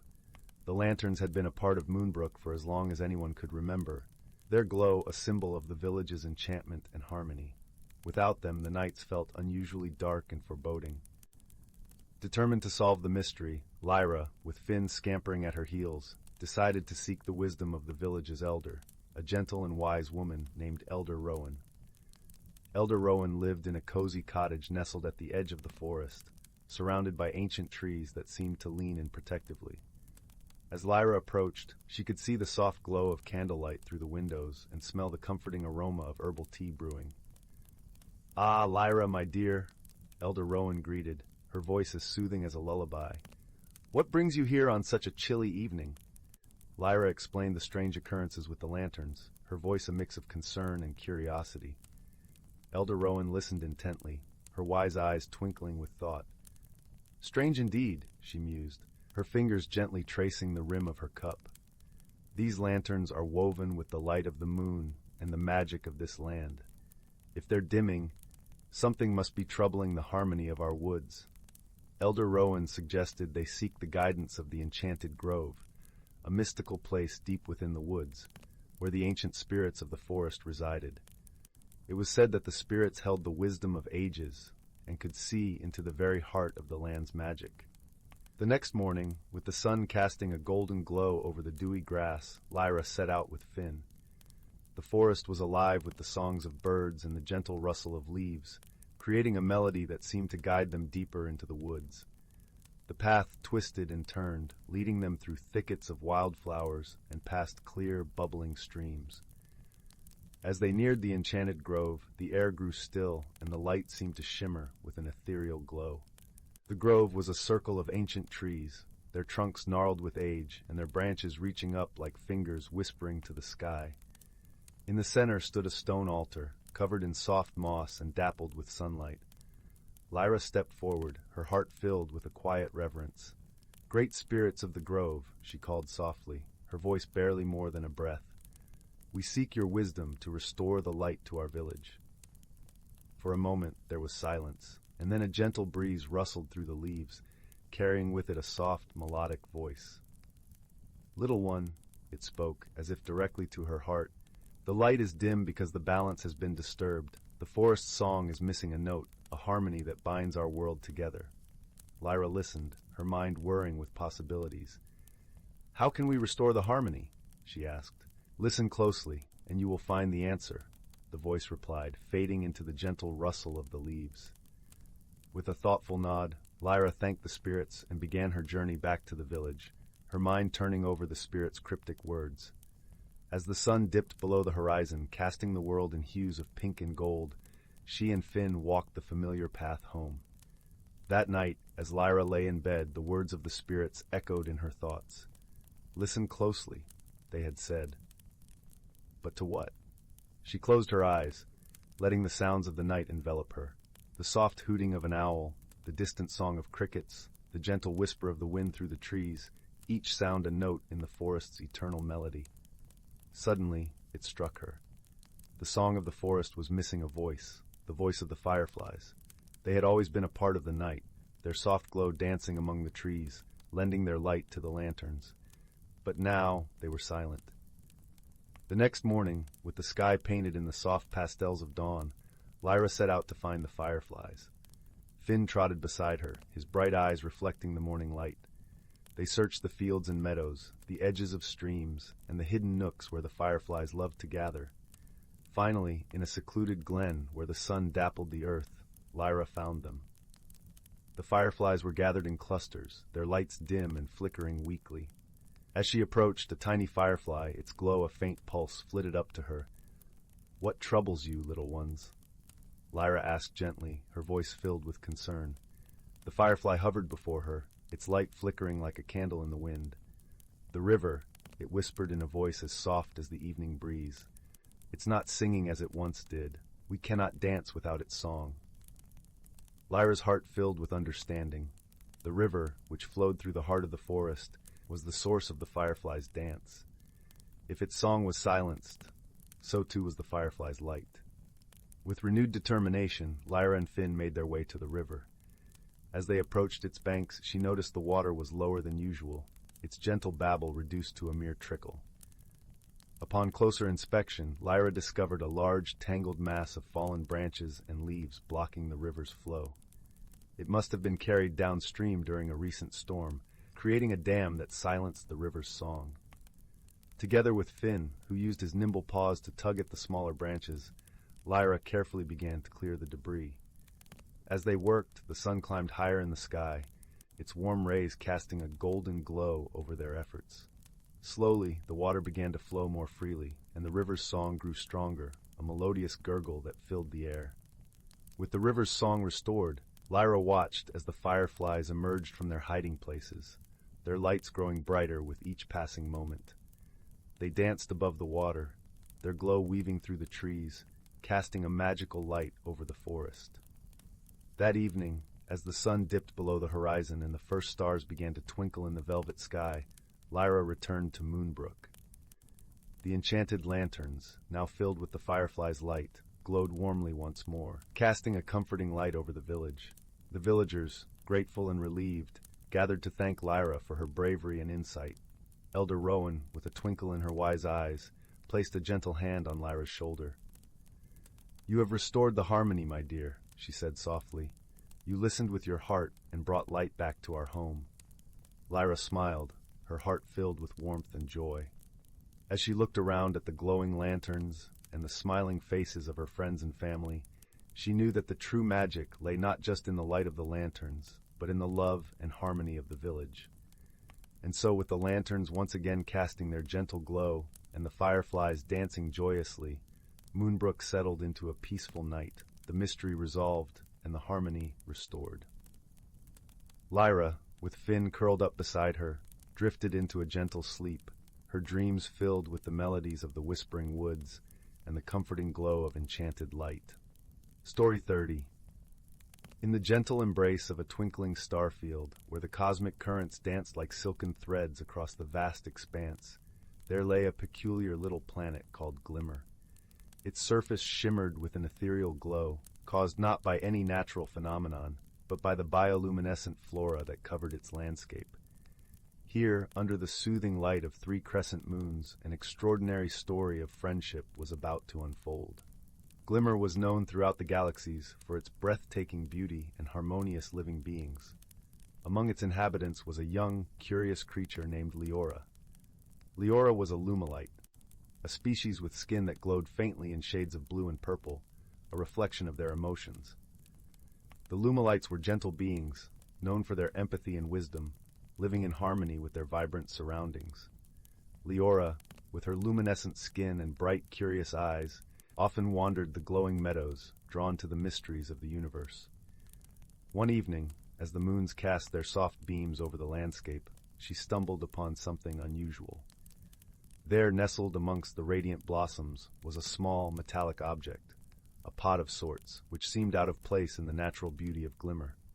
With a soft hum, the pod opened, revealing a creature unlike any Leora had ever seen.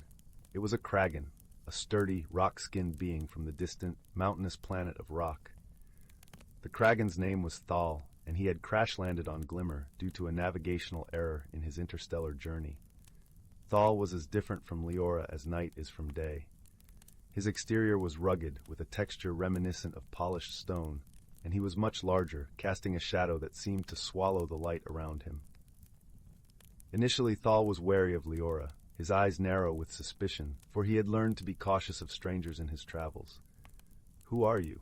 Thal rumbled, his voice like gravel tumbling down a mountainside. Leora, her skin glowing a gentle lavender, a color of calm and curiosity, smiled warmly.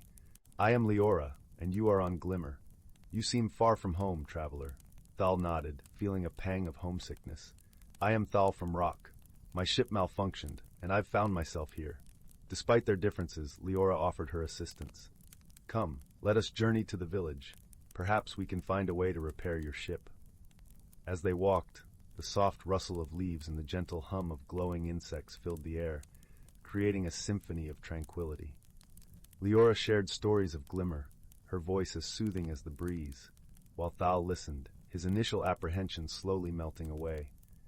Their journey was not without its challenges. A sudden storm, rare on Glimmer, swept across the land, bringing with it fierce winds and blinding flashes of light. Leora's glow dimmed with worry, but Thal, accustomed to the harsh elements of his home planet, stood firm. He shielded Leora with his broad, sturdy form, his presence a comforting anchor amidst the chaos. "Thank you, Thal," Leora said, her gratitude evident in her soft, shimmering glow as they found shelter beneath a canopy of luminescent trees.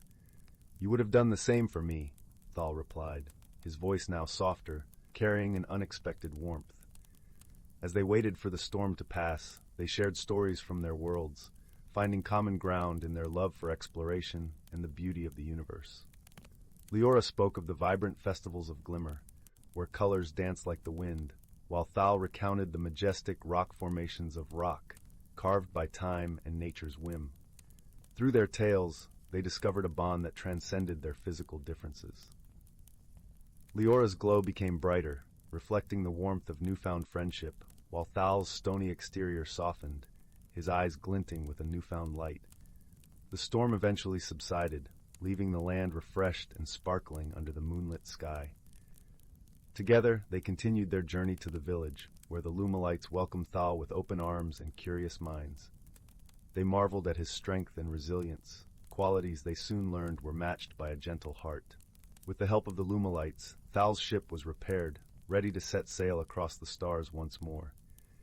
Yet as the time to depart drew near, Thal found himself reluctant to leave the friends he had made and the serene beauty of Glimmer. On the day of his departure, Leora accompanied Thal to his ship, her glow a soft, wistful blue. "I will miss our adventures, Thal," she said, her voice tinged with sadness. Thal nodded, feeling a tightness in his chest. "As will I, Leora. You have shown me the true beauty of friendship." "Perhaps," Leora suggested, her skin brightening with a hopeful hue, "we shall meet again among the stars." Thal smiled, a warm, genuine expression that transformed his rugged face. "I would like that." With a final embrace, Thal boarded his ship, the hatch closing with a gentle hiss. As the engines hummed to life, Leora watched from below, her glow a radiant mixture of joy and longing. The ship rose gracefully into the sky, a trail of stardust marking its path. Though separated by light years, the bond between Leora and Thal remained unbreakable, a testament to the power of friendship forged in the most unlikely of circumstances. And as Glimmer and Rock continued their celestial dance in the universe, two hearts, once strangers, now beat in harmony, forever connected by their shared journey under the glowing moons. Story 31. Once upon a time, in a realm where magic danced on the evening breeze, there stood a cozy village nestled amidst towering pines and babbling streams. It was here that young Willow, a curious and kind-hearted girl, found herself caught up in a delightful mystery. One crisp autumn morning, Willow awoke to find her garden in disarray. The carefully tended flower beds were disheveled, and her prized pumpkin patch lay trampled underfoot. At first, she wondered if a mischievous woodland creature had paid an unwelcome visit, but upon closer inspection, she noticed something peculiar: tiny glowing footprints leading away from the scene. Intrigued, Willow followed the ethereal trail deep into the forest, her imagination running wild with possibilities. As she ventured deeper, the canopy of leaves above her seemed to part, revealing a clearing bathed in soft moonlight. In the center stood an ancient willow tree, its branches swaying as if beckoning her closer. Suddenly, a diminutive figure emerged from behind the trunk, a wizened old gnome with a mischievous twinkle in his eye. "Ah, young Willow," he chuckled. "I've been expecting you." Willow stammered, her curiosity piqued. "But how do you know my name? And what happened in my garden?" The gnome, whose name was Oakenstaff, explained that he was a guardian of the forest, tasked with maintaining the delicate balance between the natural and magical realms. "Your garden," he said, "has become a gathering place for mischievous sprites and pixies, drawn by the vibrant colors and sweet fragrances." As if on cue, a flurry of tiny glowing figures emerged from the underbrush, giggling and flitting about Willow's head. She gasped in wonder, realizing that these were the very creatures responsible for the chaos in her garden. Oakenstaff chuckled at Willow's awestruck expression. "Fear not, my dear. These little ones mean no harm. They simply crave the beauty and joy that your garden provides, but their frolicking has become a bit overzealous." With a twinkle in his eye, the gnome proposed a solution. "What if we were to create a special sanctuary for them? A place where they can play and revel in nature's splendor without causing any undue ruckus." Willow's eyes lit up at the idea, and together with Oakenstaff and the spirited sprites, they set to work. Using their combined ingenuity and a sprinkle of magic, they crafted a whimsical haven within the forest, a secret glade filled with enchanted flowers, twinkling mushrooms, and a bubbling stream that seemed to dance with every ripple. As the sun set on their efforts, the sprites eagerly took to their new home, frolicking and chasing one another through the magical foliage. Willow watched with a contented smile, grateful for the newfound harmony between her garden and the whimsical creatures of the forest. From that day on, Willow's garden remained a vibrant oasis, tended not only by her loving hands, but by the occasional mischievous sprite seeking a fragrant respite.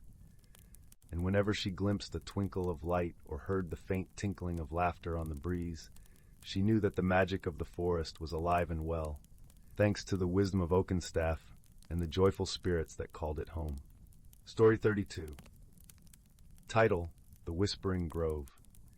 In the heart of the Whispering Grove, where the moonlight draped itself like silver lace over the gentle curves of the land, there was a tree unlike any other. It stood tall and proud, its bark shimmering with a faint luminescence that seemed to breathe in harmony with the soft winds that whispered through the forest.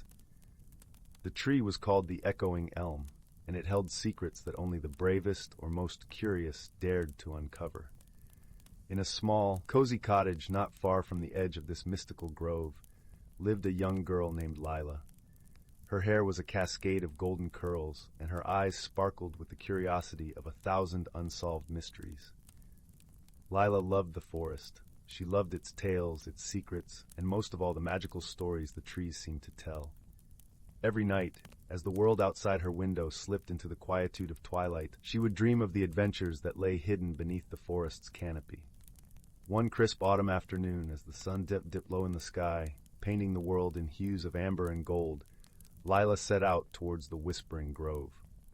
The air was filled with the earthy scent of fallen leaves, and the gentle rustle of the forest seemed to hum a tune only Lila could hear. She clutched a small satchel at her side, filled with the essentials of any explorer: a notebook, a pencil, and a small lantern that glowed with a warm, comforting light. As she ventured deeper into the grove, the familiar world began to fade away, replaced by a land that seemed to exist between reality and dreams. The trees whispered in a language of rustling leaves, and the very ground beneath her feet seemed to pulse with life. It was in this moment of serene enchantment that Lila stumbled upon the Echoing Elm. The tree stood in a small clearing, its roots sprawling like ancient hands into the earth, and its branches reaching towards the sky as if yearning to touch the stars. Leela approached with a mixture of awe and trepidation, her heart fluttering like a bird caught in the thrill of unexpected discovery. She placed her hand on the tree's bark, feeling the subtle vibration that seemed to echo through her very soul. "Hello," she whispered, her voice barely audible over the soft sigh of the breeze. To her amazement, the tree responded, not in words, but in a gentle hum that resonated within her mind, as if the very essence of the echoing elm was speaking directly to her. The sensation was soothing, like the comfort of a warm blanket on a chilly night, and Lila closed her eyes, allowing herself to be enveloped by the tree's ancient wisdom. As she stood there, a vision unfolded in her mind. She saw a hidden world, a place nestled within the heart of the Whispering Grove. It was a realm where the trees were alive with laughter, where streams sang lullabies, and where creatures of myth and legend roamed freely.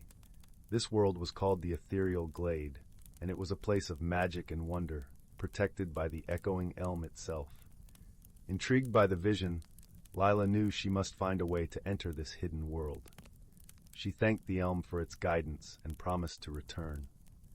With a heart full of determination and a mind brimming with questions, she made her way back home, eager to devise a plan. That evening, as the stars twinkled like diamonds scattered across a velvet sky, Lila sat by the fireplace, her mind racing with possibilities. What if the key to entering the ethereal glade was a special object, hidden somewhere within the grove, or perhaps a series of tasks she needed to complete? The questions buzzed around her like fireflies, each one sparking a new idea.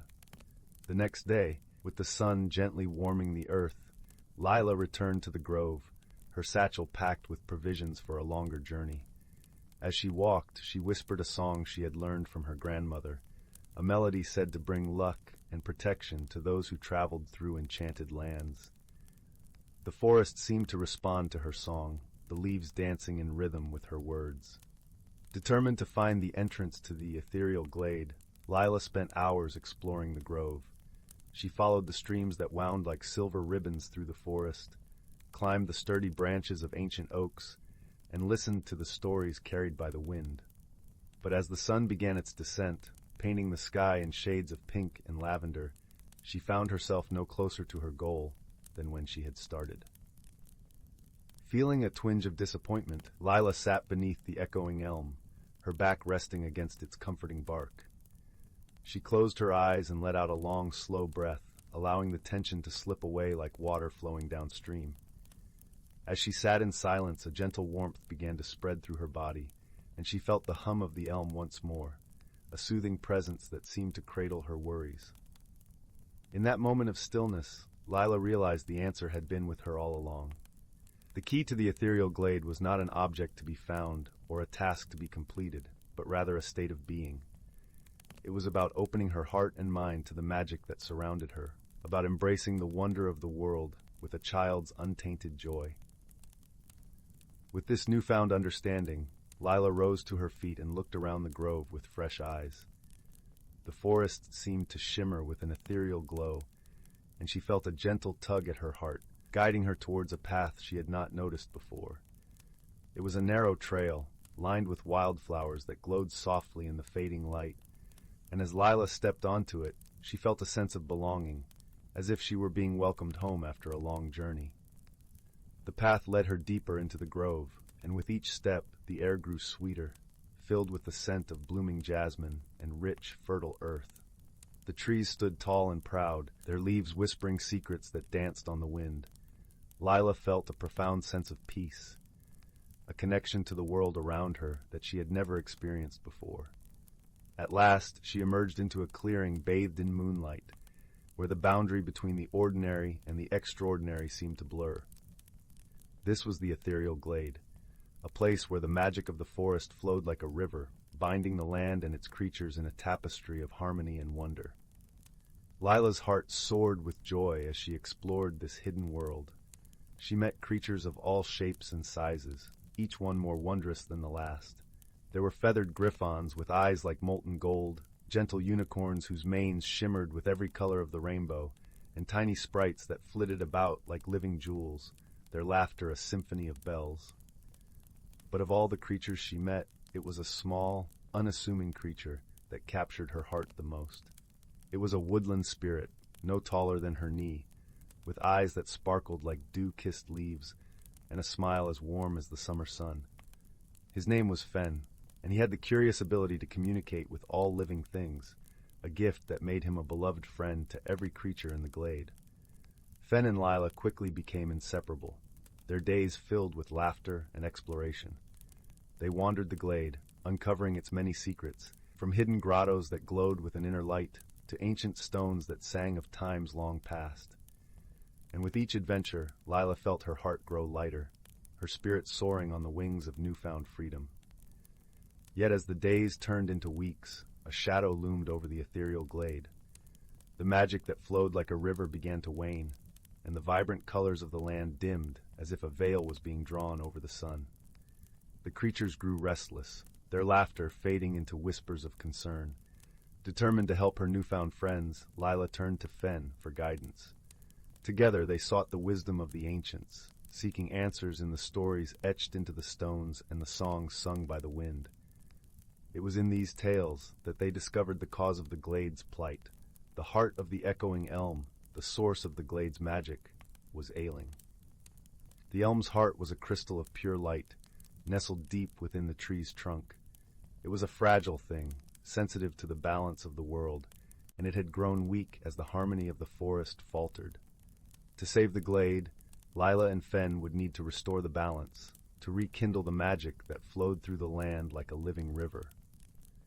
Their journey began with a quest to gather the elements of harmony, each one a symbol of the forces that sustained the magical world. The first was a feather from the griffon's wing, representing the freedom of the skies. The second was a drop of dew from the unicorn's mane, embodying the purity of life.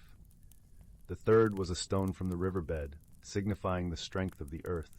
And the fourth was a flame from the heart of a fire sprite, symbolizing the warmth of the soul. With these elements in hand, Lila and Fen set out to perform the ritual of renewal, a ceremony that would restore the balance of the glade and heal the heart of the echoing elm. It was a journey fraught with challenges, each test designed to teach them the value of the elements they carried. As they faced each trial, Lila's resolve never wavered.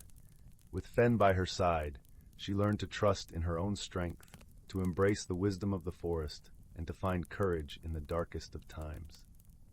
And as they journeyed together, a bond of friendship blossomed between them, a connection that transcended the boundaries of their worlds.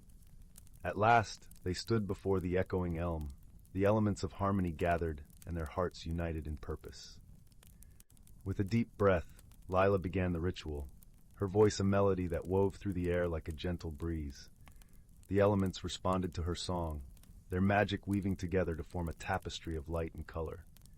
As the ritual reached its climax, the heart of the echoing elm began to glow with a soft, golden light. The crystal pulsed with life, its radiance spreading through the tree and into the land beyond. The glade came alive with color, the creatures rejoicing as the magic of their world was rekindled. In that moment of triumph, Lila felt a warmth spread through her soul, a sense of belonging that filled her heart with a joy she had never known. The ethereal glade was not just a hidden world within the forest. It was a part of her, a place where her spirit could soar free and her dreams could take flight. As the light of the ritual faded, Lila and Fen stood together beneath the echoing elm, their hands clasped in friendship. The glade was safe, its magic restored, and they knew that their bond would endure, a testament to the power of hope, courage, and love.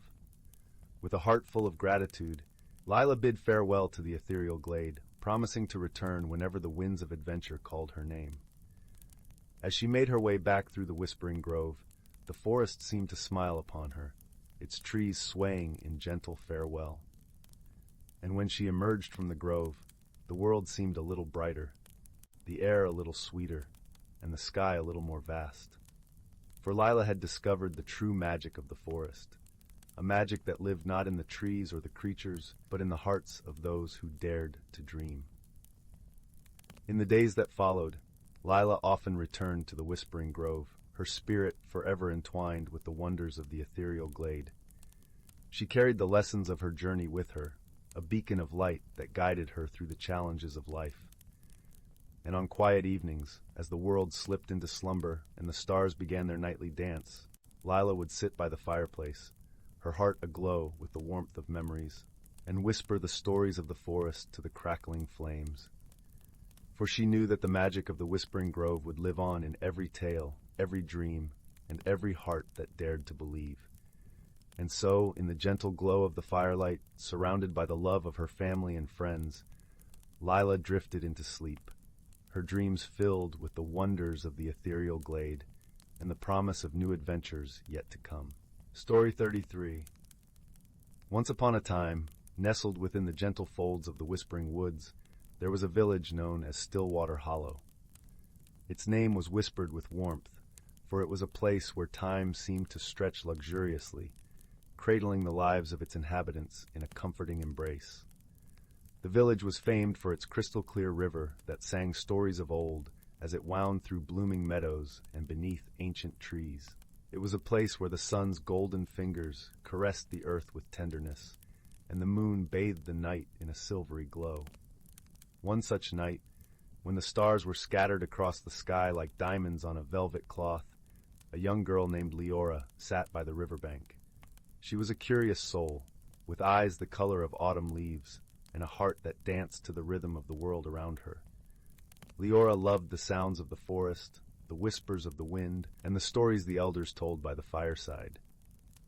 Yet, among all these wonders, her heart was most captivated by the tales of a world hidden within their own, a realm known only through the rustling of leaves and the quiet murmur of water. On this particular night, Leora's thoughts were filled with dreams of adventure and discovery. Her fingers absent-mindedly traced patterns in the cool earth as she listened to the river's lullaby. It was then that she noticed something unusual, a gentle gleam, almost like a twinkle from beneath the water's surface. Leaning closer, she saw an object glinting in the moonlight, half buried in the riverbed. Her heart skipped with a mix of fear and excitement as she reached down, her fingers brushing against something smooth and cool. With a careful tug, Leora pulled the object free. It was a stone, unlike any she had ever seen. It shimmered with an inner light, a soft glow that seemed to pulse gently, as if alive. As she turned it over in her hands, she felt a warmth spread through her fingertips, a sensation that was both soothing and invigorating. Leora knew this was no ordinary stone. It was something magical, something that promised secrets and stories waiting to unfold. That night, Leora cradled the stone as she made her way home, her mind alive with possibilities. She slipped it beneath her pillow, hoping its warmth would weave new dreams as she slept. And indeed, her dreams were filled with vivid images, of verdant forests alive with creatures of every kind, of a sky painted with colors she had never imagined, and of a path leading through these wonders, waiting for her to follow. Morning arrived with a gentle nudge from the sun, its rays filtering through the window to dance upon Leora's face. She awoke with a start, the memories of her dreams lingering like a sweet fragrance. The stone was still beneath her pillow, warm to the touch and humming softly, as if urging her to embark on the journey it promised. Leora knew she could not resist its call. She dressed quickly, tucking the stone safely into a pouch she wore around her neck. Her heart thrummed with anticipation as she set out towards the heart of the Whispering Woods, following the path that had appeared so vividly in her dreams. The forest welcomed her with open arms, its canopy swaying gently in the morning breeze, casting playful shadows on the ground. The birds sang a chorus of encouragement, and the leaves whispered secrets as she passed. Leora followed the path instinctively, her feet moving with a purpose she could not quite name. As she journeyed deeper into the woods, the air around her seemed to change, becoming richer, more vibrant. Colors grew brighter, scents more intoxicating. The path led her to a clearing where the sun poured down in golden streams, illuminating a sight that took her breath away. In the center of the clearing stood an ancient oak, its branches stretching skyward as if conversing with the heavens. But it was not the tree itself that captured Leora's attention. It was what lay at its base. A delicate archway woven from twining vines and blooming flowers, shimmering with the same inner light as the stone she carried. Leora approached the archway, her heart pounding with awe and trepidation. She felt the stone in her pouch grow warmer, resonating with the energy of the portal before her. Taking a deep breath, she stepped through, and the world around her shifted in a kaleidoscope of light and color. She found herself in a place that defied the ordinary, a hidden world of wonder and magic. The air was alive with the hum of life, vibrant and full of promise. Trees with leaves like jewels stretched towards a sky that shimmered with hues of lavender and gold. Strange and beautiful creatures roamed freely, their eyes wise and kind. As Leora took in her surroundings, she noticed a gentle figure approaching. It was a creature unlike any she had ever seen, its form graceful and fluid, with eyes that held the depth of ages. The creature introduced itself as Kale, a guardian of this hidden realm. "Welcome, Leora," Kale said, its voice a melody that wrapped around her like a warm embrace. "You have found the Heartstone, a gift that binds our worlds and guides those with the courage to seek." Leora listened, her heart swelling with wonder. She had always longed for adventure, for a chance to uncover the mysteries that lay beyond the edge of her understanding. And now, here she was, standing at the threshold of a world that promised answers to questions she had not yet learned to ask. Kale spoke of the bond between their worlds, a connection that had grown fragile over time. The Heartstone, it explained, was a key, a bridge that could strengthen this bond if placed in the right hands. It was a gift of balance, of harmony, and it had chosen Leora as its bearer. "But why me?"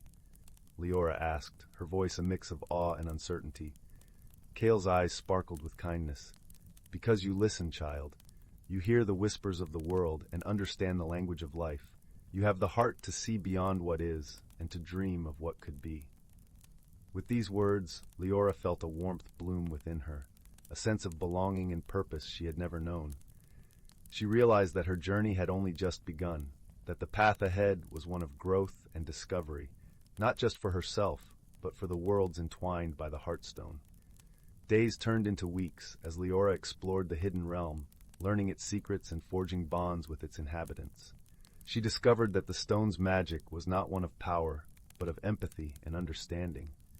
It enabled her to communicate with the creatures of the forest, to heal the wounded, and to bring harmony where there was discord.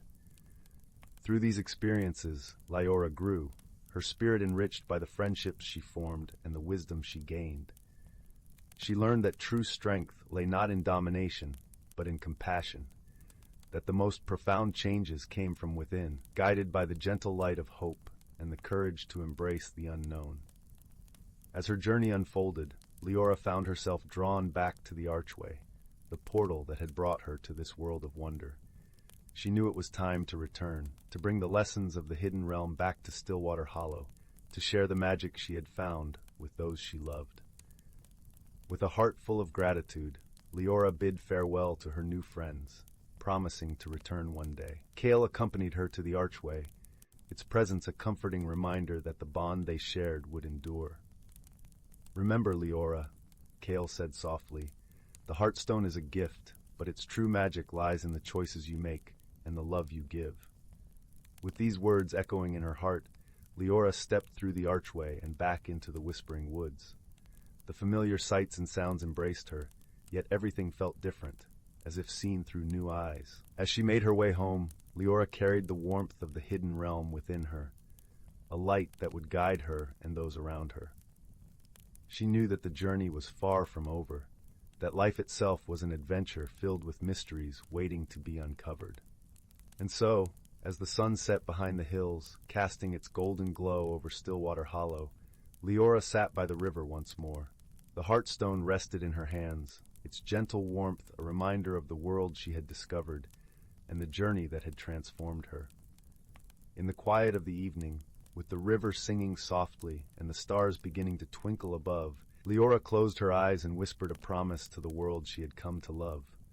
A promise to nurture the bond between their worlds, to listen to the whispers of life, and to embrace the magic of the Heartstone. And with that promise, Leora's heart was filled with peace, a peace that would carry her through the days to come, reassuring her that she was never truly alone, for she was part of a story that spanned worlds, woven together by the threads of wisdom, friendship, and love. Story 34. In a quaint village nestled in the gentle embrace of rolling hills, where the golden hues of dawn spilled over dew-kissed meadows, there lived a young woman named Leora. Her heart was as tender as the petals of the wildflowers she tended, yet she found herself quietly anxious about the winds of change that seemed to swirl around her like a whispering breeze. Leora's village was known for its endless fields of lavender that swayed gracefully under the sun's warm gaze, filling the air with a calming fragrance that wrapped around the soul like a soft, familiar blanket. Despite the village's serene beauty, Leora felt an unease that others did not seem to share. She had grown up here, her roots as deep as the ancient oaks that lined the village limits, and the thought of change unsettled her. One clear autumn morning, when the sky blushed with the first light of day, Leora wandered beyond the village gates, seeking solace in the quiet of the woods. The path she took was dappled with sunlight filtering through the canopy, creating a mosaic of light and shadow. As she walked, the crisp air filled her lungs, and the earthy scent of fallen leaves cradled her senses, yet her heart remained heavy with uncertainty. As the path meandered deeper into the forest, Leora came upon a small, glimmering pool. It was said to be enchanted, a place where wishes and whispers of the heart were heard by the forest spirits. She knelt by the water's edge, her reflection rippling softly as she murmured her fears to the shimmering depths. Unexpectedly, the pool began to glow with a soft, ethereal light. Startled, Leora watched as the water swirled and danced, forming into the shape of a gentle figure cloaked in robes woven from stardust and moonbeams. The figure spoke in a voice as soothing as a lullaby. "Dear child, the change you fear is but the blossoming of your spirit. Embrace it with courage, for within it lies the magic of your true self." Leora's heart fluttered like a bird on the wing, uncertain yet intrigued. "But how?" she asked, her voice a soft echo in the stillness. "How do I embrace what I do not understand?" The figure smiled, a warmth spreading like sunlight over a meadow.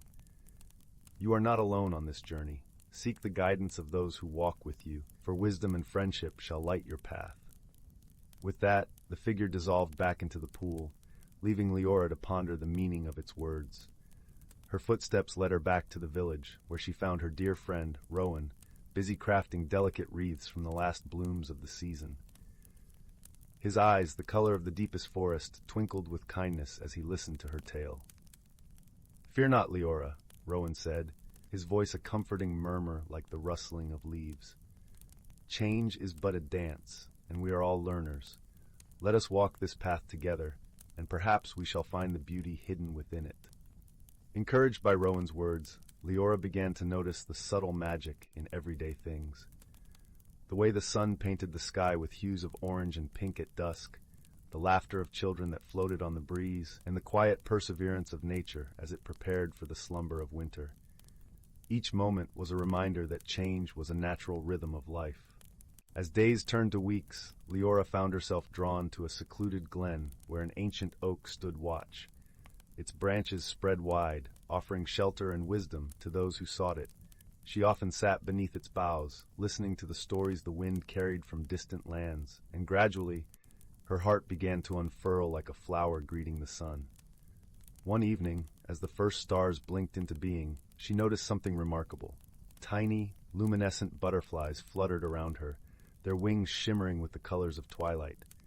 They danced in the twilight air, leaving trails of light that wove intricate patterns in the gathering darkness. Leora felt a gentle stirring within her, a sense of belonging and peace. These butterflies, she realized, were a manifestation of the magic she was learning to accept. They mirrored her own transformation, delicate yet resilient, beautiful in their change. She understood now that resistance to change was like holding back the tide, and in embracing it, she was becoming more of who she was meant to be. The support of her friends and the lessons of the forest had taught her that growth was not to be feared but cherished. With this newfound understanding, Leora felt the last of her anxieties melt away, replaced by a quiet confidence and joy. And so, with each passing day, Leora embraced the magic of transformation with open arms and an open heart. She discovered that, much like the enchanted butterflies, she too was a creature of light and wonder, capable of soaring to new heights. In time, Leora became a guiding star for others in the village, sharing the wisdom she had gained with gentle words and a compassionate heart.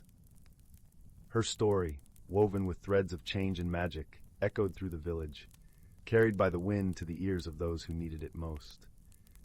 And as they gathered by the fireside, wrapped in the warmth of friendship and the glow of the hearth, Leora's tale became a reminder that within each of us lies a spark of magic, waiting to be kindled by the embrace of change. Story 35. Once upon a time, in the quaint village of Ambergrove, nestled between rolling hills and whispering woods, lived a young girl named Lila. She had a heart as curious as a morning sunbeam, and eyes that twinkled like stars caught in a midnight sky. Every evening, as the sky blushed with the colors of twilight, Lila would sit by her window, dreaming of distant lands and secret places waiting to be discovered. One crisp autumn morning, when the air was filled with the scent of ripe apples and the ground was a tapestry of amber leaves, Lila set out on an adventure. She wore her favorite woolen cloak, its deep blue fabric woven with silver threads that glimmered like moonlight on water. In her pocket was a small, well-worn map that her grandmother had given her, a map that promised more questions than answers, and a path to the Enchanted Hollow.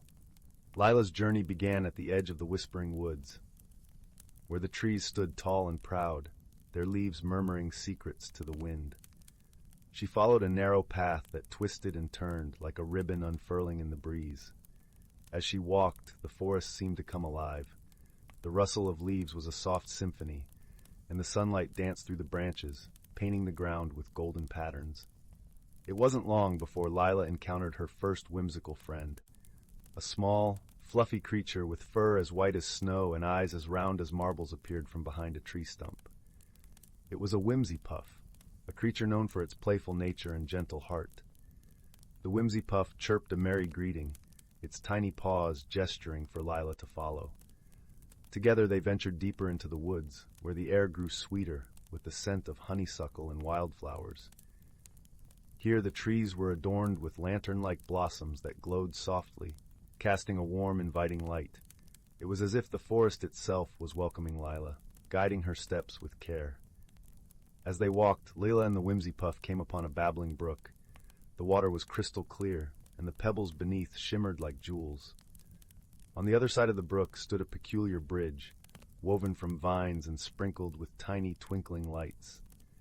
Lila hesitated for a moment, her heart fluttering with a blend of excitement and apprehension. "Trust yourself, dear one," the whimsy puff chirped softly, its voice like the rustle of silk. "Every step you take is a step into your own courage." With a deep breath, Lila placed one foot on the vine bridge. It swayed gently, but held firm under her weight. Encouraged by the whimsy puff's presence, she crossed the bridge, the twinkling lights reflecting in her eyes like 1,000 tiny stars. On the other side, the Enchanted Hollow unfolded before her. It was a hidden valley, a place where the air hummed with ancient magic. The grass was soft and lush, dotted with wildflowers that seemed to glow with their own inner light. In the center of the hollow was a grand oak tree, its branches spreading wide like welcoming arms. Lila approached the tree, her heart filled with wonder. As she drew closer, she noticed small doors carved into the trunk, each one painted with vibrant colors. From behind these doors peeked the curious eyes of the hollow sprites, tiny beings with wings that shimmered like dragonfly wings in the morning sun. The sprites greeted Lila with giggles and songs, their voices harmonizing with the whispers of the wind. They danced around her, weaving a garland of flowers that they placed gently upon her head. Lila laughed, the sound like the tinkling of chimes, and for a moment she felt as though she belonged to this magical world. As the sun began its descent, painting the sky with hues of lavender and rose, Lila knew it was time to return home. The sprites and the whimsy puff gathered around her, their eyes filled with warmth and camaraderie. "Remember, brave explorer," one of the sprites said, its voice as soft as a lullaby. "The courage to explore is the courage to discover both the world and oneself." With a heart full of newfound wisdom, Lila made her way back through the whispering woods, the whimsy puff by her side.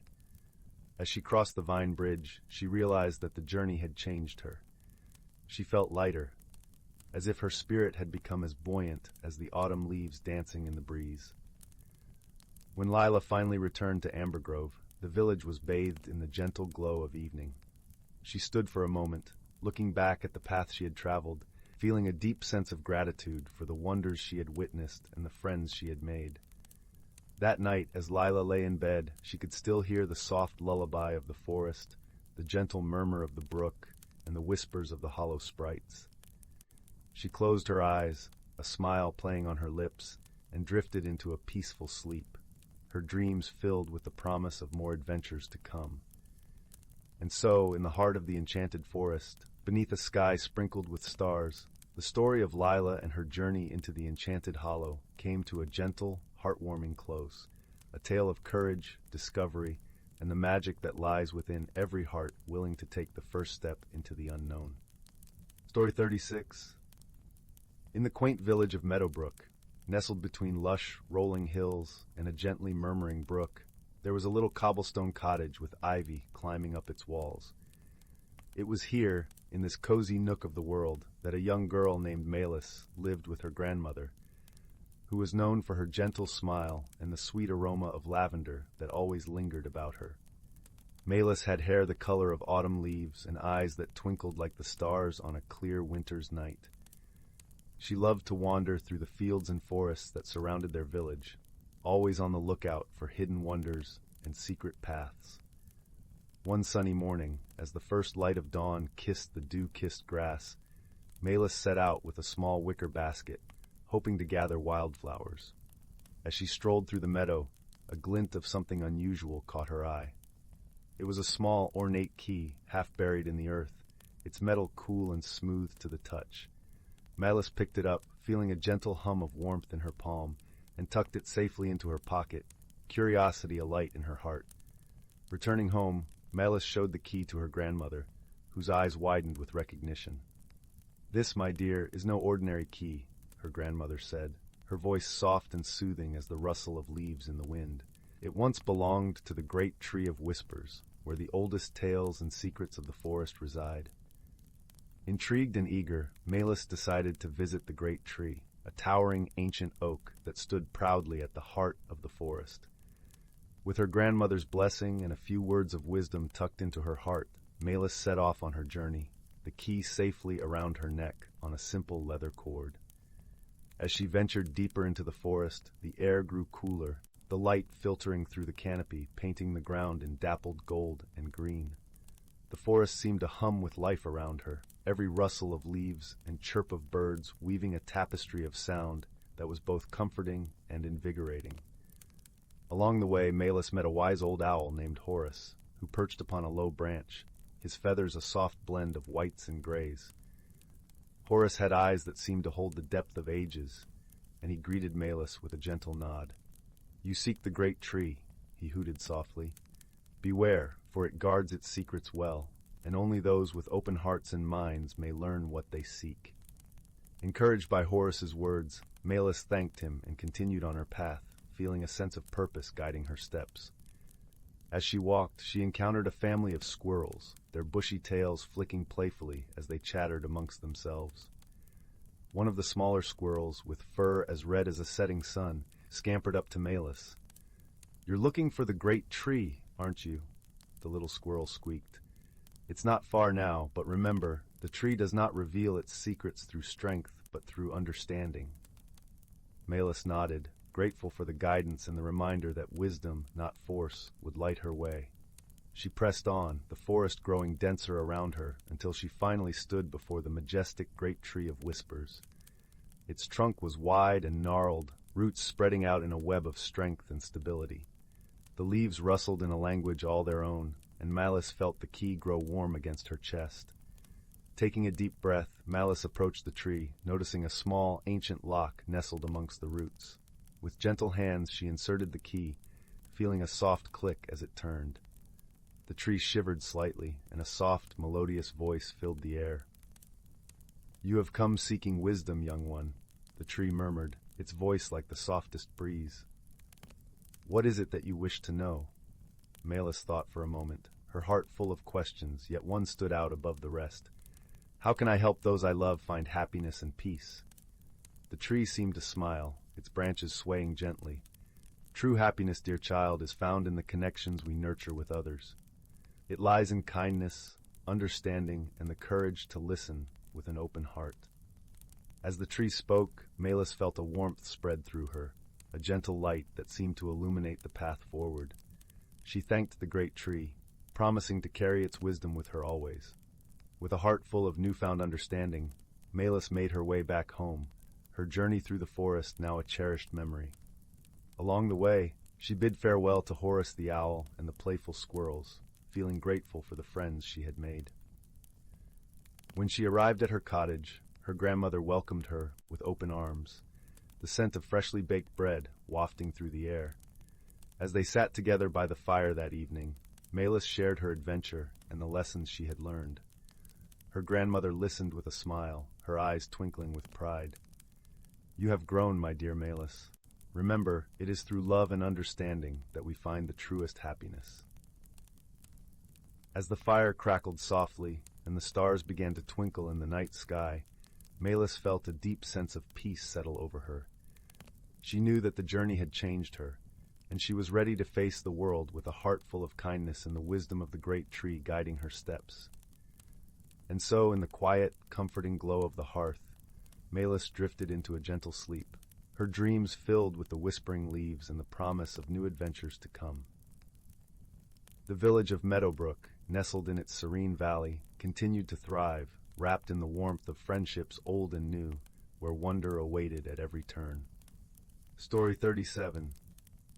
Once upon a dusky eve, in the quaint village of Willowtree, strange happenings began to unfold.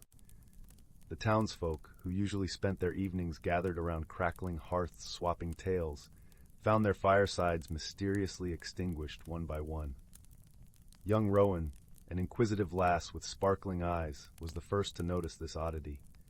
As she gazed out her window that night, she saw the cheery glow of firelight winking out in house after house.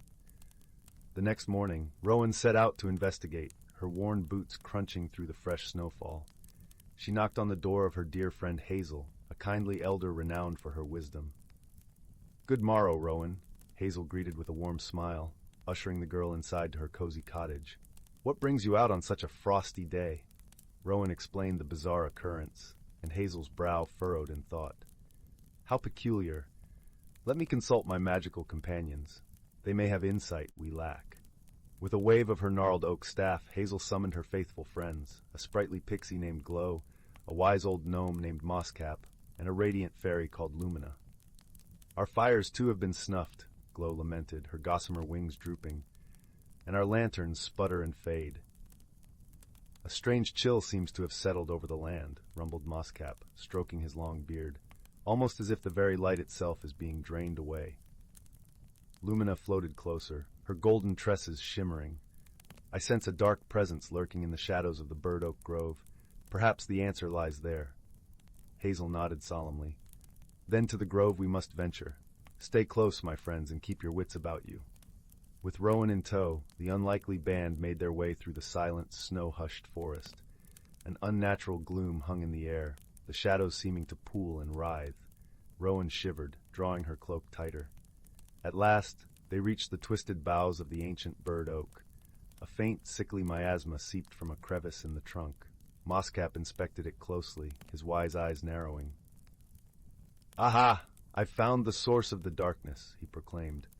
"A penumbra sprite, a mischievous creature that feeds on light itself. It must have taken root within this oak."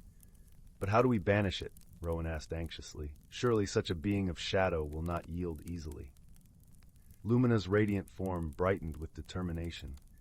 "Leave that to me, young one. We fairies may be delicate, but our light burns ever brilliant and true."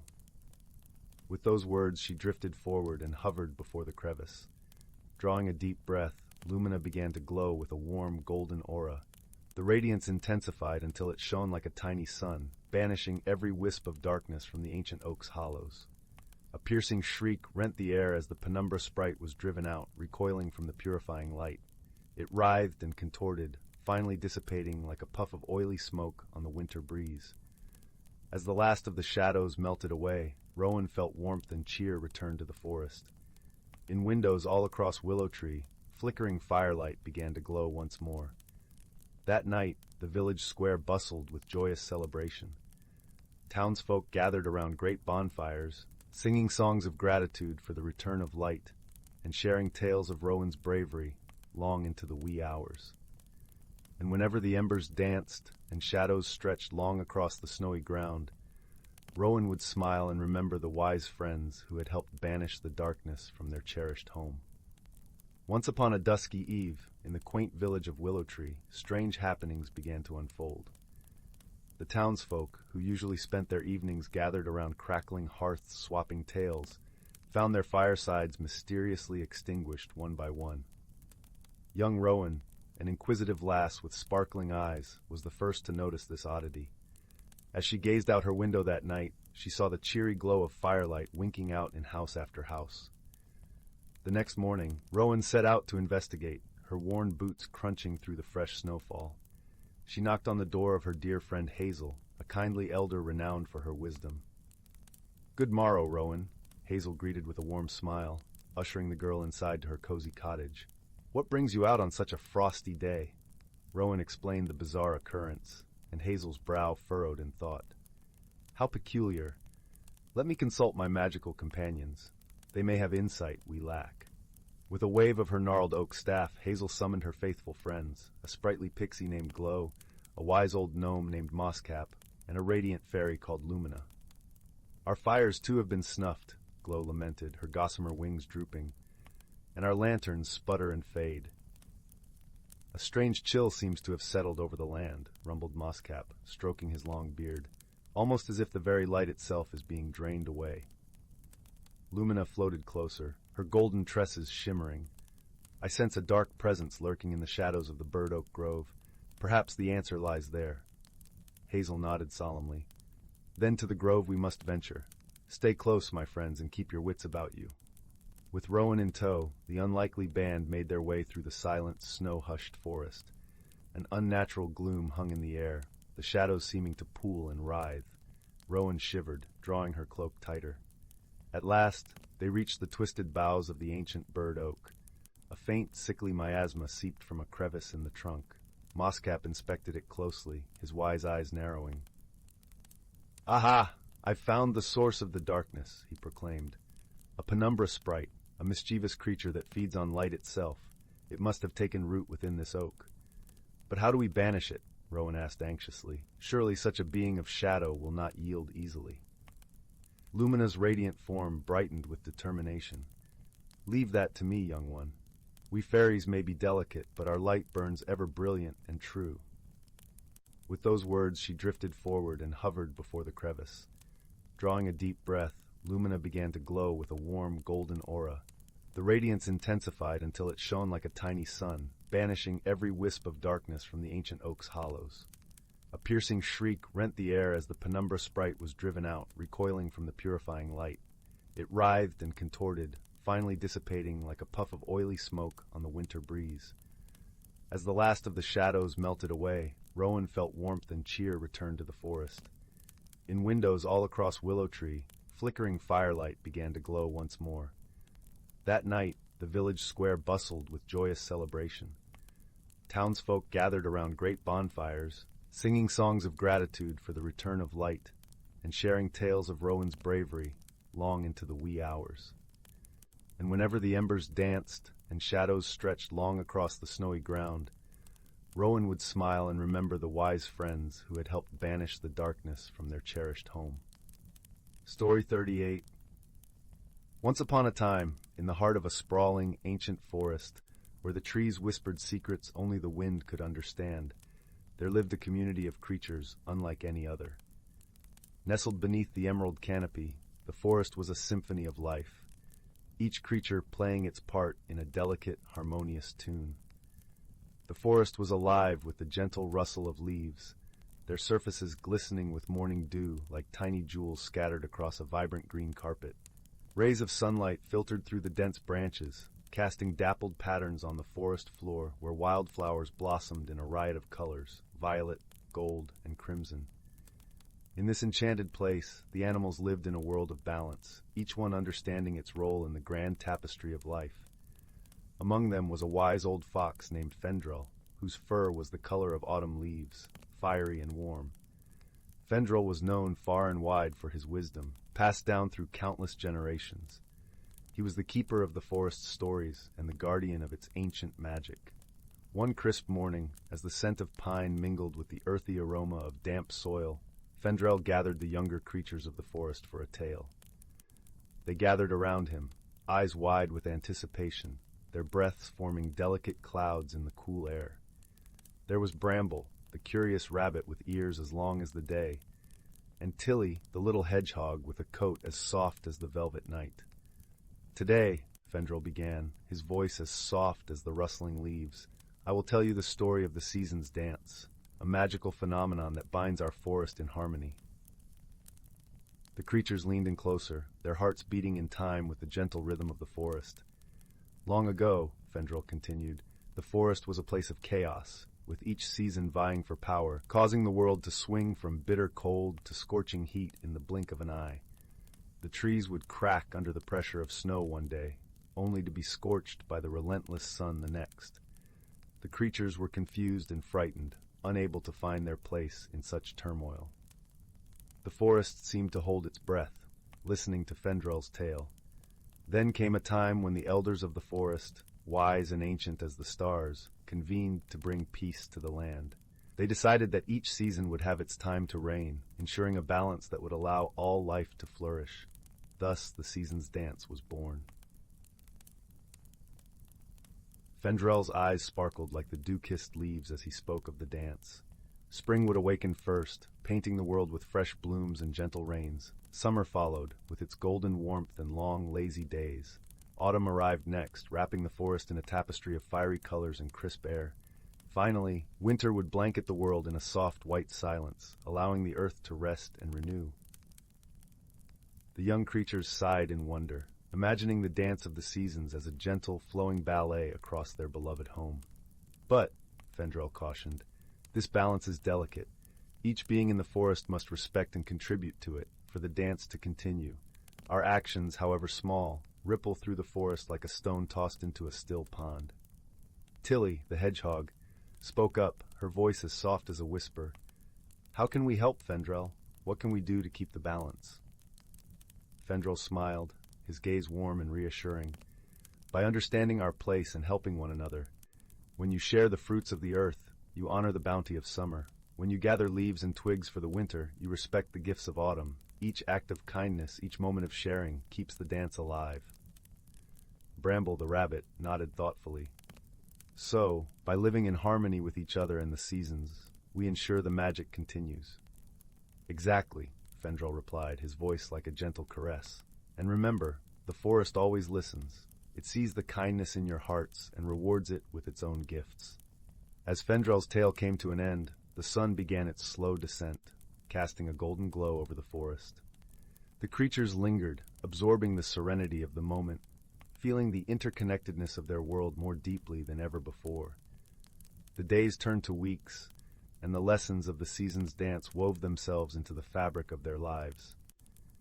Each creature took to heart the wisdom of Fendrel's story, nurturing the balance of their world through simple acts of care and camaraderie.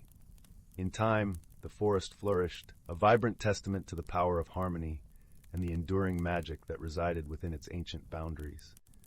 The creatures thrived, their lives an intricate tapestry of friendship and wisdom, woven together by the timeless dance of the seasons.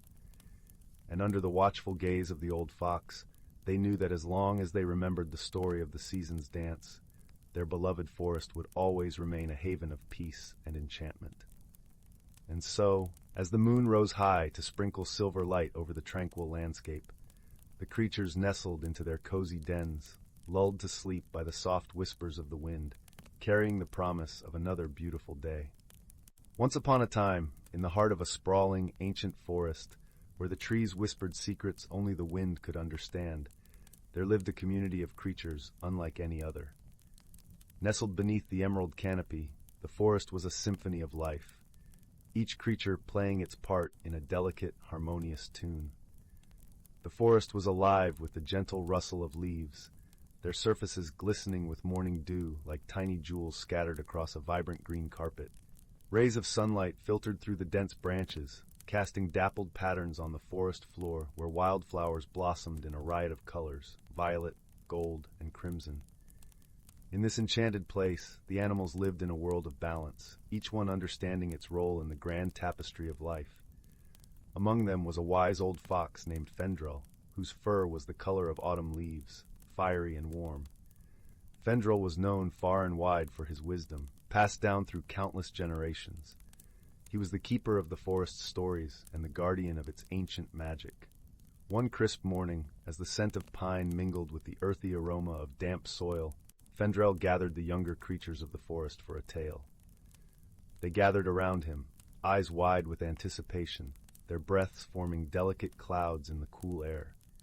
There was Bramble, the curious rabbit with ears as long as the day, and Tilly, the little hedgehog with a coat as soft as the velvet night. "Today," Fendrel began, his voice as soft as the rustling leaves, "I will tell you the story of the season's dance, a magical phenomenon that binds our forest in harmony." The creatures leaned in closer, their hearts beating in time with the gentle rhythm of the forest. "Long ago," Fendrel continued, "the forest was a place of chaos, with each season vying for power, causing the world to swing from bitter cold to scorching heat in the blink of an eye. The trees would crack under the pressure of snow one day, only to be scorched by the relentless sun the next. The creatures were confused and frightened, unable to find their place in such turmoil. The forest seemed to hold its breath, listening to Fendrel's tale. Then came a time when the elders of the forest, wise and ancient as the stars, convened to bring peace to the land. They decided that each season would have its time to reign, ensuring a balance that would allow all life to flourish. Thus the season's dance was born." Fendrel's eyes sparkled like the dew-kissed leaves as he spoke of the dance. Spring would awaken first, painting the world with fresh blooms and gentle rains. Summer followed, with its golden warmth and long, lazy days. Autumn arrived next, wrapping the forest in a tapestry of fiery colors and crisp air. Finally, winter would blanket the world in a soft white silence, allowing the earth to rest and renew. The young creatures sighed in wonder, imagining the dance of the seasons as a gentle, flowing ballet across their beloved home. "But," Fendrel cautioned, "this balance is delicate. Each being in the forest must respect and contribute to it, for the dance to continue. Our actions, however small, ripple through the forest like a stone tossed into a still pond." Tilly, the hedgehog, spoke up, her voice as soft as a whisper. "How can we help, Fendrel? What can we do to keep the balance?" Fendrel smiled, his gaze warm and reassuring. "By understanding our place and helping one another. When you share the fruits of the earth, you honor the bounty of summer. When you gather leaves and twigs for the winter, you respect the gifts of autumn. Each act of kindness, each moment of sharing, keeps the dance alive." Bramble, the rabbit, nodded thoughtfully. "So, by living in harmony with each other and the seasons, we ensure the magic continues." "Exactly," Fendrel replied, his voice like a gentle caress. "And remember, the forest always listens. It sees the kindness in your hearts and rewards it with its own gifts." As Fendrel's tale came to an end, the sun began its slow descent, casting a golden glow over the forest. The creatures lingered, absorbing the serenity of the moment, feeling the interconnectedness of their world more deeply than ever before. The days turned to weeks, and the lessons of the season's dance wove themselves into the fabric of their lives.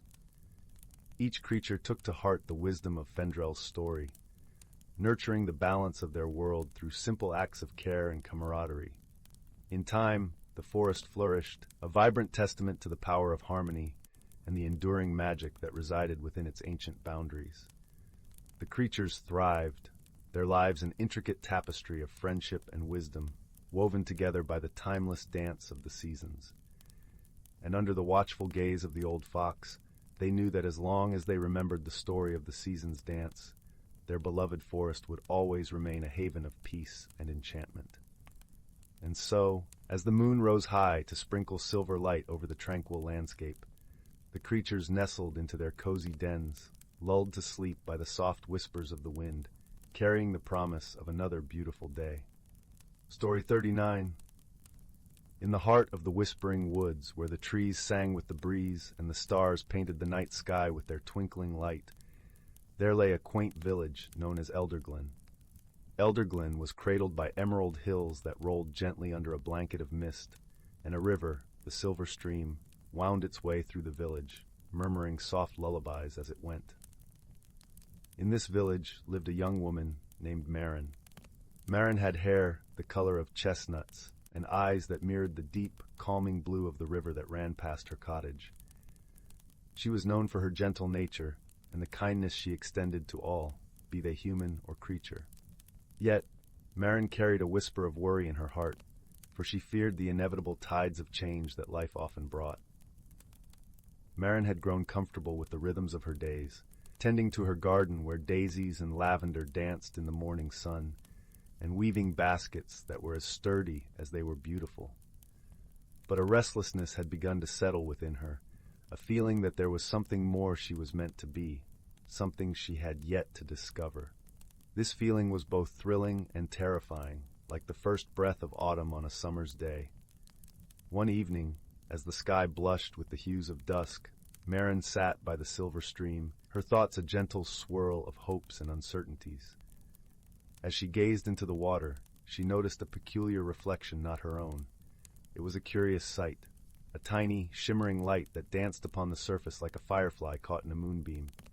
"Fear not, dear child of the earth," a voice like the rustling of leaves spoke, and from the light emerged a figure no taller than a sparrow, with wings like stained glass and eyes that sparkled with ancient wisdom. "I am Leora, a guardian of these woods. I sense your heart's unease and the longing that stirs within you."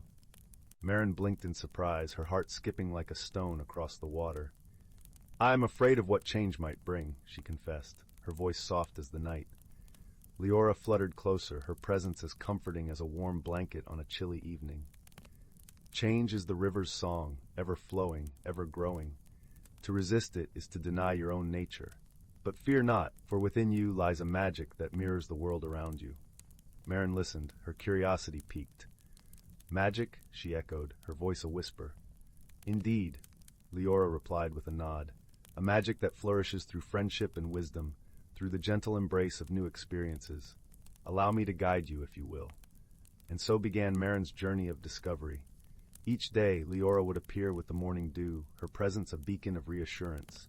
Together, they explored the forest's hidden corners, where mushrooms grew in fairy rings, and the air was sweet with the scent of pine and earth. One day, Leora led Marin to an ancient oak, its branches wide and welcoming. "This tree has seen many seasons," Leora said, her voice carrying the weight of time. "It has weathered storms and basked in the sun's embrace. Its strength lies in its roots and its willingness to grow." Marin traced her fingers along the bark, feeling the life pulsing beneath. "I see," she murmured, understanding dawning within her. "Change is not to be feared, but embraced." With each lesson, Marin felt her heart lighten, her fears dissolving like mist in the morning light. She learned to listen to the whispers of the wind, to find solace in the song of the river, and to dance with the fireflies under the moonlit sky.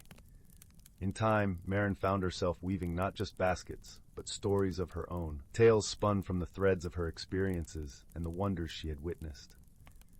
Her garden flourished with new blooms, vibrant and diverse, each one a testament to her growth. Her transformation did not go unnoticed. The villagers, drawn to her newfound warmth and wisdom, sought her counsel and friendship. Marin shared her journey, her voice a soothing melody that resonated with those who, like her, had once feared the unknown. As the seasons turned, Marin realized that the magic she had discovered was not just within her, but all around her, as constant and reassuring as the gentle flow of the silver stream. She had learned that change was not an adversary, but a companion, guiding her towards her true self. And so, under the watchful gaze of the stars and the gentle embrace of the forest, Marin lived with a heart full of gratitude and a spirit unburdened by fear. She had grown into herself, like a tree reaching for the sky, her roots deep and her branches wide. In the quiet moments by the stream, Leora would still visit, her light a soft glow in the twilight. Together, they would sit in companionable silence, their hearts united by the journey they had shared and the magic they had discovered in the gentle, ever-changing dance of life. And in those moments, Marin knew that she was exactly where she was meant to be. her soul at peace, her heart forever open to the wonders of the world. Story 40. In the vast, sparkling expanse of the cosmos, where stars glimmered like scattered diamonds on a velvet sky, there lay a tiny planet known as Viridian. It was a place of lush emerald forests and rivers that sang like whispers in the wind. On this serene world, a creature named Nico, with fur as soft as moonlight and eyes like shimmering pools of water, roamed the verdant plains. Nico's days were filled with the gentle rustling of leaves and the sweet scent of blooming flowers. Yet, within the tranquility of his world, he often felt a yearning for something more, a longing for companionship that his peaceful planet could not quite satisfy. One day, as the twin suns of Viridian dipped below the horizon, painting the sky in hues of pink and gold, a shadow streaked across the heavens. It was a spacecraft, sleek and silver, cutting through the atmosphere with a hum that resonated across the land. The craft landed with an elegant grace, its gleaming hull reflecting the fading light. From the ship emerged a being unlike anything Nico had ever seen. She was tall and slender, with skin that shimmered like molten silver and eyes that glowed with a gentle luminescence. Her name was Azura, a traveler from the distant world of Luminara, where the skies were always aglow with auroras and the air hummed with the songs of crystal winds. Nico, driven by curiosity and the age-old Viridian hospitality, approached the newcomer with cautious steps. Azura, equally intrigued and slightly wary, extended a hand. "Greetings, dweller of this beautiful world," she spoke, her voice a melody that floated on the evening breeze. "Welcome to Viridian," Nico replied, his voice a soft rumble. "I am Nico. What brings you to our humble planet?" Azura explained her journey, a quest for knowledge and the hope of finding new friends among the stars. But as she spoke, a misunderstanding arose, stemming from the nuances of language and culture. Nico, unfamiliar with Azura's expressive gestures, misinterpreted her intentions as a challenge, his fur bristling with apprehension. Azura, sensing the tension, paused. "I mean no harm," she assured, her eyes meeting Nico's with a warmth that spoke volumes beyond words. "I seek only to understand and to learn." Realizing his error, Nico relaxed, his heart softening in the face of Azura's sincerity. "I am sorry," he murmured, his voice a gentle sigh through the trees. "It seems I have much to learn as well." Thus began their journey of friendship, a path paved with both challenges and discoveries. They traveled across Viridian together, Azura sharing tales of her luminous homeland, and Nico introducing her to the wonders of his world, the iridescent glow of fireflies that danced in the night, the sweet melody of the river's song, and the gentle caress of the breeze through the forest canopy. Their first true test came when a sudden storm swept across the landscape, fierce and unyielding. The winds howled, and the skies darkened, casting a shadow over the green land. Nico and Azura sought shelter in a cave, its depths echoing the tumult outside. There, amidst the flickering light of a small fire, they spoke of their fears and hopes, each finding comfort in the other's presence. As the storm raged on, Azura shared techniques from her world, using luminous stones to create a calming glow that soothed their spirits, while Nico crafted a warm nest from soft leaves and moss, a cocoon of safety against the storm's fury. In the heart of the tempest, they discovered a profound truth, that friendship, like the most enduring of stars, shines brightest in the darkest of times. Through their shared vulnerability, they learned the value of trust and the strength found in unity. When the storm finally passed, leaving the air crisp and the land refreshed, Nico and Azura emerged from the cave, their bond stronger than before. The misunderstandings of their early encounter had transformed into a foundation of mutual respect and affection, a testament to their growth as individuals and companions. As they continued their exploration of Viridian, they encountered other challenges, the crossing of a swift river, the navigation of dense forests, but each obstacle only served to deepen their friendship. They learned to communicate beyond words, understanding the subtle cues of expression and gesture, building a language all their own. With each dawn that broke over Viridian, their connection grew, until it was time for Azura to continue her journey among the stars. As she prepared to depart, her heart was a mixture of joy and sorrow, for she knew she was leaving behind a piece of herself on this green and gentle world. "Nico," Azura said, her voice laced with emotion, Thank you for your friendship. You have taught me much about kindness and the beauty of simplicity." "And you," Nico replied, his eyes glistening like dewdrops in the morning sun, "have shown me the vastness of the universe and the endless possibilities of the heart." With a final embrace, Azura boarded her ship, the vessel lifting gracefully into the sky. Nico watched as the craft ascended, a streak of silver against the azure heavens, until it disappeared beyond the horizon. Though miles and stars would soon separate them, the friendship they had forged remained, a beacon of light and warmth in their hearts. They knew that wherever the cosmos took them, they would always carry the bond they had created on Viridian, a testament to the power of understanding, the magic of shared experiences, and the enduring strength of friendship. And so, beneath the eternal dance of the stars, Nico and Azura's story became a cherished memory, a reminder that no matter how different the worlds or beings, the language of the heart is universal, and true friendship transcends all boundaries. Story 41.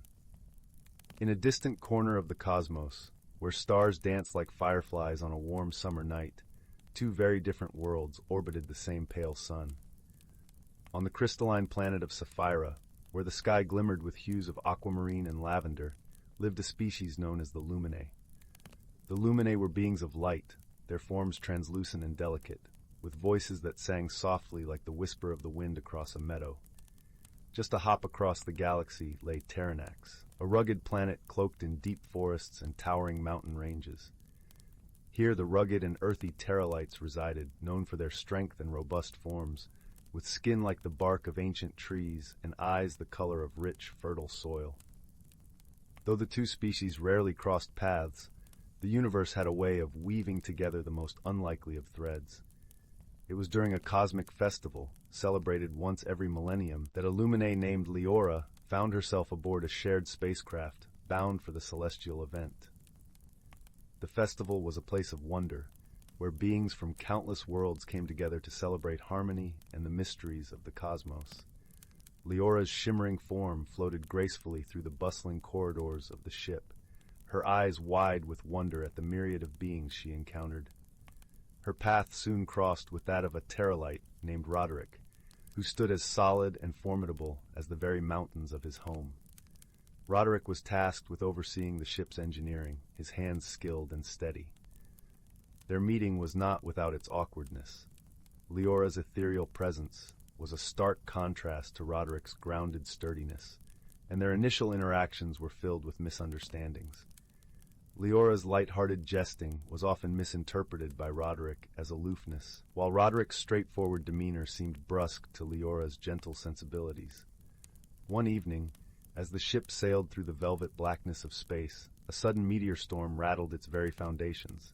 The ship shuddered violently, systems faltering, and the festival-goers found themselves in a state of alarm.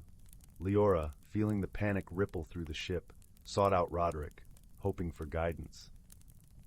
"Roderick," she called, her voice a gentle melody amidst the chaos, "do you think we can navigate through this storm?" Roderick, busy recalibrating the navigation systems, replied without looking up, his tone gruff with concentration. "It's going to be tough, but I've seen worse." Leora watched him work, her luminescent form casting a calming glow over the control panel. Despite their differences, she felt a growing respect for the Terralites' resilience and skill. As the storm raged on, Leora offered her assistance, her light weaving into the ship's systems to stabilize them. Roderick, initially hesitant, soon realized the unique synergy between their abilities. Together, their efforts brought the ship to a smooth sail once more, their combined strengths overcoming the threat. In the days that followed, Leora and Roderick found themselves drawn into conversations that revealed their shared interests and values. They spoke of their homeworlds, exchanging stories of Sapphira's shimmering crystal forests and Terranax's majestic mountain peaks. Through these conversations, barriers began to crumble, replaced by mutual understanding and respect. One quiet evening, as the ship glided past a nebula that painted the sky with iridescent ribbons, Leora turned to Roderick, her eyes shimmering with the reflection of the cosmic vista. "It's strange, isn't it? How something as turbulent as a storm can bring clarity." Roderick nodded, a rare smile softening his features. Yeah, I guess it's like the mountains back home. The toughest climbs often offer the best views. Their friendship deepened, forged in the fires of shared challenges and the gentle warmth of newfound understanding. They discovered the simple joy of companionship that transcended the boundaries of their worlds. When the ship finally arrived at the festival, they stood side by side, marveling at the wonders before them. The cosmic festival was a dazzling tapestry of light and sound, with beings from every corner of the universe sharing their art, music, and stories. Leora and Roderick wandered through the vibrant displays, each moment filled with laughter and discovery. As the festival reached its crescendo, they joined hands, a Lumine and a Terralite, two souls intertwined amidst the vastness of the universe. In that moment, they understood that friendship was a bond stronger than any star, a light that illuminated even the darkest corners of the cosmos.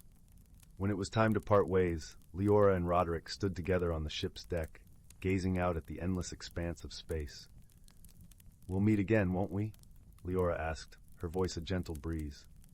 "Of course," Roderick replied, his tone as steady as the mountains he called home. The universe has a way of bringing friends back together. And so, with a promise carried on the starlit winds, they bid each other farewell, their hearts forever linked by the journey they had shared. As the ship set course for new horizons, Leora and Roderick knew that no matter the distance, their friendship would always be a guiding light, shining brightly in the vast, infinite tapestry of the universe. Story 42. Once upon a time, in the vast and starry expanse of the Orion Nebula, there resided two neighboring planets, each as unique as the stars themselves. On the vibrant, lush world of Terra Flora lived the gentle Floralis, beings who were as much plant as they were people. They had skin that shimmered with chlorophyll greens and eyes that glistened like morning dew. Their touch could coax the most stubborn seed into bloom, and their hearts were as tender as the petals they tended.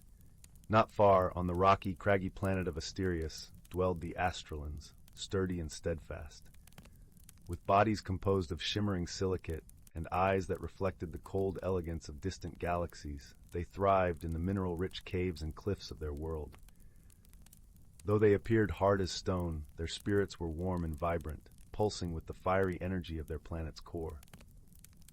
The Floralis and the Astrolans knew of each other, their worlds orbiting in a cosmic dance, but they never imagined their paths would cross. That was until a comet, blazing with unpredictable energy, altered its course and headed straight for Terra Flora, threatening to disrupt the harmony of its delicate ecosystem. A council of Floralis, their faces marked with worry like wilting leaves, decided they must seek help from the Astrolans, known for their expertise in mineral manipulation and structural fortitude. The Floralis sent a representative, a young and curious Florali named Lyra, whose heart was as bright as the sunbeams she loved to bask in. Lyra embarked on her journey across the stars, the petals of her attire fluttering with excitement and trepidation. Upon arriving on Asterius, she was met by an Astralan engineer named Selim, a being of few words but great depth. His exterior was like polished obsidian, reflecting the light in a kaleidoscope of colors.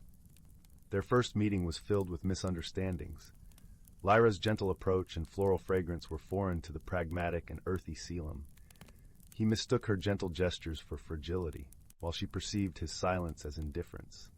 Yet beneath these initial missteps, both harbored a sincere desire to protect their worlds. Together, they set out to devise a plan to redirect the comet. They traveled through Asterius's network of glittering caves, Lyra marveling at the crystalline formations, while Calum explained their properties with a pride that softened his stony demeanor. As they worked side by side, Lyra and Selim faced challenges that tested their patience and resolve. One day, while attempting to harness a crystal's energy, a miscalculation caused a small explosion, showering them in a cascade of sparkling shards. Lyra's instinct was to shield Selim with her leafy arms, her chlorophyll absorbing the impact. This act of selflessness surprised Calum, who had always thought of himself as the protector. In return, when Lyra's gentle hands struggled to shape the stubborn minerals, Calum lent his strength, guiding her with a patience that was as solid as the stones he worked with. Their collaboration blossomed like a rare flower, each discovering strengths in the other they had never seen before. As the days passed, the comet drew closer, its fiery tail a reminder of the urgency they faced. Yet in their shared endeavors, a friendship took root, nurtured by mutual respect and understanding. Lyra learned to appreciate the quiet strength of the Astrolans, while Selim found beauty in the Floralis' nurturing spirit. On the eve of the comet's arrival, they stood together atop Asterius's highest peak, a place where the sky seemed to merge with the earth. With the crystals calibrated and their plan in place, they released a beam of energy so pure and focused it seemed to sing through the cosmos. The comet, drawn by this newfound force, altered its path, sailing safely past Terra Flora, leaving both planets unharmed. In the aftermath of their success, Lyra and Calum stood side by side, the stars twinkling above them like 1,000 watchful eyes. They spoke of the future, of how their worlds might learn from each other, combining the strength of stone with the gentleness of growth.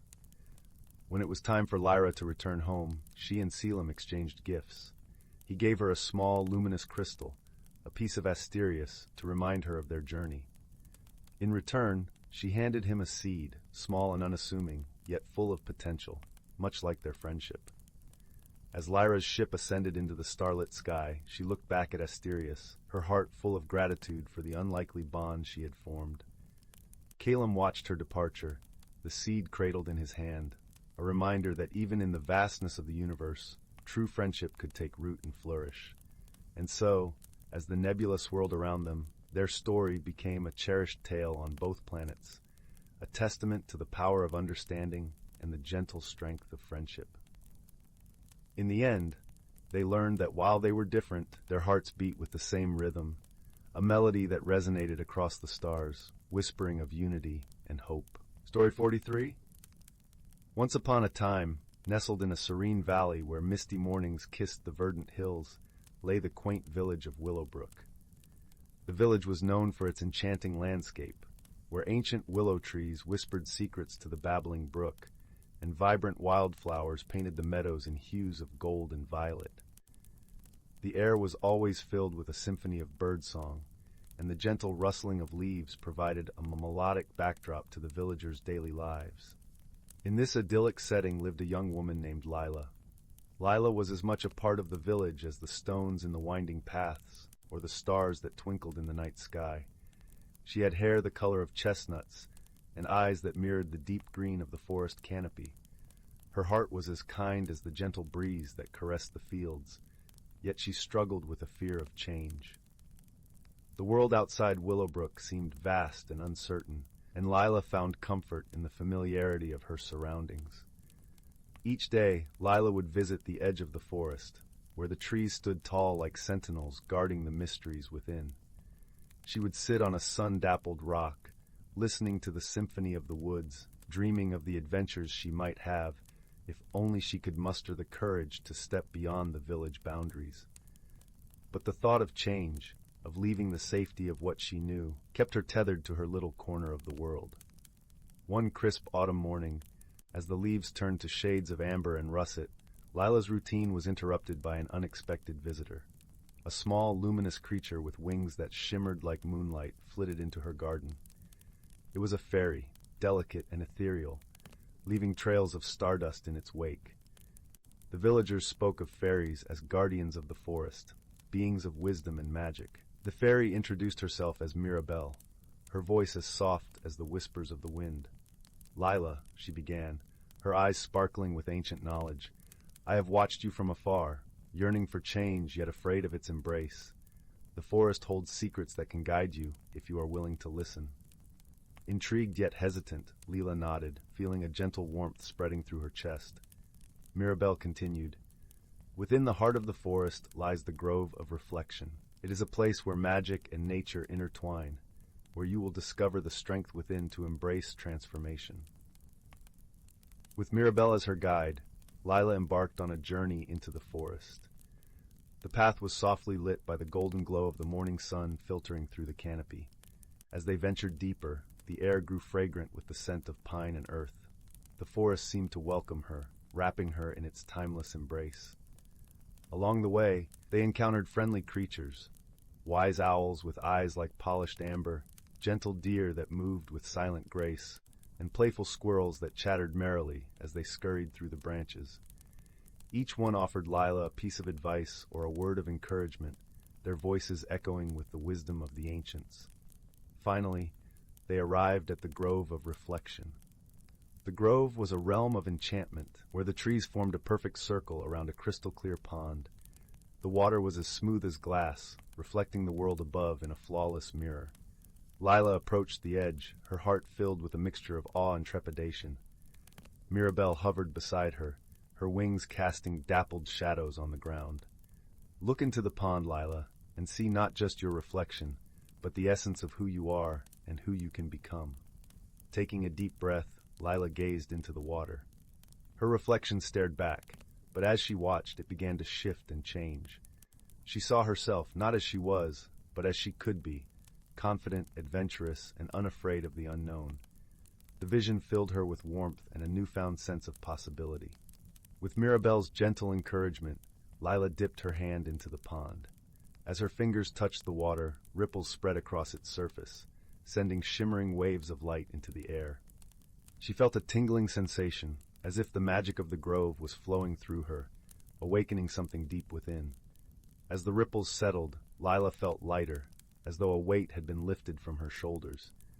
The fear that had once held her back was replaced by a quiet determination. She realized that change was not something to be feared, but a natural part of life, as essential as the changing of the seasons or the ebb and flow of the brook. With a grateful heart, Lila turned to Mirabelle. "Thank you," she whispered, her voice filled with emotion. "You've shown me that the journey of self-discovery is as beautiful as the destination."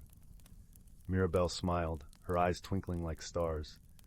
"Remember, Lila, the magic lies not in the grove, but within you. Embrace the journey, and let your heart be your guide." With newfound courage, Lila returned to Willowbrook, her spirit as radiant as the morning sun. She began to explore beyond the village, discovering the wonders of the world with eager eyes and an open heart. The villagers noticed the change within her, inspired by her transformation and the joy she found in each new experience. As the seasons turned and the years passed, Lila's adventures became the stuff of legend in Willowbrook. Her stories were filled with laughter and learning, with kindness and courage. Each tale was a testament to the beauty of personal growth and the magic of embracing change. And so, in the heart of the valley where the willows whispered and the brook sang its timeless song, Lila lived a life rich with discovery and wonder. She had learned that true magic lay not in the mystical creatures of the forest, but in the power of friendship, the strength of the heart, and the endless possibilities that awaited those who dared to dream. In the end, Lila found that the journey of growth was the greatest adventure of all, and that by embracing change, she had unlocked the door to a world of infinite beauty and boundless hope. And as she sat by the fire, surrounded by friends and family, she knew that she had finally come home to herself. Story 44. Story 45. Story 46. Story 47. Story 48. Story 49. Story 50. Story 51. Story 52. Story 53. Story 54. Story 55. Story 56. Story 50. Story 58. Story 59. Story 60. 61. Story 62. Story 63. In a quaint village nestled among rolling hills and emerald forests, there lived a young apprentice named Lila. The villagers knew her by her gentle smile and the tiny bluebird that often perched on her shoulder. Lila was learning the art of herbal magic from Elder Willow, a wise and kind-hearted mentor who knew the secrets of the forest and the whispers of the wind. One crisp autumn evening, as golden leaves danced in the twilight breeze, strange occurrences began to unsettle the peaceful village. The air was filled with an unusual melody that seemed to come from nowhere and everywhere all at once. It was a hauntingly beautiful tune, like the soft strum of a harp mingling with the gentle rustling of leaves. Though it brought no harm, the melody lingered in the villagers' hearts, leaving them with a curious sense of wonder. Lila, intrigued by the mystical music, decided to unravel its mystery. With Elder Willow's blessing, she set out on her quest, guided by her faithful bluebird companion, who chirped encouragingly. The pair wandered into the heart of the forest, where the melody grew stronger, weaving through the trees like a silken thread. As they ventured deeper, they came upon a clearing bathed in silver moonlight. In the center stood an ancient oak, its branches reaching out like welcoming arms. Lila noticed something peculiar about this tree. Its bark shimmered softly, and tiny glowing creatures flitted between its leaves, casting a gentle glow upon the forest floor. "Ah, the luminous sprites," Lila whispered to her bluebird, recognizing the magical creatures from Elder Willow's tales. The sprites were known to be shy but helpful, often leading travelers to hidden wonders and treasures. Lila approached the oak reverently, her heart filled with a sense of awe and gratitude. "Dear luminous sprites," she called softly, "I seek the source of the enchanting melody that fills our village. Can you guide me?" The luminous sprites twinkled with delight, their light pulsing in a rhythm that seemed to echo the mysterious melody. They danced around Lila, creating a path of light that led deeper into the forest. Following the trail, Lila found herself at the entrance of a hidden glade. There, she discovered a beautiful ethereal harp woven from vines and moonbeams. It stood alone, its strings gently vibrating, crafting the melody that had captivated the village. Curious, Lila examined the harp closely. She noticed a small inscription on its base, written in the flowing script of the forest folk. "Harmony of Hearts," it read. Lila realized that the harp was not just a magical artifact, but a conduit for the emotions and wishes of those who listened to its song. Sitting beside the harp, Lila pondered the meaning of its melody. She closed her eyes, allowing the music to wash over her, bringing clarity and understanding. The harp's song was a call for unity and compassion, a reminder of the bonds that held the village together. With newfound insight, Lila decided to share this message with the villagers. She returned to the village, her heart light and her mind clear. The bluebird sang joyfully, echoing the harmony she felt within. Gathering the villagers in the town square, Lila recounted her journey and the harp's message. She explained how the melody was a reflection of their own hearts, a reminder to cherish their connections and support one another through kindness and understanding.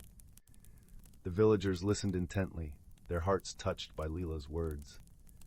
As the moon rose high above, casting its gentle glow, they joined hands, creating a circle of unity and warmth. Together, they sang a simple song of friendship, their voices blending harmoniously under the starlit sky. From that night onward, the village thrived with renewed spirit and camaraderie. The strange melody no longer seemed mysterious, but rather a cherished part of their lives, a gentle reminder of the power of unity and love. As for Lila, she continued her apprenticeship with Elder Willow, her heart full of gratitude for the wisdom she had gained. The luminous sprites often visited her, their playful lights dancing in her garden, a testament to the magical bond she had formed with the forest. And so, in the cozy village beneath the starry sky, the gentle mystery was resolved, leaving the villagers with a story of warmth and wonder to share by the fireside, as the melody of the harp played softly in their hearts. Story 64. Once upon a starlit night, a young girl named Lily stood by her bedroom window, gazing wistfully at the velvety sky.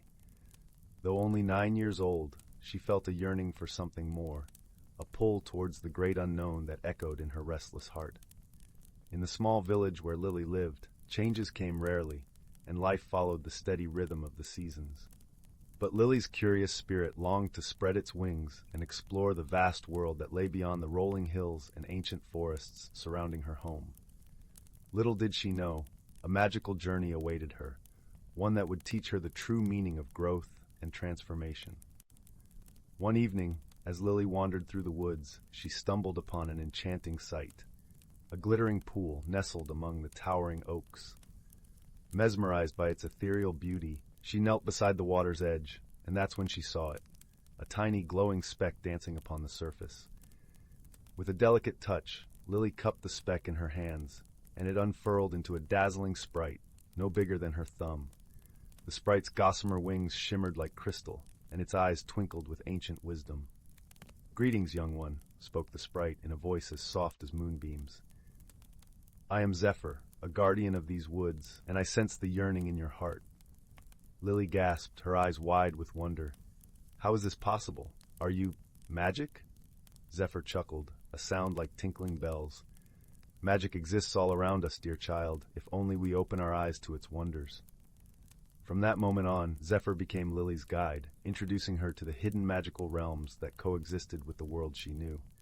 Together they explored enchanted glades where pixies danced among the wildflowers, and ancient trees whispered secrets of bygone eras. Yet as wondrous as these experiences were, Lily's true transformation unfolded within her heart and mind. Zephyr's gentle teachings helped Lily understand that growth was not merely a physical change, but a journey of the spirit. With each new adventure, Lily learned valuable lessons: patience from the steady trickle of a stream, resilience from the oak that weathered storms, and courage from the brave little sparrow that took flight. And just as the natural world around her shifted with the seasons, so too did Lily's perspectives and dreams evolve.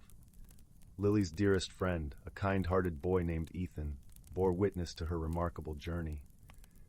Though he could not see the magical beings, he supported Lily's explorations, offering a listening ear and a shoulder to lean on when the path grew challenging.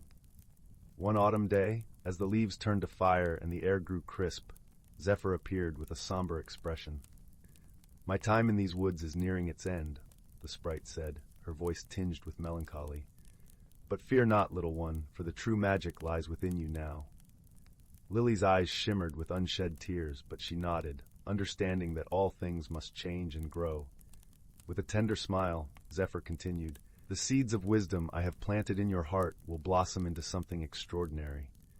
Embrace the uncertainties of life, for they are windows to new discoveries and personal growth." As the sprite faded into the dappled sunlight, Lily felt a warmth blossoming in her chest, a newfound confidence and appreciation for the journey that lay ahead. In the years that followed, Lily's thirst for knowledge and experience only deepened. She pursued her dreams with unwavering determination, yet always remained grounded in the lessons Zephyr had imparted: to embrace change with grace, to find beauty in the smallest wonders, and to nurture the magic within her own heart. And though the enchanted realms faded from her sight, the magic lived on in Lily's open mind, her compassionate spirit, and her unwavering belief in the transformative power of growth and self-discovery. Story 65. Story 66. Story 67. Story 68. Story 69. Story 70. Story 71. Story 72. In the heart of the whispering woods, where the trees seemed to hum soft lullabies, and the ground was carpeted with a tapestry of moss and wildflowers, there lay a quaint little village called Moonhaven. This village, nestled under the gentle glow of a perpetually twinkling sky, was a place where magic flowed as naturally as the babbling brook that wound its way through the center of town. Moonhaven was known for its serene beauty and the warmth of its community. It was a place where the houses were made of smooth, rounded stones, with thatched roofs that looked like they had sprouted from the earth itself. Each window glowed with the soft light of candles, and the air was always scented with the comforting aromas of freshly baked bread and blooming lavender. One crisp autumn evening, as the golden leaves danced gently down from the trees, a peculiar event began to unfold. The village's beloved clock tower, which stood proudly in the village square for generations, had started to chime at odd hours. Instead of its usual melody marking the passage of time, it now played a strange, lilting tune that no one recognized. This curious phenomenon puzzled the villagers, for the clock tower was enchanted to ensure it kept perfect time and harmony with the natural world. The villagers gathered in small groups, whispering under the glow of the street lamps, their breath visible in the cool evening air.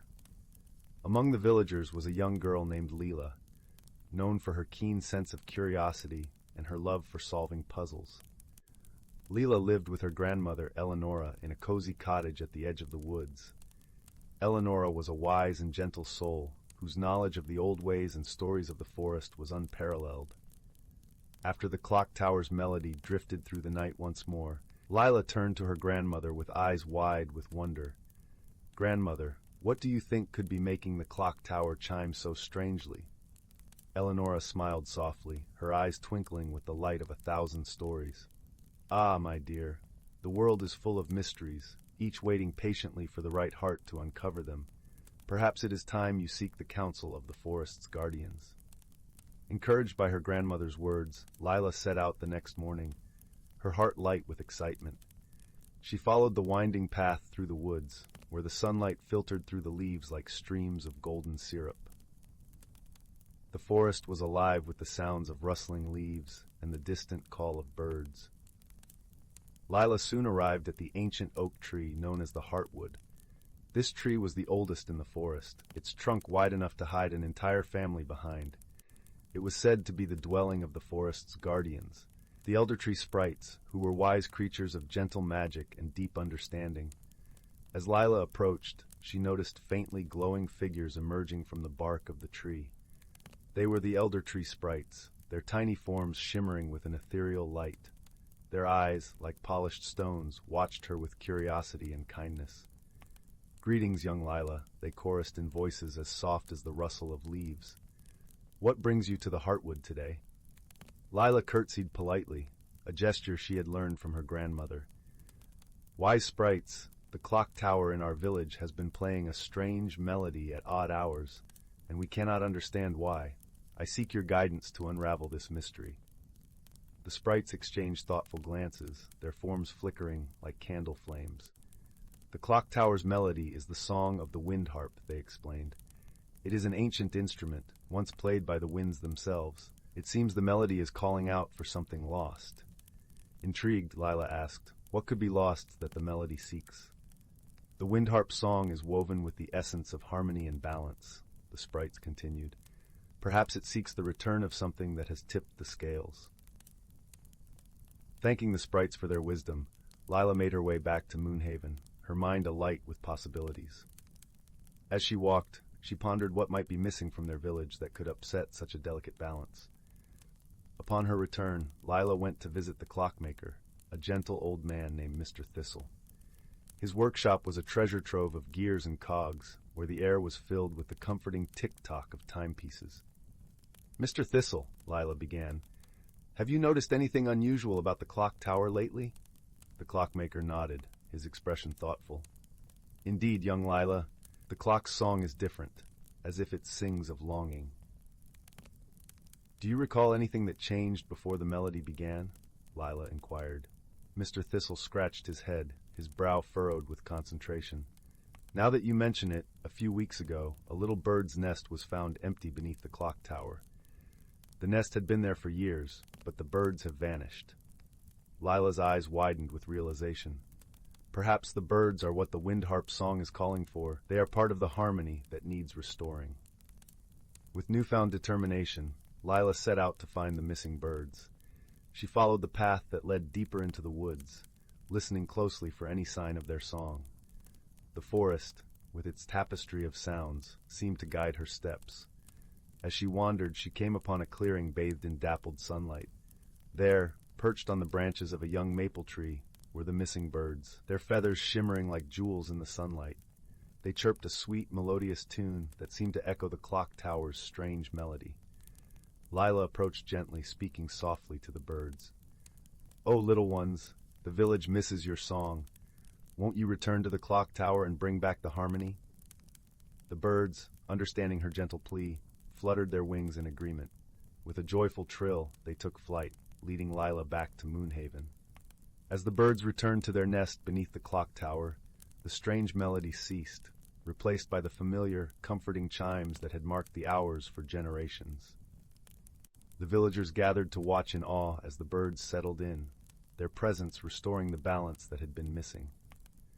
That evening, as the stars twinkled like diamonds in the sky, the village celebrated the return of their feathered friends. Lila, her heart full of contentment, sat by the fire with her grandmother, recounting her adventure. "You see, my dear," Eleonora said, wrapping an arm around Lila's shoulders, "sometimes the answers we seek are found by simply listening to the world around us. Balance and harmony are treasures worth nurturing." As the fire crackled softly and the night wrapped the village in its gentle embrace, Moonhaven drifted into a peaceful slumber, its harmony restored. And in the heart of the whispering woods, the clock tower stood tall, its melody a testament to the power of friendship and the wisdom of listening to the whispers of the world. Story 73. Story 74. Story 75. Story 76. Story 77. Story 78. Story 79. Story 80. Story 81. Story 82. Story 83. Title: The Whisper of the Willow. In a quaint village nestled between rolling hills and the edge of a vast, whispering forest lived a gentle young girl named Leora. Her days were filled with the hum of bees in the meadow, the scent of wildflowers on the breeze, and the comforting embrace of her grandmother's stories by nightfall.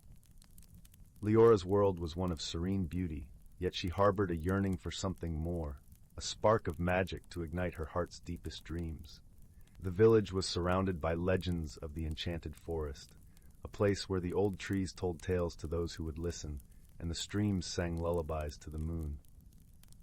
But the heart of these stories was the ancient Willow of Whispers, a tree said to hold the power to reveal one's true path in life.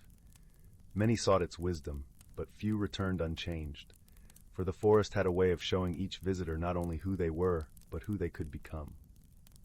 Leora often wandered to the forest's edge, her fingers brushing the soft moss that clung to the trunks of the trees. Her grandmother's stories painted images in her mind, of brave explorers and wise creatures, but the Willow of Whispers remained an enigma, a mystery she longed to unravel. It was on one such day, with the sun dappling through the leaves and a gentle breeze rustling the branches, that Leora felt the forest calling to her more strongly than ever before. With a heart full of anticipation and a small satchel packed with essentials, bread, cheese, and her grandmother's knitted shawl, Leora stepped into the forest.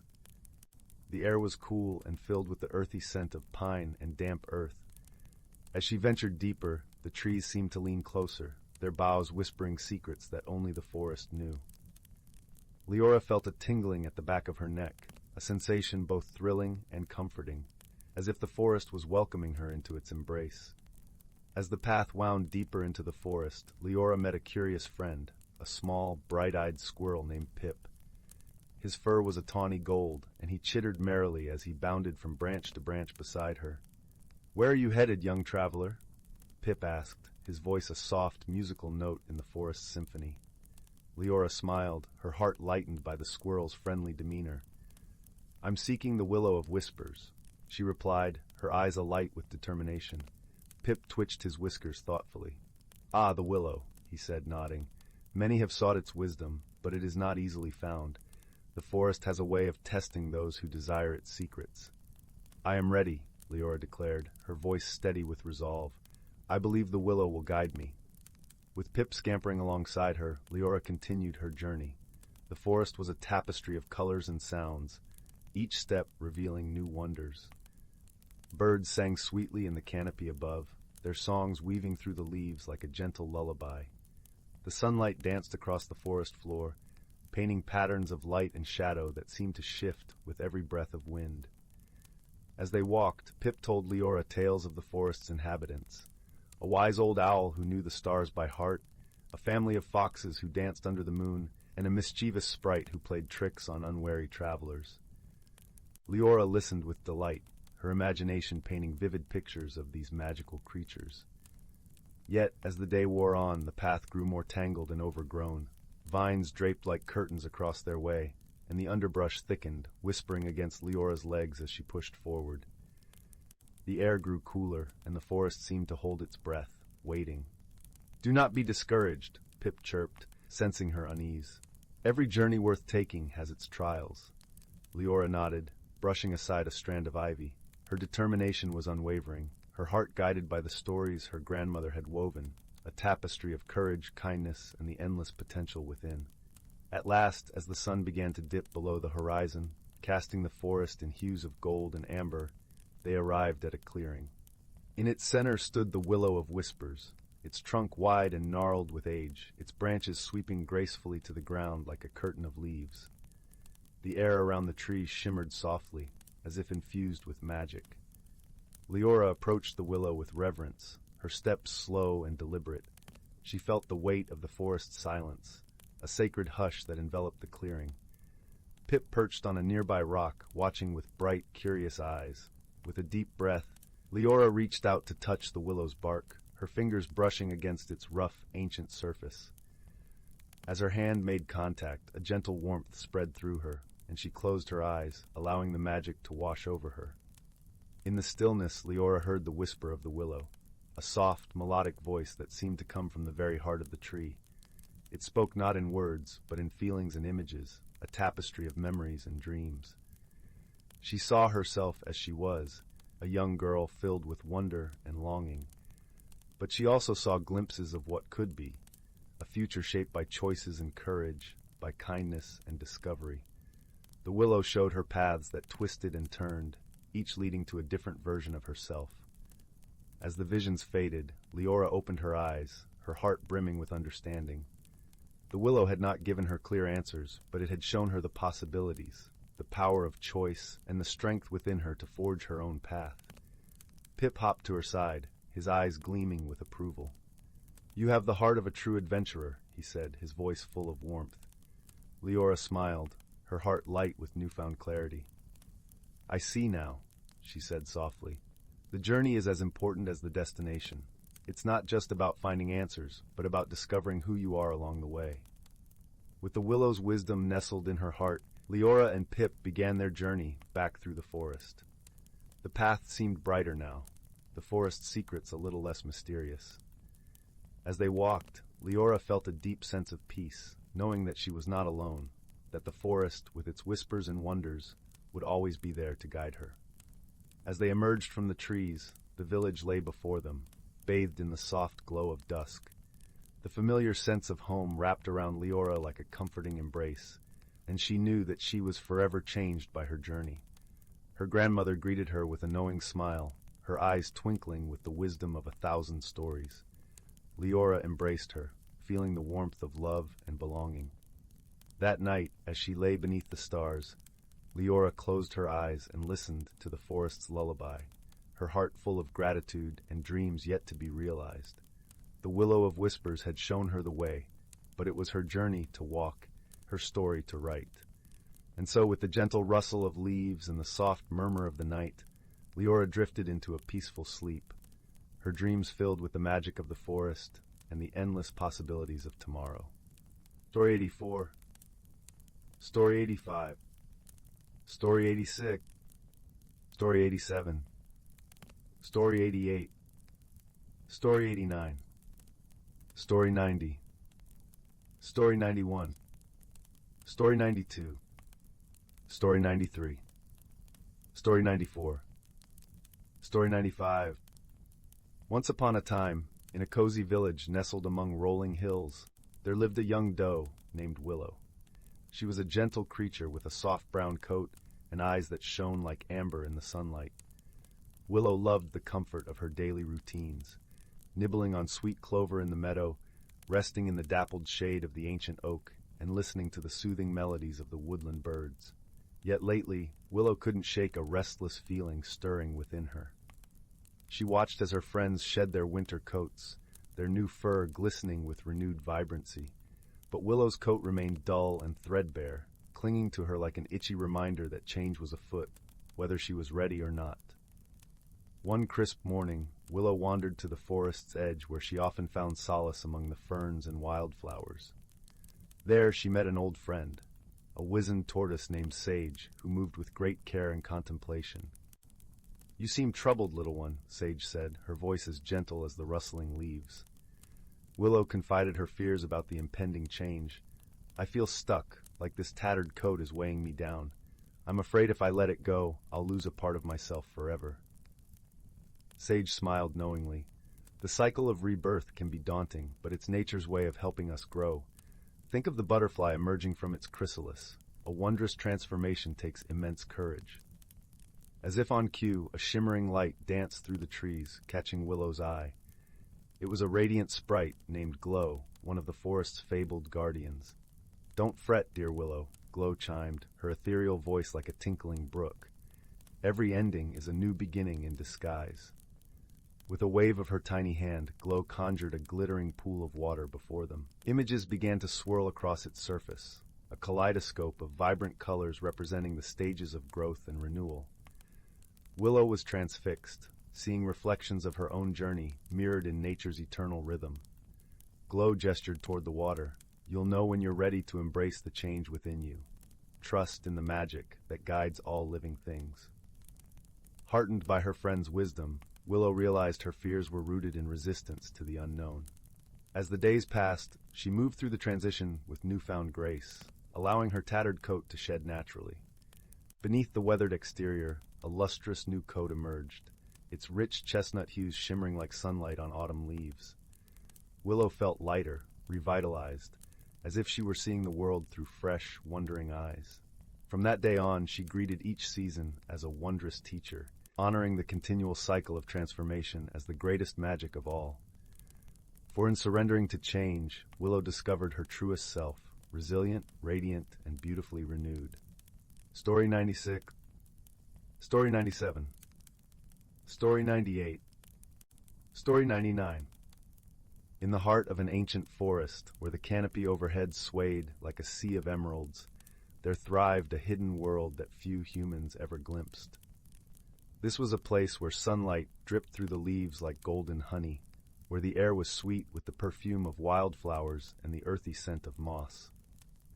Here, the world pulsed with the quiet rhythm of life, orchestrated by the soft whispers of the wind and the gentle rustling of creatures unseen. Among the inhabitants of this enchanted realm were the Sylvans, gentle beings as old as the forest itself.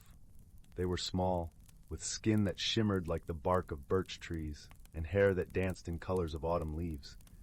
The Sylvans were the forest's caretakers, guardians of the delicate balance that nurtured all life within. In this haven of tranquility, the Sylvans lived in harmony with the creatures of the woods.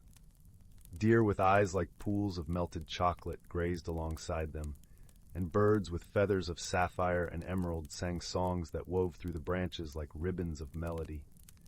Each creature knew its place in the intricate web of life, guided by the wisdom passed down through countless generations. One such Sylvan was a young guardian named Leora. Her eyes reflected the deep greens of the forest, and her heart beat in tune with the ancient trees.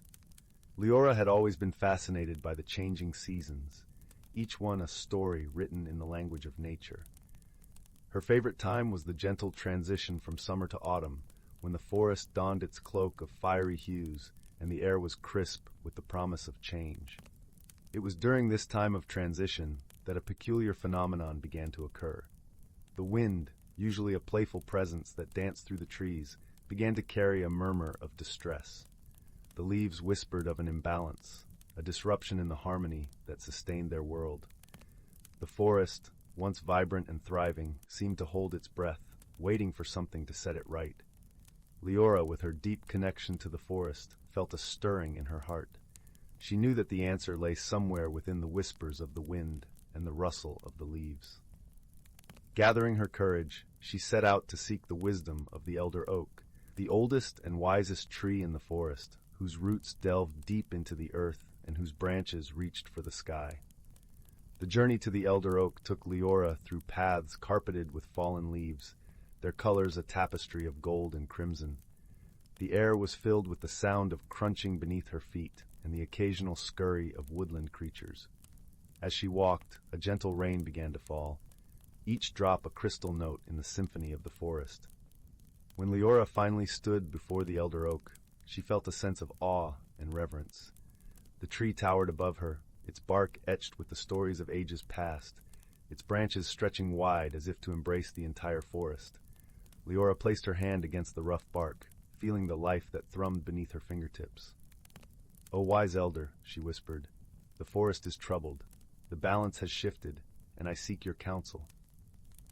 The elder oak's response was a soft rustling, a language that Leora had learned to understand through years of listening. "The seasons are the breath of the forest," the tree seemed to say. "When one breathes too deeply, the others must adjust. The balance is delicate, like the web of a spider after rain. Leora pondered these words, letting them settle in her heart. She realized that the forest's harmony was not just a matter of nature's rhythms, but of understanding and cooperation among all its inhabitants. With newfound clarity, Leora returned to the sylvan village. She gathered the creatures of the forest, the deer, the birds, the squirrels with their bright eyes and bushy tails. Together, they listened as Leora shared the elder oak's wisdom. "We must work together," she said, her voice as gentle as the breeze. "Each of us plays a part in maintaining the balance. The wind, the rain, the sun, and the soil, each has a role, and so do we." The creatures nodded, understanding that they were part of a greater whole. They set about their tasks, guided by Leora's gentle leadership. The birds carried seeds to new places, ensuring the forest's renewal. The deer pruned the undergrowth, allowing light to reach the forest floor. The sylvans tended to the trees, nurturing the saplings that would one day stand as tall as the elder oak. As the days passed, the forest began to breathe easier. The murmur of distress faded, replaced by the harmonious song of life. The balance had been restored, not by force but by understanding and cooperation. And so the seasons continued their dance, each one a chapter in the forest's story. Leora, now wiser and filled with a deeper connection to her home, knew that the lessons of the elder oak would guide her and the generations to come. Under the canopy of stars, as the forest settled into the embrace of night, Leora sat beneath the elder oak, feeling the warmth of the earth and the cool kiss of the breeze. She closed her eyes, letting the peace of the forest fill her soul, knowing that she was part of something beautiful and eternal. In this ancient forest, where magic and reality intertwined, the hidden lives of natural creatures thrived in harmony, their stories woven into the fabric of the world. And as the gentle night wrapped its arms around the forest, all was as it should be, balanced, peaceful, and whole. The whispering woods and the lantern of Luminara. In the small village of Amberley, nestled at the edge of the whispering woods, tales of enchantment and mystery were as old as the trees themselves. The woods were a place of wonder, where the air was thick with secrets and magic lingered in the rustling leaves. Yet it was also a place avoided by many, for deep within its heart lay a hidden world, known only to those with the courage to seek it. The village was a cozy cluster of thatched roof cottages, surrounded by fields of lavender that swayed gently in the breeze, filling the air with a soothing fragrance. The villagers were kind and simple folk, their days marked by the rhythm of the seasons and the quiet pleasures of rural life. In one such cottage lived a young girl named Leora. She had hair the color of autumn leaves and eyes that sparkled with curiosity. Leora was known for her gentle nature and the way she seemed to understand the whispers of the wind and the songs of the birds. She often spent her afternoons wandering the edges of the whispering woods, listening to the stories the forest had to tell. One cool autumn evening, as the setting sun painted the sky in hues of orange and pink, Leora sat at her window, gazing out at the woods. Her heart longed for adventure, and she felt a pull towards the trees, as though they were calling her name. "Leora," her mother called from the kitchen, "come help me with supper." Leora reluctantly tore her gaze from the window and joined her mother. As they prepared the meal, her mother spoke of the coming winter and the preparations they must make. But Leora's mind drifted back to the woods, to the stories of hidden worlds and magical beings that her grandmother used to tell. That night, as the village lay quiet under a blanket of stars, Leora lay awake in her bed, listening to the gentle rustle of the leaves outside.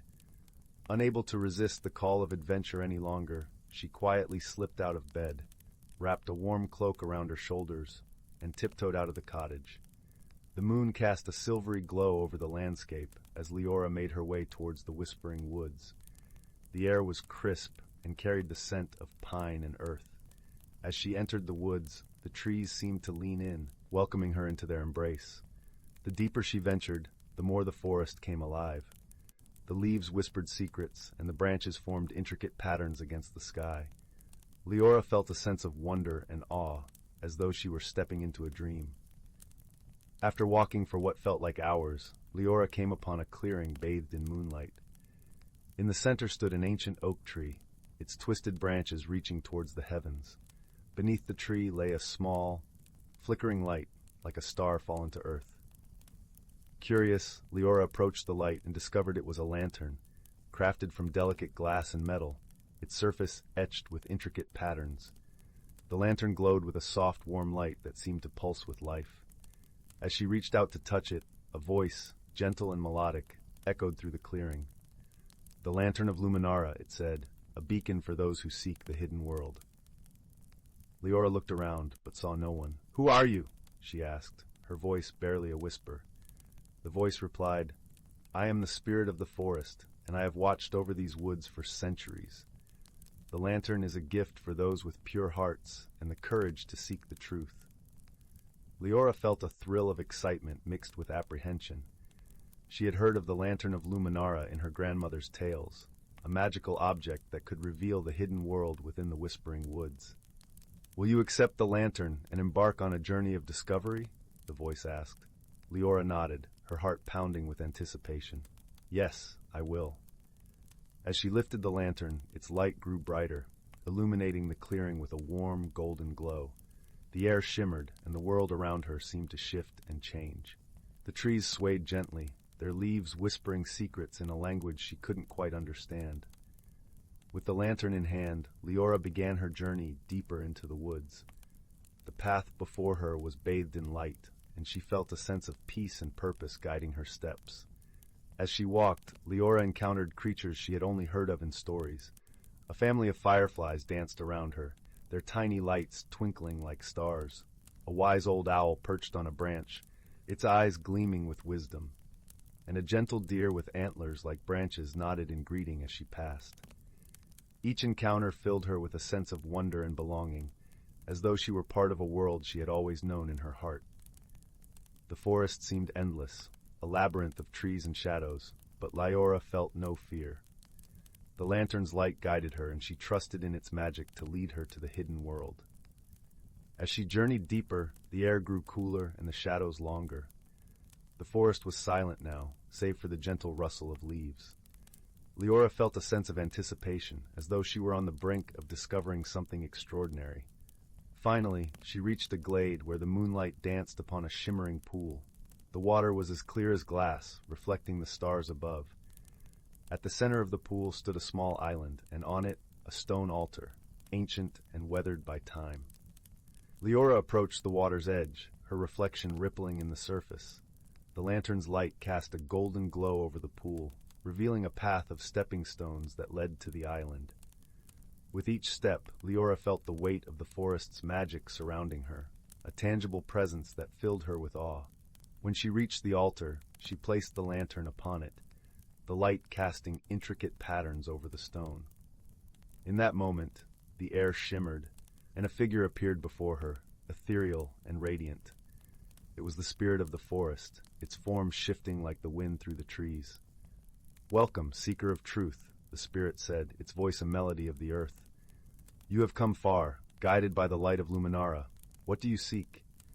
Leora took a deep breath, her heart filled with the courage of her journey. "I seek to understand the world hidden within these woods, to learn its secrets and share its wonders." The spirit smiled, its light flickering like the lantern. "You have shown courage and kindness, and the forest has embraced you as one of its own. The hidden world is within you, a place of wisdom and magic that can only be found by those who seek with an open heart."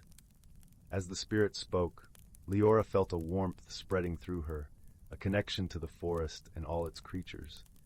She understood now that the hidden world was not a place to be found, but a state of being, a way of seeing the world with wonder and love. "You are part of the forest, Leora," the spirit said, "and its magic will be with you always. Go forth and share its light with the world." With those words, the spirit faded, leaving Leora standing by the altar, the lantern's light still glowing brightly. She returned to the village, her heart filled with the magic of the whispering woods. She knew that her journey had changed her, that she carried the hidden world within her. And so, Leora became a storyteller, sharing the tales of her adventures with the villagers. Under her guidance, they learned to see the magic in the everyday, to find wonder in the world around them. The Whispering Woods remained a place of mystery and enchantment, a source of inspiration for all who dared to listen to its whispers. And Leora, with the Lantern of Luminar as her guide, continued to explore its secrets, her heart forever open to the magic of the hidden world. In the heart of the Whispering Woods, where the gentle rustling of leaves sang lullabies to the moon, there was a small, unassuming glade that the villagers of Elderglen rarely traversed. It was a place of serene beauty, where the air was perpetually sweet with the scent of honeysuckle, and the ground was carpeted with soft moss that glimmered like emerald velvet under the sunlight. This glade was the gateway to a hidden world, known only to those with the purest of hearts and sharpest of eyes. One such heart belonged to a young girl named Leora. With hair that tumbled like cascades of sunlight and eyes as bright and curious as a robin's, Leora was the kind of child who saw magic in the mundane. She lived with her grandmother, a wise woman who spun tales of wonder by the fireside, her voice weaving threads of enchantment that captivated young Leora's imagination. It was from these tales that Leora learned of the Enchanted Glade, a place her grandmother described as a realm of endless possibilities, where the boundaries between reality and dreams blurred like the morning mist. One crisp autumn morning, when the world was painted in hues of amber and gold, Leora set off into the woods with a heart full of adventure. She followed the winding path, her feet crunching through a carpet of fallen leaves, until she reached the glade. There, the air was different, thicker, almost palpable, with the promise of secrets waiting to be unveiled. As she stepped into the clearing, the glade seemed to sigh, welcoming her into its embrace. In the center of the glade stood an ancient oak tree, its gnarled branches stretching toward the sky like the arms of an old guardian. Nestled in its roots was a peculiar object, a small, intricately carved wooden box. Leora felt an irresistible pull toward it, as if the box itself was whispering her name. She knelt beside it, tracing the elaborate patterns with her fingertips. The wood was warm and alive under her touch, humming with a gentle energy that resonated with her very soul. With a soft click, the box opened, revealing a shimmering stone, no larger than a robin's egg. It pulsated with a faint, ethereal glow, casting delicate patterns of light across Leora's face. As she held it in her palm, she felt a rush of warmth and a sense of profound peace. It was as though the stone was a conduit, connecting her to the very heart of the forest. Leora knew, instinctively, that this was no ordinary stone. It was the heart of the woods, a fabled treasure her grandmother had often spoken of, a stone said to hold the power to bridge worlds and bring forth the hidden wonders of nature. Yet with such power came responsibility, for the heart was also a guardian of balance, a keeper of harmony between the seen and unseen. As Leora held the heart, the world around her shifted subtly. The glade seemed to come alive, the leaves whispered secrets, the flowers turned their faces toward her, and the very air vibrated with anticipation. She realized that she was now a part of something greater, a guardian of the glade, entrusted with the care of its mysteries. Her first challenge came in the form of a shadow that crept into the forest, a blight that threatened to suffocate the vibrant life within. The trees began to wither, their leaves turning to ash, and the air grew heavy with sorrow. Leora, with the heart clutched to her chest, felt the forest's pain as if it were her own. Determined to save her beloved woods, Leora embarked on a journey to seek the source of the shadow. Guided by the whispers of the heart, she ventured deeper into the forest than ever before. The path was fraught with obstacles, tangled underbrush that snagged her clothes, murky bogs that threatened to swallow her whole. But Leora pressed on, her resolve as unyielding as the ancient trees. Along her journey, she encountered a curious creature, a fox with fur as silver as moonlight and eyes that twinkled with mischief. His name was Reuven, and though he appeared sly, there was a kindness in his gaze that put Leora at ease. Reuven offered his aid, his nimble paws guiding her through the treacherous terrain. Together they formed an unlikely friendship, one forged in shared purpose and mutual respect. As they journeyed deeper into the heart of the forest, Leora learned to listen, not just with her ears, but with her heart. She discovered the language of the woods, the songs of the streams, and the stories etched into the bark of ancient trees. The heart revealed to her the interconnectedness of all things, the delicate web of life that bound every creature to the land they called home. It was this wisdom that led them to the source of the shadow, a dark, twisted entity born of imbalance and greed. It sought to consume the heart, to wield its power for its own ends, and in doing so threatened the very fabric of the forest. Leora understood then that true strength lay not in power, but in harmony. With Reuven by her side, she faced the entity, her heart filled with the light of the heart. She spoke not with words, but with the essence of the forest itself, extending a hand not in conflict, but in understanding. The shadow hesitated, its dark tendrils quivering in uncertainty. In that moment, Leora saw the truth. It was not a creature of malice, but of sorrow, born from the neglect and forgotten dreams of those who had once cherished the woods. She reached out with compassion, offering the shadow a place within the balance of the forest. Slowly the shadow began to dissolve, its darkness giving way to light. Where once there was despair, there was now hope, a new beginning woven into the tapestry of the glade. The forest breathed a sigh of relief, its life force restored, its harmony renewed. With the threat vanquished, Leora and Reuven returned to the glade, where the ancient oak stood proud and strong. The heart of the woods glowed warmly in Leora's hand, a testament to her courage and compassion. She knew that she was not just a guardian of the glade, but a part of its eternal story, a story of friendship that defied expectations, of wisdom that overcame adversity, and of a journey that transformed a young girl into a true caretaker of the earth. As the sun dipped below the horizon, painting the sky in shades of twilight, Leora nestled the heart back into its wooden box, returning it to the roots of the oak. She understood now that the heart was not hers to keep, but to protect and cherish, just as she cherished the friendships and lessons she had gained. With a heart full of gratitude, Leora and Reuven bid farewell to the glade, their bond stronger than ever. As they walked back through the whispering woods, the forest seemed to hum with contentment, its leaves whispering a gentle song of thanks.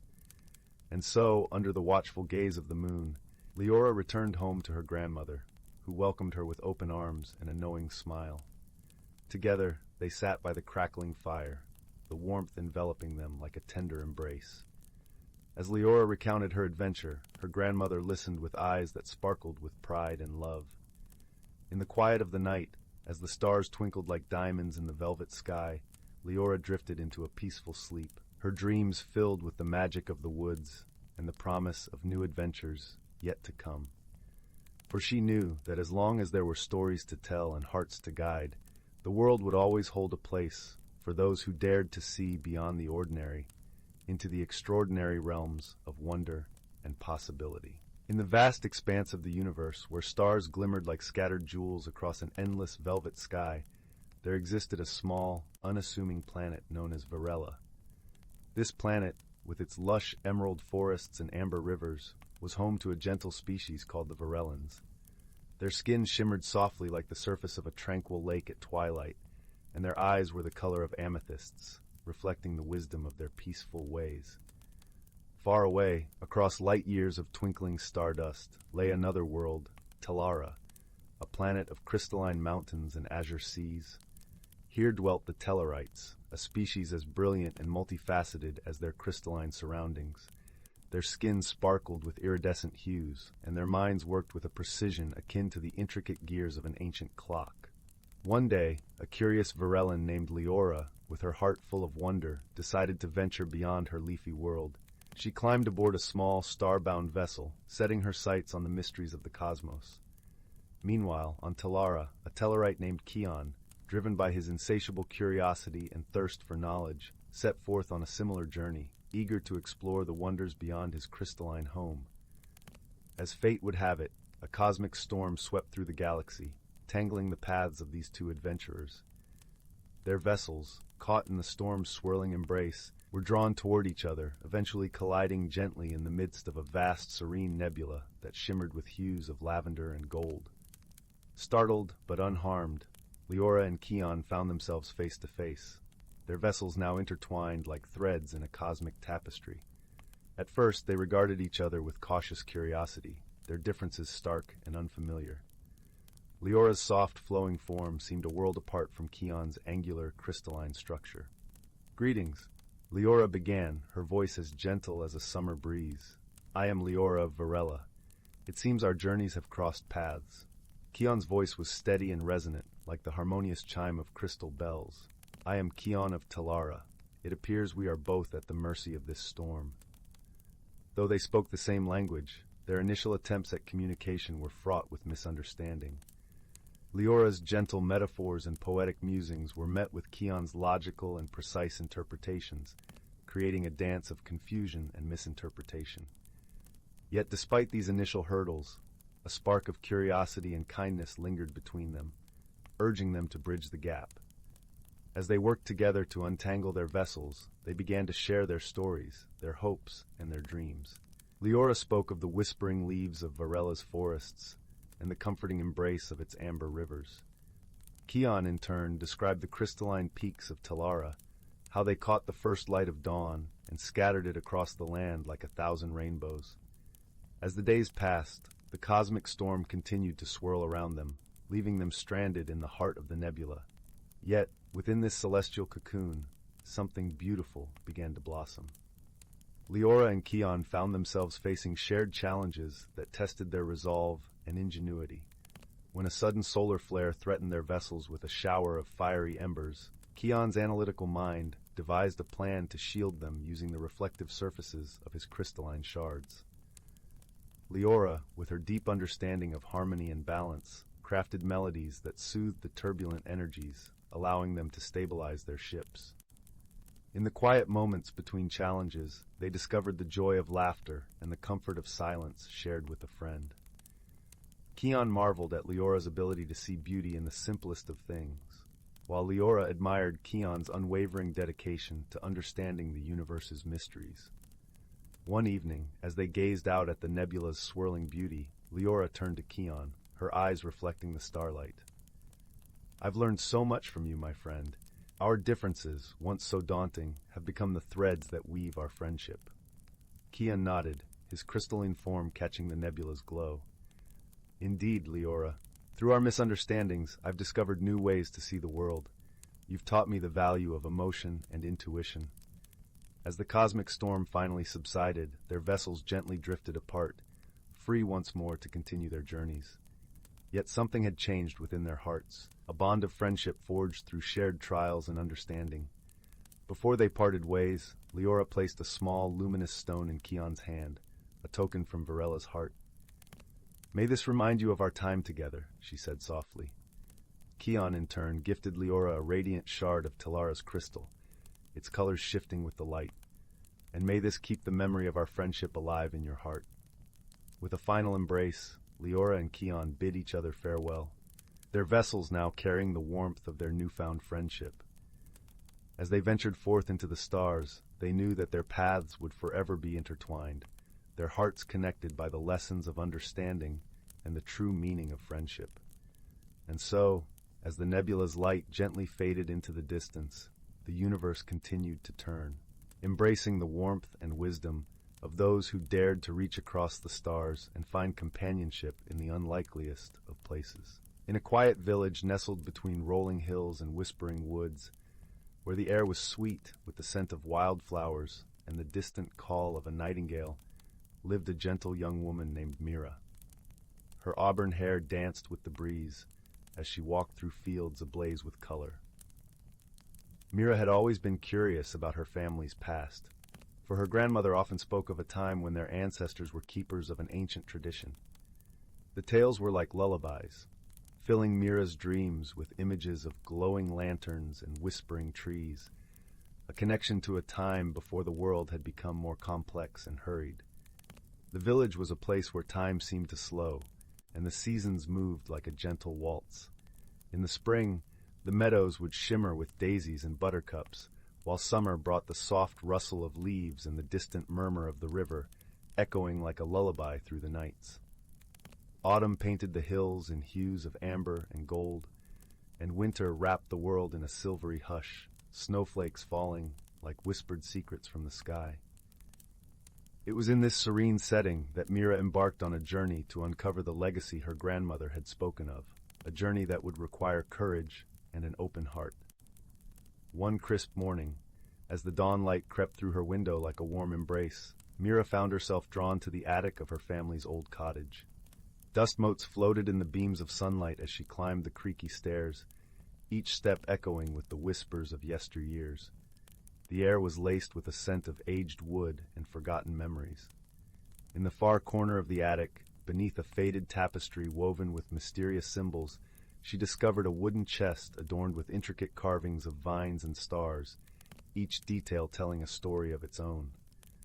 With a heart full of anticipation and a hint of trepidation, Mira opened the chest.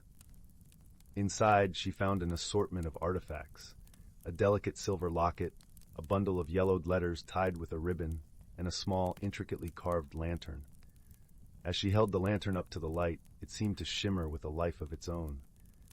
Her grandmother's voice echoed in her mind, speaking of a time when these lanterns were used to guide the villagers during the Festival of Light, a celebration of unity and hope, where stories of old came alive in the flickering glow. Determined to learn more, Mira took the lantern and letters to her grandmother, who was sitting by the fireplace, her knitting needles clicking softly. The fire crackled and popped, casting a warm glow that danced across the room, painting shadows on the walls like a living tapestry. "Ah, the lantern," her grandmother said with a smile that was both wistful and proud. Her eyes, still bright with the vitality of youth, held the wisdom of ages. "It was once used by our family to light the way during the festival. Each year, the elders would tell stories of our ancestors, who believed that the lantern's light could reveal hidden truths and guide us through the darkness." Mira listened intently as her grandmother shared tales of courage and wisdom, of ancestors who had faced great challenges, but always found strength in the bonds of community and the light that guided them. As the stories unfolded, Mira felt a deep sense of connection to her past, as if the lantern's glow had reached back through time to touch her heart. She realized that the light was not just a beacon in the night, but a symbol of resilience and unity. To further understand the depth of her heritage, Mira embarked on a quest to explore the village archives, hidden away in the old library. The building itself was a relic, with creaking floors and towering shelves that smelled of ink and history. There, she found dusty tomes and scrolls, documenting the village's history and the pivotal role her ancestors played. The librarian, an elderly man with spectacles balanced precariously on the tip of his nose, shared stories of Mira's great-grandmother, a formidable woman known for her wisdom and kindness, who had once led the village through a time of hardship with the lantern as her guide. One day, Mira ventured into the woods, following a trail her grandmother had once described. The path was lined with ancient oaks whose branches arched overhead, creating a canopy that filtered the sunlight into dappled patterns on the forest floor. Each step felt like a journey deeper into the past. Mira found a secluded clearing where a circle of stones lay undisturbed, a place where her ancestors gathered to honor the changing seasons and seek guidance from the stars. The air was thick with the scent of pine and earth, and as she stood there, she felt the presence of those who had walked before her. It was as if the stones themselves whispered secrets of the ages. Inspired by the stories and the artifacts, Mira decided to revive the Festival of Light. She gathered the villagers, who were eager to rediscover the tradition.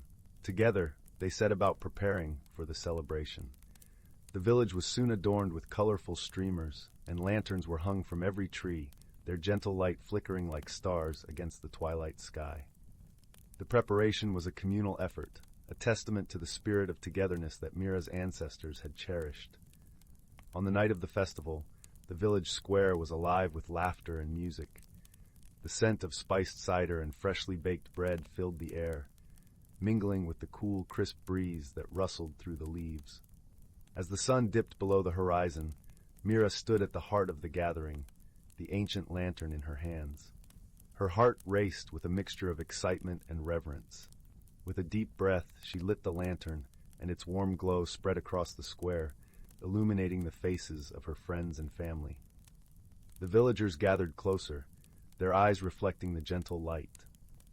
Mira spoke of the stories her grandmother had shared, and as she did, she felt a profound sense of belonging, as if she had found her place in the tapestry of her family's history. Her voice carried the weight of generations, each word a thread in the fabric of time. As the evening wore on, Mira found herself reflecting on the emotional journey she had undertaken. The stories of her ancestors had not only connected her to her past, but had also illuminated her own path forward. She realized that the true legacy of her ancestors was not just in the artifacts or the tales, but in the spirit of community and the light of understanding that connected them all. The lantern, once a symbol of their past, had become a beacon of their future, a reminder that, through unity and wisdom, they could overcome any challenge. As the night drew to a close, Mira stood beneath the starlit sky, her heart filled with peace and gratitude. The lessons of the past had illuminated her present, and she knew she would carry them with her always, like the gentle glow of the lantern lighting her path. The festival had not only rekindled an ancient tradition, but had also forged new bonds among the villagers, ensuring the legacy of light would continue for generations to come. In the weeks following the festival, Mira began to notice subtle changes within herself. She had always been gentle and kind, but now there was a quiet strength within her, a newfound confidence that flowed from embracing her heritage. Her dreams were no longer filled merely with images of the past, but also with visions of the future, of children playing in the fields, of lanterns lighting the way for generations yet unborn. She could see herself passing down the stories and the lantern to her own children, continuing the legacy of light. The village, too, felt the impact of the festival. The bonds between the villagers had strengthened, and there was a renewed sense of purpose and community. People spoke more openly about their hopes and dreams, and the spirit of togetherness that Mira's ancestors had cherished seemed to infuse every aspect of village life. The Festival of Light became an annual tradition once more, a beacon of unity and hope in an ever-changing world. And so, in that quiet village, surrounded by the beauty of nature and the warmth of friendship, Mira found not only her heritage, but also her home, a place where the ancient legacy of light would continue to shine, guiding generations to come. The whispers of the woods and the echoes of the hills sang with the promise of tomorrow, echoing the eternal dance of light and hope. The village, with its timeless charm and enduring spirit, stood as a testament to the power of stories and the light they could bring to even the darkest corners of the world. As Mira continued to explore her newfound sense of purpose, she decided to delve deeper into the stories that had shaped her lineage. She began visiting the elderly villagers, many of whom held memories of past festivals and the tales their ancestors had passed down. Each visit was like opening a new chapter, revealing layers of history and wisdom that had been woven into the fabric of the village. One afternoon, Mira visited old Alara, a woman whose eyes sparkled with the mischief of a child despite her years. Alara's cottage was a treasure trove of artifacts, from faded photographs to hand-woven tapestries. As Mira sat by the hearth, Alara recounted a legend not written in any book, a tale of a hidden grove, a sacred place where the first lantern was lit by the village's founding matriarch, guided by a celestial deer whose antlers glowed with the light of the stars. Intrigued, Mira felt a pull towards this mystical grove. With Alara's directions and a heart brimming with curiosity, she set out to find it. The path was treacherous, winding through dense thickets and over moss-covered stones, but Mira pressed on. Her journey led her to a hidden clearing where moonlight filtered through the trees, casting an ethereal glow on a circle of ancient stones.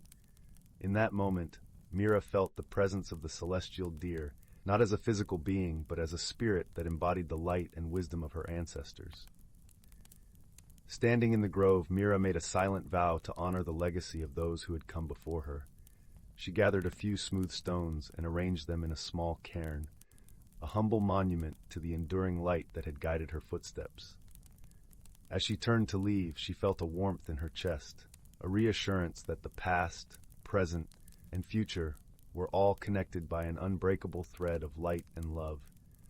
With each step back to the village, Mira carried a renewed sense of purpose, knowing that the stories and traditions of her ancestors were not just echoes of the past, but living legacies that illuminated the path forward. The village, with its quiet resilience and enduring spirit, would continue to thrive, its heart beating in time with the gentle glow of the lanterns, a testament to the power of unity and hope in a world that was constantly changing. In a quaint village nestled between the lush, rolling hills and a gentle stream that sang softly as it wound its way through the countryside, there lived a young woman named Linnea. Her home was a modest cottage, its roof adorned with moss and ivy, and its windows framed by cheerful boxes bursting with lavender and daisies. Linnea was known for her kind heart and gentle spirit, yet she was often troubled by the winds of change that seemed to blow ever stronger in her life. Each morning she would awaken to the sweet melody of birdsong, the air alive with the scent of dew-kissed grass and blooming wildflowers. But beneath this serene surface, Linnea felt an unease growing within her, like a vine creeping through her soul. She feared the unknown changes that loomed in the distance, much like the approaching autumn wind that rustled through the trees, turning their leaves to gold. Her life had been simple and predictable, revolving around the village and its gentle rhythms.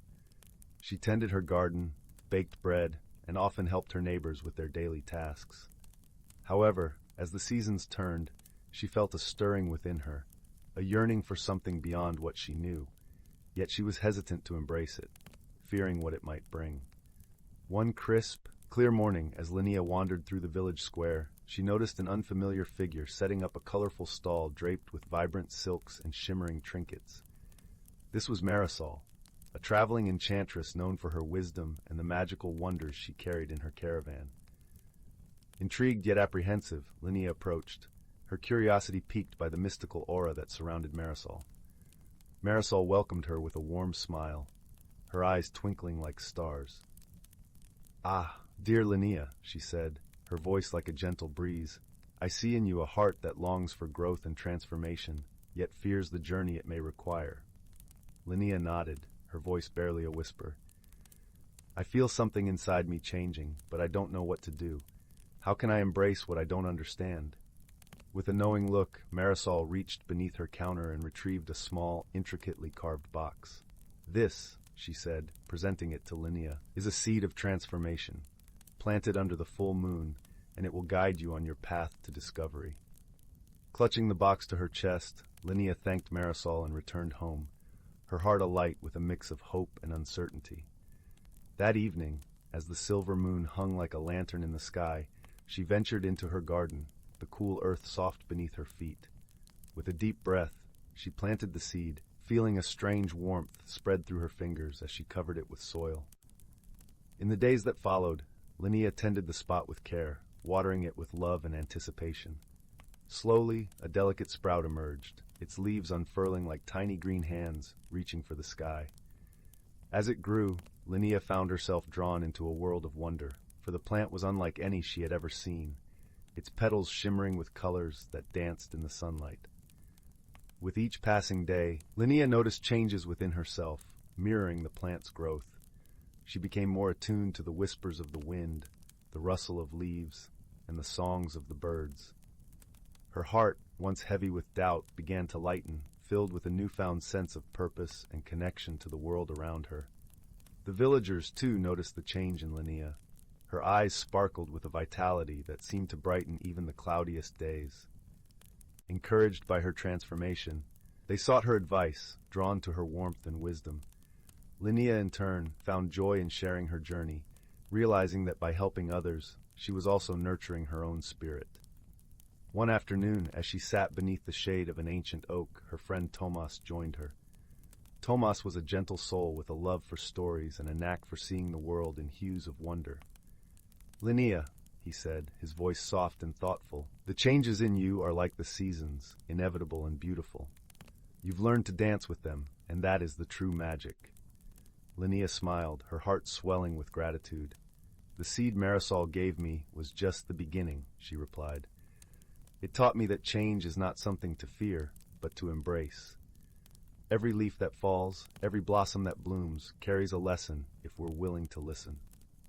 As the seasons continued to turn, Linnea's garden flourished, a testament to her journey of growth and self-discovery. She had learned that change, like the gentle flow of the stream, could lead to new and wondrous places.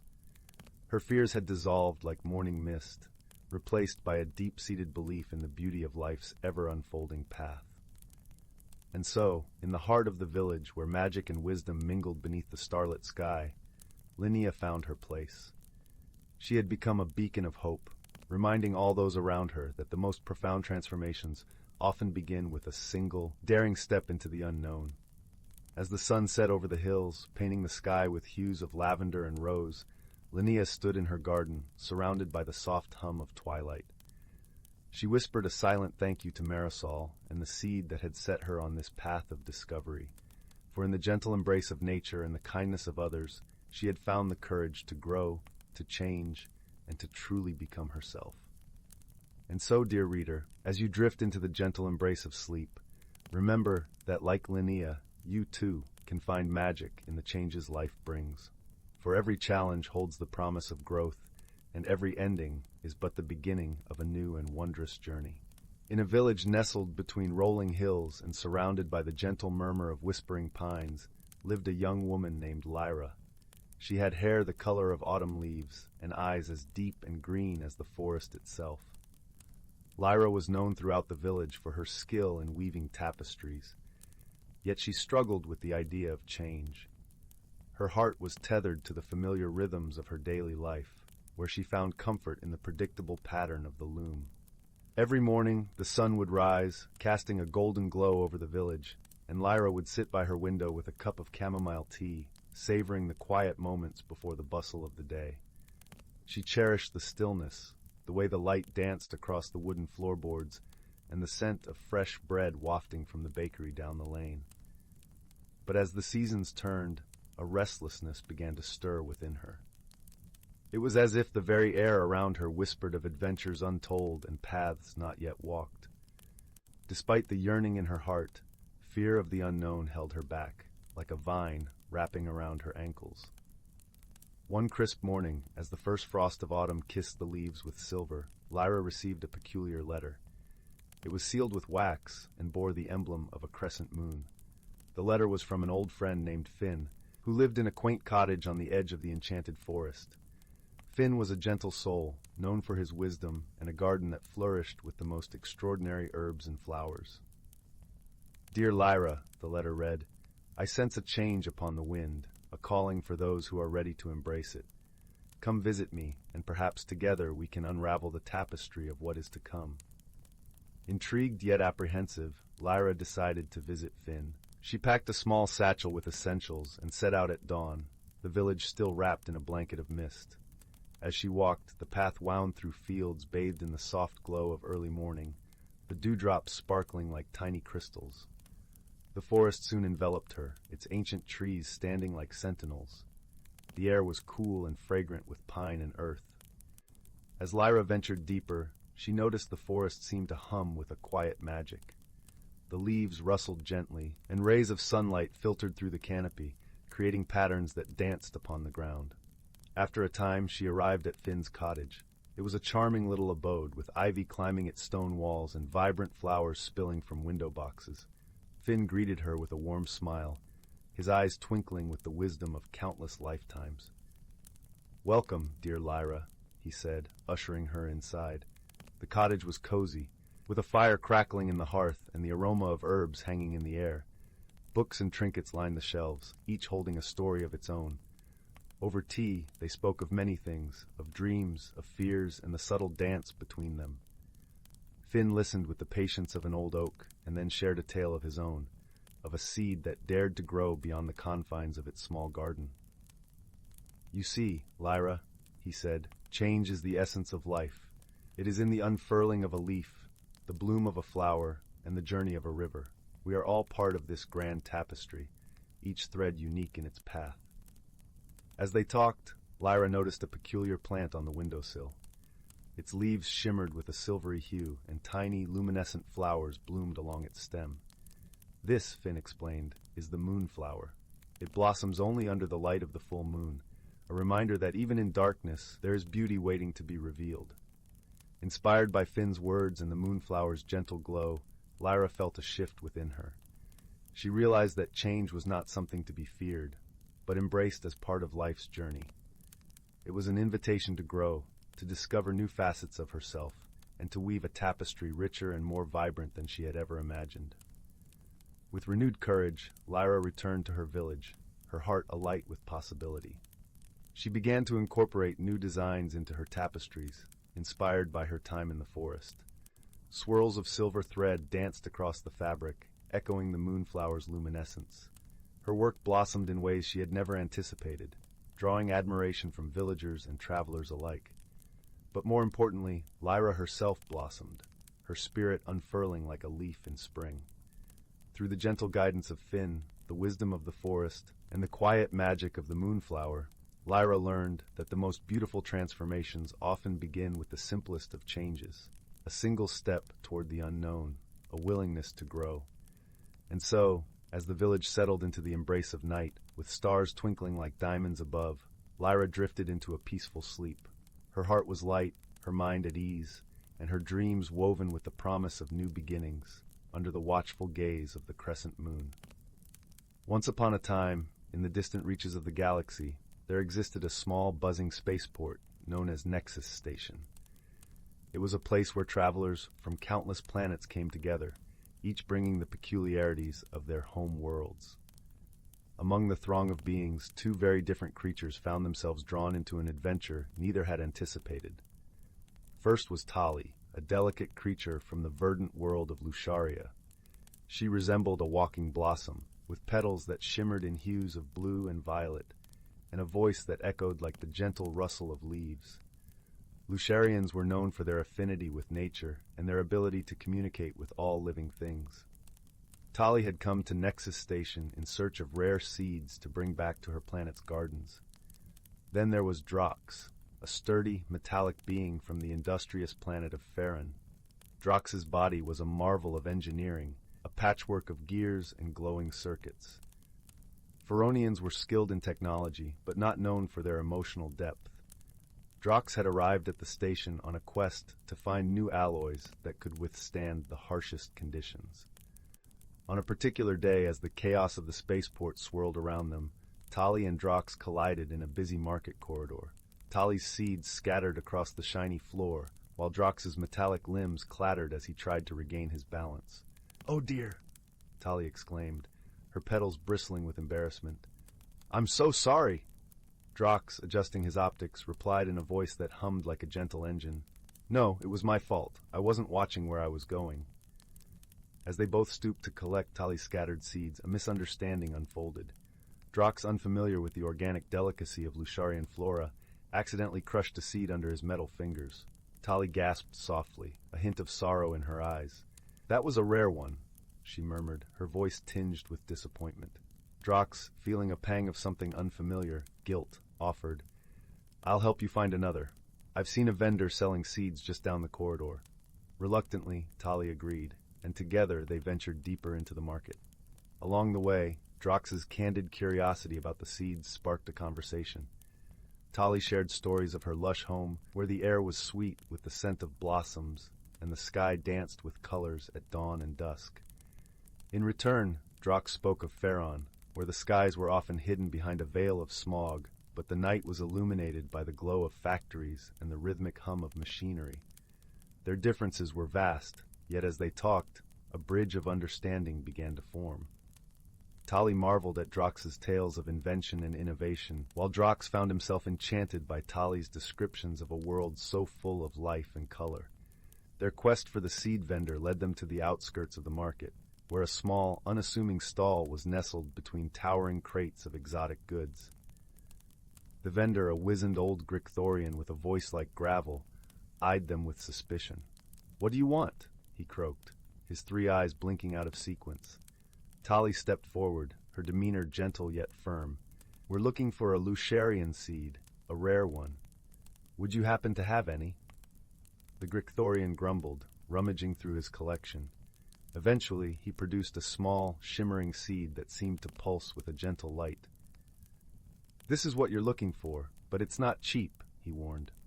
Drox, understanding the importance of the seed, offered to pay with a portion of the precious Faronian alloys he had brought to trade. The vendor agreed, and Tali's eyes sparkled with gratitude. "Thank you, Drox," she said softly. This means a lot to me." Drox, feeling a warmth spreading through his circuits, simply nodded. "It's the least I could do after my clumsiness." As they returned to the heart of the spaceport, a sudden announcement crackled through the station's speakers. A solar storm was approaching, threatening to disrupt travel and communication throughout the sector. Panic rippled through the crowd, and travelers hurried to secure passage before the storm hit. Tali and Drox found themselves caught in the throng, but instead of being swept away by the chaos, they grew more determined to stick together. In the midst of the frenzy, they discovered that the storm's arrival would trap them at Nexus Station for several days. With no choice but to wait out the storm, Tali and Drox decided to make the best of their situation. They found refuge in a quaint corner of the station, a small garden dome where exotic plants from various worlds grew under artificial sunlight. It was here, surrounded by the calming presence of greenery, that they began to truly understand one another. In the serene atmosphere of the garden dome, Tali taught Drox about the art of Lusharian meditation, a practice that involved tuning into the symphony of life around them. As Drox attempted to still his mechanical mind, he experienced a strange new sensation, a sense of peace and connection he had never known. In return, Drox shared the wonders of Feronian technology with Tali, demonstrating how his internal systems worked and explaining the intricacies of his design. Tali, fascinated by the precision and ingenuity, found herself seeing Drox not just as a machine, but as a reflection of the beauty that could be found in creation of all kinds. As the days passed, the storm outside raged on, but inside the garden dome, a bond was forming. They laughed and shared stories, their initial misunderstandings giving way to a deeper appreciation for each other's perspectives. One evening, as they watched the swirling vortex of the storm through the dome's transparent ceiling, Tali turned to Drox with a thoughtful expression. "I've learned so much from you, Drox. You've shown me that even things that seem cold and mechanical can have a warmth all their own." Drox, feeling an unexpected emotion welling up, replied, "And you've taught me that even a being of metal and circuits can find beauty in the natural world. I think we make quite the team." Their mutual support became evident when a sudden power outage plunged the station into darkness. Panic threatened to erupt among the stranded travelers, but Tali and Drox, guided by their newfound friendship, sprang into action. Using his internal battery, Drox provided a temporary source of light and power, while Tali, with her calming presence and gentle words, reassured those around them. Together they organized a safe, comfortable space for everyone to wait until the power was restored. In that moment, under the dim glow of Drox's lights and the comforting rustle of Tali's petals, the travelers of Nexus Station found solace. It was a testament to the unlikely bond between a being of metal and a creature of petals, and the strength they found in each other's company. Finally, as the solar storm subsided and the station's systems flickered back to life, Tali and Drox prepared to part ways. Their journey together had come to an end, but the friendship they had forged would linger in their hearts. As they stood at the threshold of the garden dome, Tali offered Drox a small, vibrant blossom from her world. "To remember our time together," she said with a smile. Drox accepted the gift, carefully placing it within a compartment in his chest. "And this," he said, handing Tali a small, sparkling gear from his own body, "to remind you of our shared adventure." With a final embrace, they promised to keep in touch across the stars, knowing that no distance could diminish the friendship they had discovered. As Tali and Drox departed, each to their own world, they carried with them the lessons they had learned, that true friendship transcends differences, that understanding can overcome any misunderstanding, and that even the most unlikely companions can find harmony in each other's presence. And so in the vastness of the galaxy, under the endless tapestry of stars, Tali and Drox's story continued to echo, a gentle reminder of the beauty found in friendship and the warmth of a bond forged through shared trials and heartfelt understanding. Once upon a time, in a quaint village nestled amidst whispering woods and rolling hills, there was a young girl named Lila. Her hair was the color of autumn leaves, and her eyes sparkled like the morning dew on a sunlit meadow. Lila lived in a small cottage with her grandmother, a wise woman known by all as the keeper of old tales and forgotten lore. Every evening after the sun had dipped below the horizon and the sky was painted with hues of lavender and rose, Lila would sit by the crackling fireplace, eagerly listening to her grandmother's stories. These tales spoke of enchanted forests, hidden worlds beneath the earth, and magical objects that held the power to transform lives. One chilly autumn night, as the wind howled softly against the windows, Lila's grandmother began a story about a peculiar object known as the Whispering Locket. "This locket," her grandmother began, her voice a gentle murmur against the backdrop of the crackling fire, was said to have the power to reveal truths and guide those who listened with an open heart. Intrigued, Lila asked, "Where is this locket now, Grandma?" Her grandmother smiled mysteriously, her eyes twinkling with secrets. "Some say it lies hidden deep within the heart of the Whispering Woods, waiting for a worthy soul to discover it." That night, as Lila lay in bed, the story of the Whispering Locket lingered in her thoughts, weaving itself into her dreams. She imagined the locket glowing softly beneath the canopy of ancient trees, whispering secrets of the world to those who dared to listen. With the dawn came a newfound determination. Lila decided that she would embark on a journey to find the Whispering Locket. She felt a curious pull towards the woods, as if the very trees were calling her name with the rustle of their leaves. The next morning, with a knapsack filled with bread, cheese, and a canteen of fresh spring water, Lila set off towards the Whispering Woods. The path was dappled with sunlight, and the air was filled with the scent of pine and earth. Birds chirped a cheerful melody, and squirrels scurried across the forest floor, pausing curiously to watch Lila as she passed. As she ventured deeper into the woods, the light grew dimmer, filtered through the thick canopy of leaves overhead. The air was cooler here, carrying the faint scent of moss and damp earth. Lila felt a tingling sense of excitement mixed with trepidation, for she knew she was entering a place where magic lingered in every shadow. Hours passed as Lila wandered deeper into the woods, guided by intuition and the occasional whisper of the wind. She paused to rest beside a gentle brook that babbled over smooth stones, its water clear as crystal. Here, she met a peculiar friend, a small, golden fox with eyes as bright as amber. The fox approached Lila with a cautious curiosity, its bushy tail flicking playfully. Lila extended her hand, and to her delight, the fox nuzzled its nose against her fingers. "Hello there," Lila said softly. "Are you a guardian of these woods?" The fox tilted its head, as if considering her words, then darted off a few paces, pausing to look back at her with an inviting gaze. It seemed to beckon Lila to follow, and with a sense of wonder, she did. They journeyed together through the forest, the fox leading Lila through hidden trails and secret glades.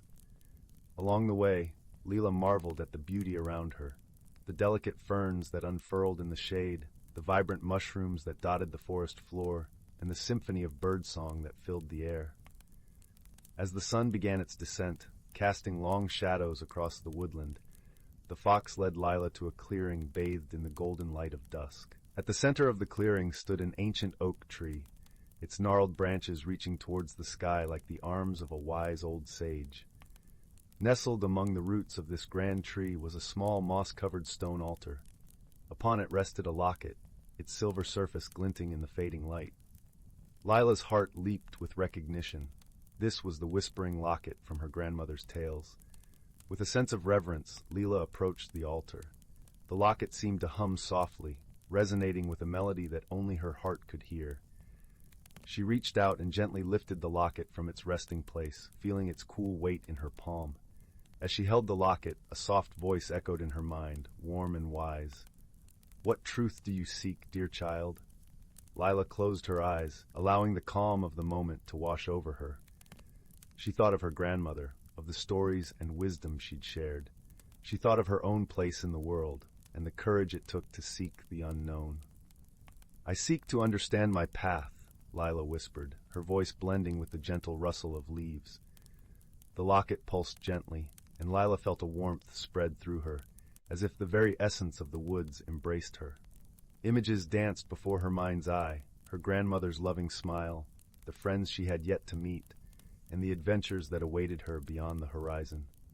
In that moment, Lila understood that the journey she had embarked upon was not just about finding the locket, but about discovering the strength and wisdom within herself. The locket had guided her, but it was her own heart that had shown her the way. With newfound clarity, Lila opened her eyes and looked at the fox, who watched her with knowing eyes. She smiled, and the fox seemed to nod in approval, its tail flicking contentedly. As the stars began to twinkle in the sky, Lila returned the locket to the altar, feeling a sense of gratitude and peace. The fox led her back through the forest, the path now familiar and welcoming. The journey home was filled with a quiet joy, the forest around her alive with the magic of the night. When Lila finally emerged from the woods, the village was bathed in the soft glow of moonlight. Her grandmother was waiting by the garden gate, her eyes full of pride and love. "Did you find what you were looking for?" her grandmother asked, embracing Lila warmly. "I did, Grandma," Lila replied, her voice filled with the wisdom of her journey. "I found the whispering locket, but more importantly, I found myself." Her grandmother smiled, her heart full of understanding. Together, they walked back to their cozy cottage, where the fire crackled merrily in the hearth, casting a warm glow across the room. As Lila lay in bed that night, she felt a deep sense of contentment. The forest had whispered its secrets, and she had listened with an open heart. Her dreams were filled with the gentle rustle of leaves and the soft glow of moonlight, a reminder that magic was everywhere, waiting to be discovered. And so, Lila's story became one of many, passed down through generations as a tale of courage, friendship, and the timeless journey of self-discovery. In the quiet village by the Whispering Woods, the legend of the Whispering Locket lived on, inspiring those who dared to seek their own truths. As the night deepened, the village lay in peaceful slumber, the stars watching over all with their gentle light. And in the heart of the woods, the ancient oak stood sentinel, its branches whispering secrets to the wind, a reminder that the world was full of wonder for those who listened with their hearts. Title: The Whispering Woods Secret. In the tranquil village of Elderglow, nestled within the embrace of a lush, ancient forest, there lived a young girl named Mabel. Elderglow was a place where the air was always sweet with the scent of blooming lilacs, and the gentle rustle of leaves in the whispering woods seemed to carry secrets from times long past. The village was small, with stone cottages dotting the landscape like scattered pebbles, each one warmed by the glow of hearth fires that never seemed to fade. Mabel, with her curious hazel eyes and a heart full of wonder, was no ordinary child. She had a penchant for exploring, often venturing to the edges of the village where the whispering wood began. The villagers spoke of the wood with a mixture of reverence and caution, for it was said to be alive with magic, a place where the boundary between the ordinary and the extraordinary was as thin as the morning mist. One crisp autumn afternoon, as the sun dipped low and painted the sky in hues of amber and rose, Mabel set out towards the forest. Her mother had tucked a warm woolen scarf around her neck and placed a gentle kiss on her forehead, saying, "Stay on the path, my little adventurer, and listen to the whispers of the trees. They speak if you know how to listen." Mabel nodded, her eyes gleaming with excitement. She knew the woods well, having spent countless afternoons beneath its towering oaks and whispering pines. Today, however, felt different. There was a tingling in the air, a sense of anticipation that danced along her skin like the first touch of winter's breath. As she wandered deeper into the forest, the world around her shifted subtly. The light filtering through the canopy was dappled and golden, casting playful shadows on the forest floor. The leaves crunched softly under her boots, and the air was filled with the earthy scent of fallen leaves and damp moss. It wasn't long before Mabel came across something unusual, a glimmering stone, half buried in the soft earth. It was the size of a robin's egg, and shimmered with an iridescent glow that seemed to pulse with its own gentle light. Mabel knelt down, her heart pounding with the thrill of discovery. As she reached out to touch it, a soft, melodic voice filled the air, so faint it was almost a sigh. "Seek the heart of the wood, little one, and the truth shall be revealed." Startled, Mabel glanced around, her eyes wide.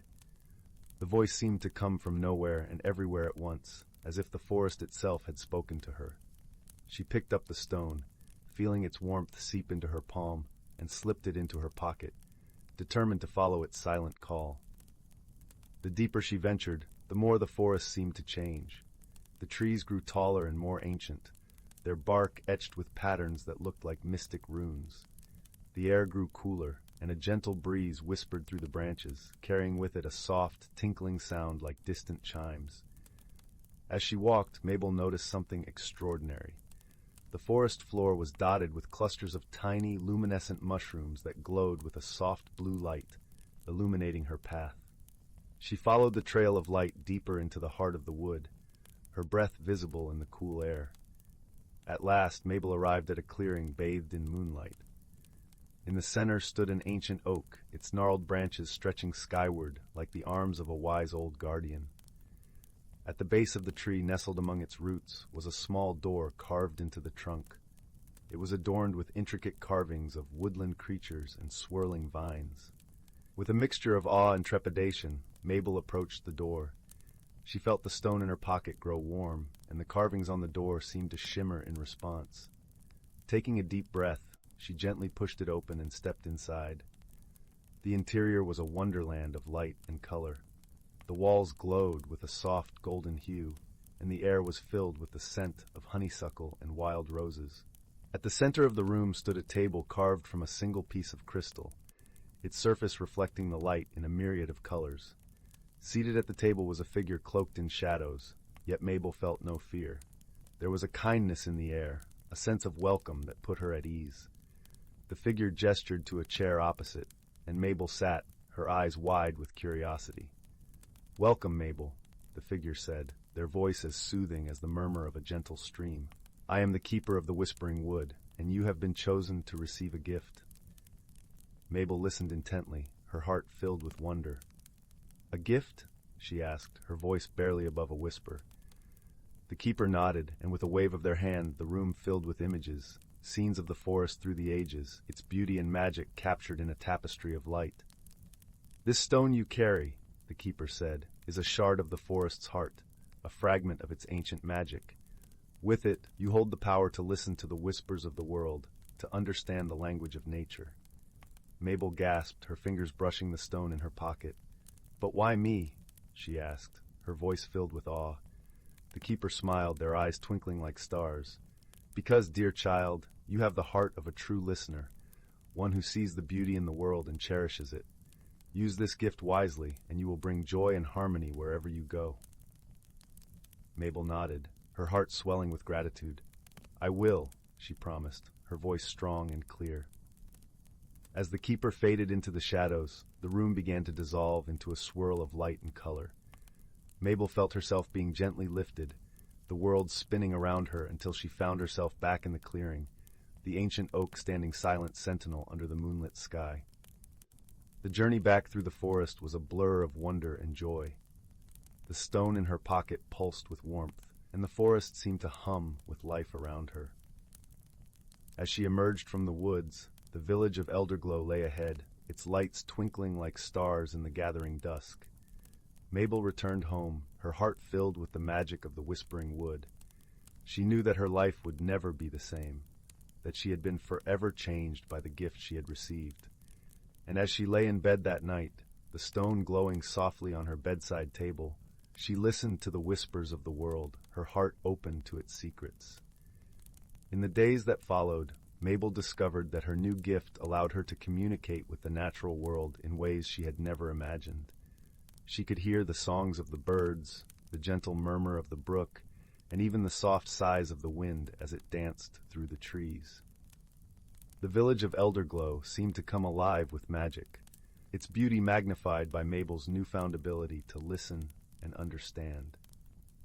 Word of Mabel's gift spread quickly through the village, and soon people began to seek her out, eager to hear the stories she could tell and the wisdom she had gained. Mabel, ever kind and generous, shared what she had learned, helping those around her see the world with new eyes. One day, a young boy named Oliver approached Mabel with a look of worry etched on his face. Oliver was known for his mischievous spirit, often getting into trouble with his playful antics. He was well liked, but his restlessness sometimes got the better of him. "Mabel," Oliver said hesitantly, "there's something strange happening in the meadow near my house. The flowers have stopped blooming, and the bees are nowhere to be found. Can you help?" Mabel nodded, her heart filled with determination. "Of course, Oliver. Let's go see what we can do." Together, they made their way to the meadow, the soft grass whispering beneath their feet. As they arrived, Mabel noticed the silence that hung heavy in the air, the absence of the usual buzz of life that filled the summer days. Closing her eyes, Mabel reached out with her senses, listening to the whispers of the earth beneath her feet. She felt the pulse of the meadow, its energy dampened and subdued. Slowly the truth revealed itself. A patch of tangled brambles had grown unchecked, their thorny vines choking the life from the flowers and blocking the bees' path.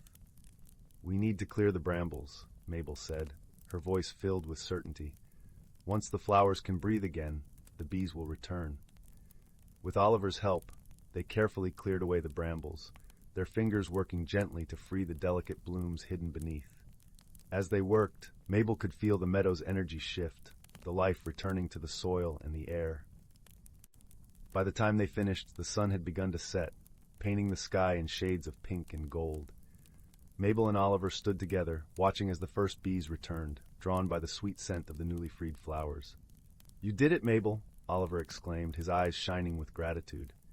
"We did it," Mabel corrected, smiling at her friend. Sometimes all it takes is a little listening and a lot of heart. As the days turned to weeks, Mabel's gift continued to bring joy and harmony to Elderglow. She helped the villagers understand their connection to the natural world, teaching them to listen to its whispers and cherish its beauty. One crisp morning, as the first hints of winter touched the air, Mabel was walking through the village when she noticed an elderly man sitting alone on a bench. His eyes were clouded with sorrow, and Mabel's heart went out to him. "Hello," Mabel said softly, sitting down beside him. "Is there something troubling you?" The man sighed, his voice tinged with sadness. "I used to play the violin," he said, his gaze distant, "but my hands are no longer steady, and the music has left me." Mabel reached out, her hand gently resting on his. "Maybe the music hasn't left," she said gently. "Perhaps it's just waiting for you to listen again." The man looked at her, hope flickering in his eyes. "Could you help me find it?" Mabel smiled, nodding with understanding. "Close your eyes and listen with your heart," she instructed softly. "Feel the rhythm of the world around you." Together they sat in silence, the sounds of the village weaving a gentle symphony. Gradually the man's expression softened, the lines of worry smoothing into a look of peace. "I can hear it," he whispered, his voice filled with wonder. "The music is still there." Mabel beamed at him, her heart warm with joy. "It's always there," she said softly. "Sometimes you just need to be still and listen." The man's eyes shone with gratitude as he looked at Mabel. "Thank you," he said, his voice choked with emotion. "You've given me back my music." As the first snowflakes began to fall, Elderglow was transformed into a winter wonderland, its rooftops blanketed in white and the air filled with the crisp scent of pine. Mabel continued to share her gift with the village, her heart full of the magic that had been entrusted to her. One evening, as she sat by the fireplace, her family gathered around her. Mabel's mother smiled at her daughter with pride and love. "You've brought so much light to our village, Mabel," she said softly. "The forest chose well." Mabel looked around at her family, her heart swelling with happiness. "The forest taught me to listen," she replied, her voice gentle and warm. "And in listening, I found a world full of wonder and friends." As the fire crackled and the wind whispered outside, Mabel knew that her journey had only just begun. With each new day, she would continue to listen, to learn, and to share the magic of the Whispering Wood with those around her. And as she drifted into a peaceful sleep, she dreamed of the endless possibilities that lay ahead, her heart open to the whispers of the world and the promise of tomorrow. And so, in the village of Elderglow, where the air was always sweet and the forest alive with magic, Mabel's story became a cherished tale of friendship and wisdom, a reminder that sometimes all it takes to change the world is a little listening and a lot of heart. In a corner of the galaxy where stardust painted the skies with hues of lavender and gold, there existed a quaint little planet named Luminara. This planet was home to the lumens, gentle beings who glowed softly in the dark. their light a beacon of warmth and kindness. They thrived in harmony, living amidst forests of shimmering crystal trees and lakes that reflected the swirling galaxies above. One evening, as the lumens prepared for their nightly glow gathering, a time when they would sing and share stories, a peculiar event disrupted the gentle rhythm of their lives. A streak of fiery light tore through the velvet sky, crashing into the heart of their tranquil forest. The lumens, curious and concerned, gathered around the smoking crater that had formed amidst the crystal trees. From the crater emerged a creature unlike any they had ever seen. It was a mechanical being, a construct of metal and wires, with eyes that flickered like tiny screens. It was a Arzan, a species known across the cosmos for their technological prowess and analytical minds. Its name was Quarren, and it had crash-landed on Luminara due to a navigation error in its spaceship. The lumens, despite their initial apprehension, approached Quarren with gentle curiosity. Their leader, a wise elder named Solara, extended a glowing hand in greeting. "Welcome, traveler," she said, her voice as soothing as a lullaby. "You are among friends here." Quarren, though grateful for the hospitality, felt out of place. The Arzan were a solitary species, and the concept of friendship was as foreign to it as the lush, vibrant world it now found itself in. It communicated through a series of beeps and mechanical whirs, which the lumens found both fascinating and perplexing. Despite their differences, Solara invited Quarren to stay and recover. The lumens, in their gentle way, offered their help in repairing its ship. Quarren, though hesitant, accepted, knowing it had little choice but to rely on these strange, glowing beings.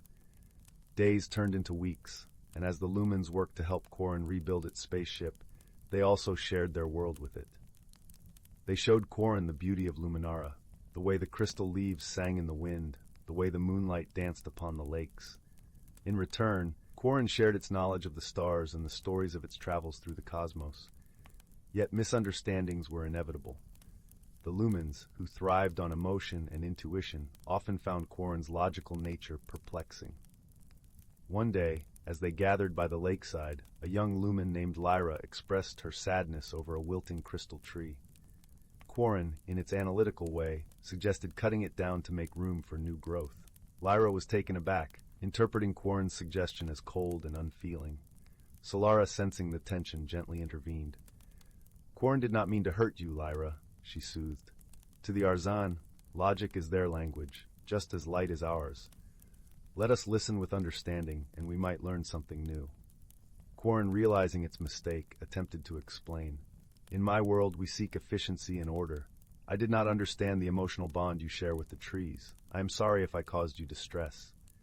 Lyra, with Solara's guidance, began to see beyond Quarren's mechanical exterior. "Perhaps," she said softly, "we can learn from each other. You teach us about the stars, and we will teach you about the heart." As time passed, Quarren began to understand the lumens in ways it never expected. It learned to appreciate the beauty of emotion, the strength and vulnerability. In turn, the lumens adopted some of Quarren's logical insights, finding ways to strengthen their homes and improve their community. Their bond deepened when a sudden storm threatened Luminara. Dark clouds loomed, and fierce winds howled through the crystal trees. The lumens, unaccustomed to such violent weather, were frightened. Quarren, with its knowledge of technology, suggested constructing a temporary shelter using materials from its spaceship. Together, lumens and Arzan worked side by side, their efforts a testament to their growing friendship.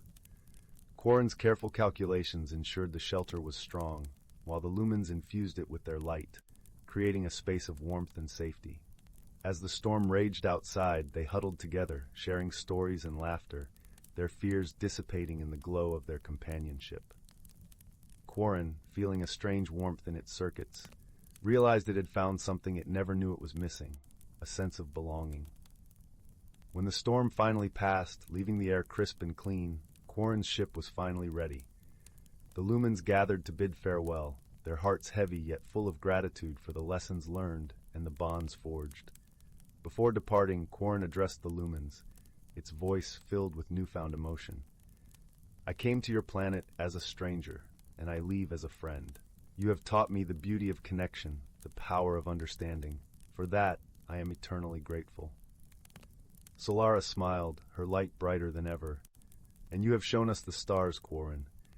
May your journey be safe, and may you carry our light with you wherever you go." With that, Quarren's ship ascended into the azure skies, its path marked by the shimmering luminescence of its newfound friends. The lumens watched until the ship was but a speck against the vast tapestry of the universe, their hearts aglow with the knowledge that true friendship transcends all boundaries, be they of stars, species, or worlds. And so, in the gentle embrace of Luminara's nights, the lumens continued their glow gatherings with stories of a mechanical being who taught them to see the stars and themselves anew. Once upon a time, in the quaint little village of Willowbrook, where cobblestone paths wound through clusters of thatched cottages, there stood an old, ivy-covered library. The library was a place of warmth, where the scent of aged parchment mingled with the sweet aroma of the librarian's freshly baked scones. It was here that a young girl named Clara spent her afternoons, her nose buried deep in the mysteries of the bookshelves, dreaming of adventures beyond the village. Clara had always been a curious soul, with eyes that sparkled like the brook at sunrise and a heart as gentle as the whispering willows. One chilly autumn day, as the leaves rustled softly outside, she discovered a peculiar book, bound in deep green leather, tucked away in the library's farthest corner. The book was adorned with intricate golden vines that seemed to shimmer in the flickering candlelight. Intrigued, Clara carefully pulled the book from the shelf and found it surprisingly heavy. As she opened it, a gentle breeze, warm and fragrant like summer flowers, swept through the room, ruffling the pages with a soft, musical rustle. The pages revealed delicate illustrations of enchanted forests, talking animals, and distant mountains. But the most curious thing was an old brass key nestled between two pages, glimmering mysteriously. Curiosity piqued. Clara took the key to the librarian, a kind-hearted woman named Mrs. Whittle, whose spectacles perched precariously on the tip of her nose. Mrs. Whittle, with her silver hair and eyes like wise, twinkling stars, examined the key thoughtfully. "This key," she mused, "is not just any key, dear Clara. It holds the power to unlock secrets hidden from ordinary eyes. But remember, the true magic lies not in the key itself, but in the journey it inspires." Enthralled by the prospect of adventure, Clara decided to embark on a journey to discover what the key might unlock. Her first stop was the cozy inn at the edge of the village, where she met Finn, the innkeeper's son. Finn was a cheerful boy, with a mop of curly hair and a laugh that could chase away the gloomiest of clouds. He eagerly joined Clara, bringing along his trusty satchel filled with his favorite snacks and a worn-out map of the village and its surroundings.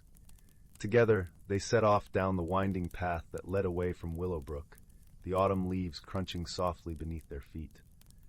As they ventured deeper into the forest, the air grew crisp and the light dappled through the branches, casting playful shadows on the ground.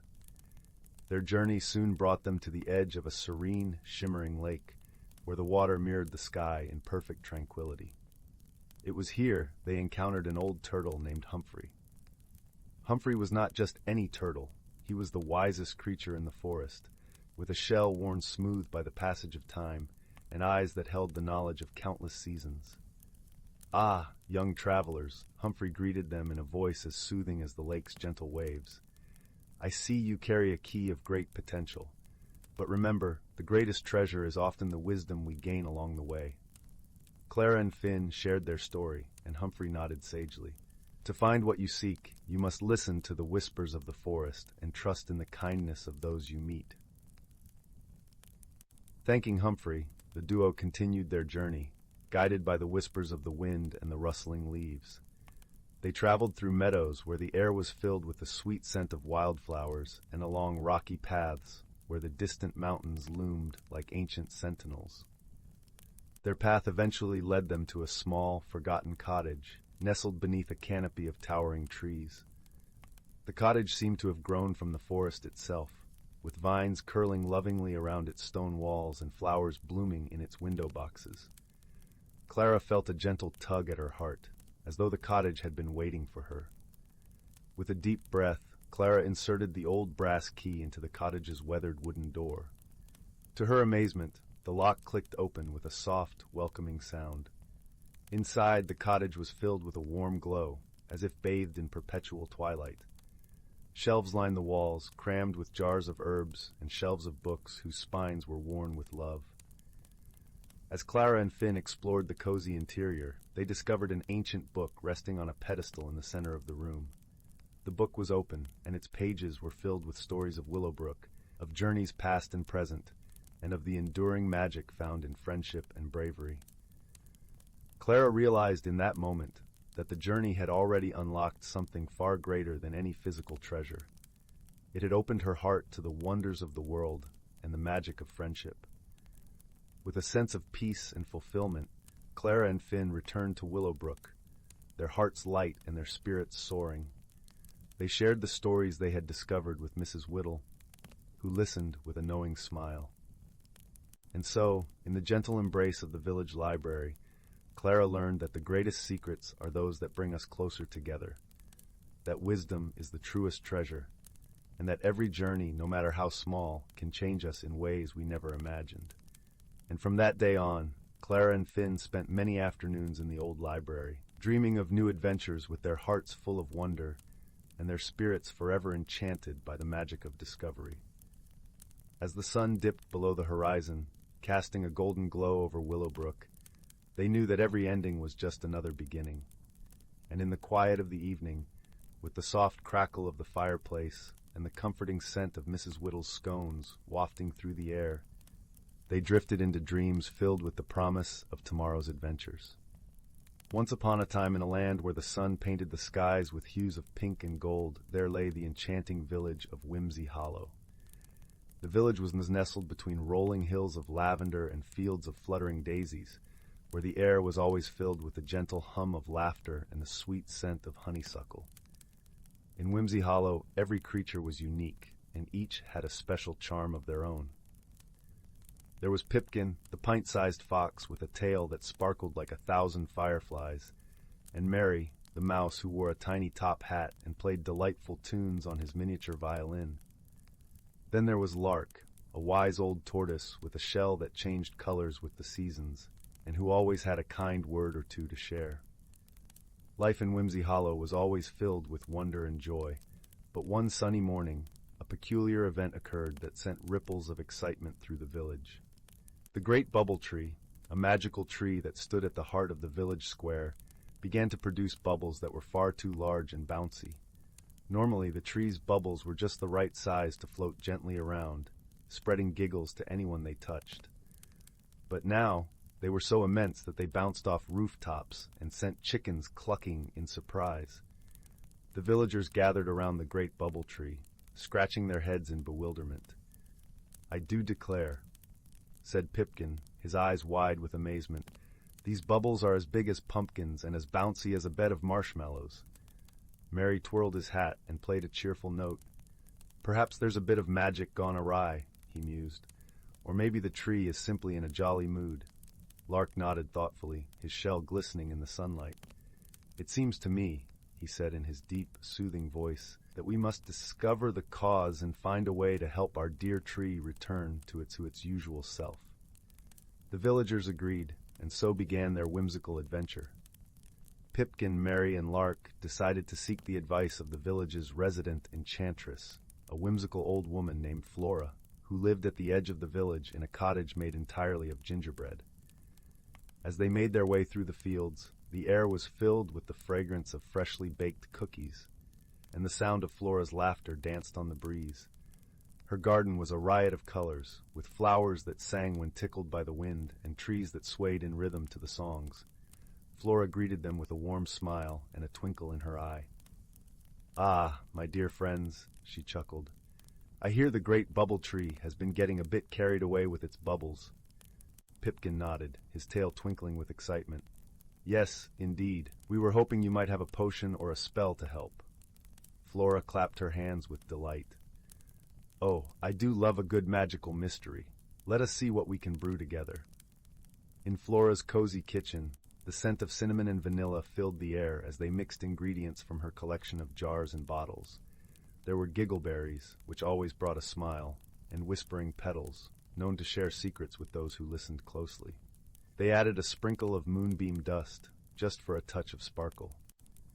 As they stirred the concoction, Mary played a joyful tune, and Lark shared an old tale of a turtle who once danced with the stars. The potion bubbled and glowed, casting a warm light around the room. With the potion ready, the friends hurried back to the great bubble tree. The villagers watched with anticipation as Flora sprinkled the potion over the roots of the tree. For a moment, nothing happened, and then the tree shivered with delight, and the bubbles began to shrink to their usual delightful size. The villagers cheered, and the air was filled with laughter and hugs. The great bubble tree twinkled in the sunlight, grateful to be back to its bubbly self. Pipkin, Mary, and Lark beamed with pride, knowing they had helped their village with creativity and friendship. Flora smiled, her heart warmed by the joy she saw around her. "Remember, my dear friends," she said, "that the magic of Whimsy Hollow lies not just in spells and potions, but in the kindness and laughter we share."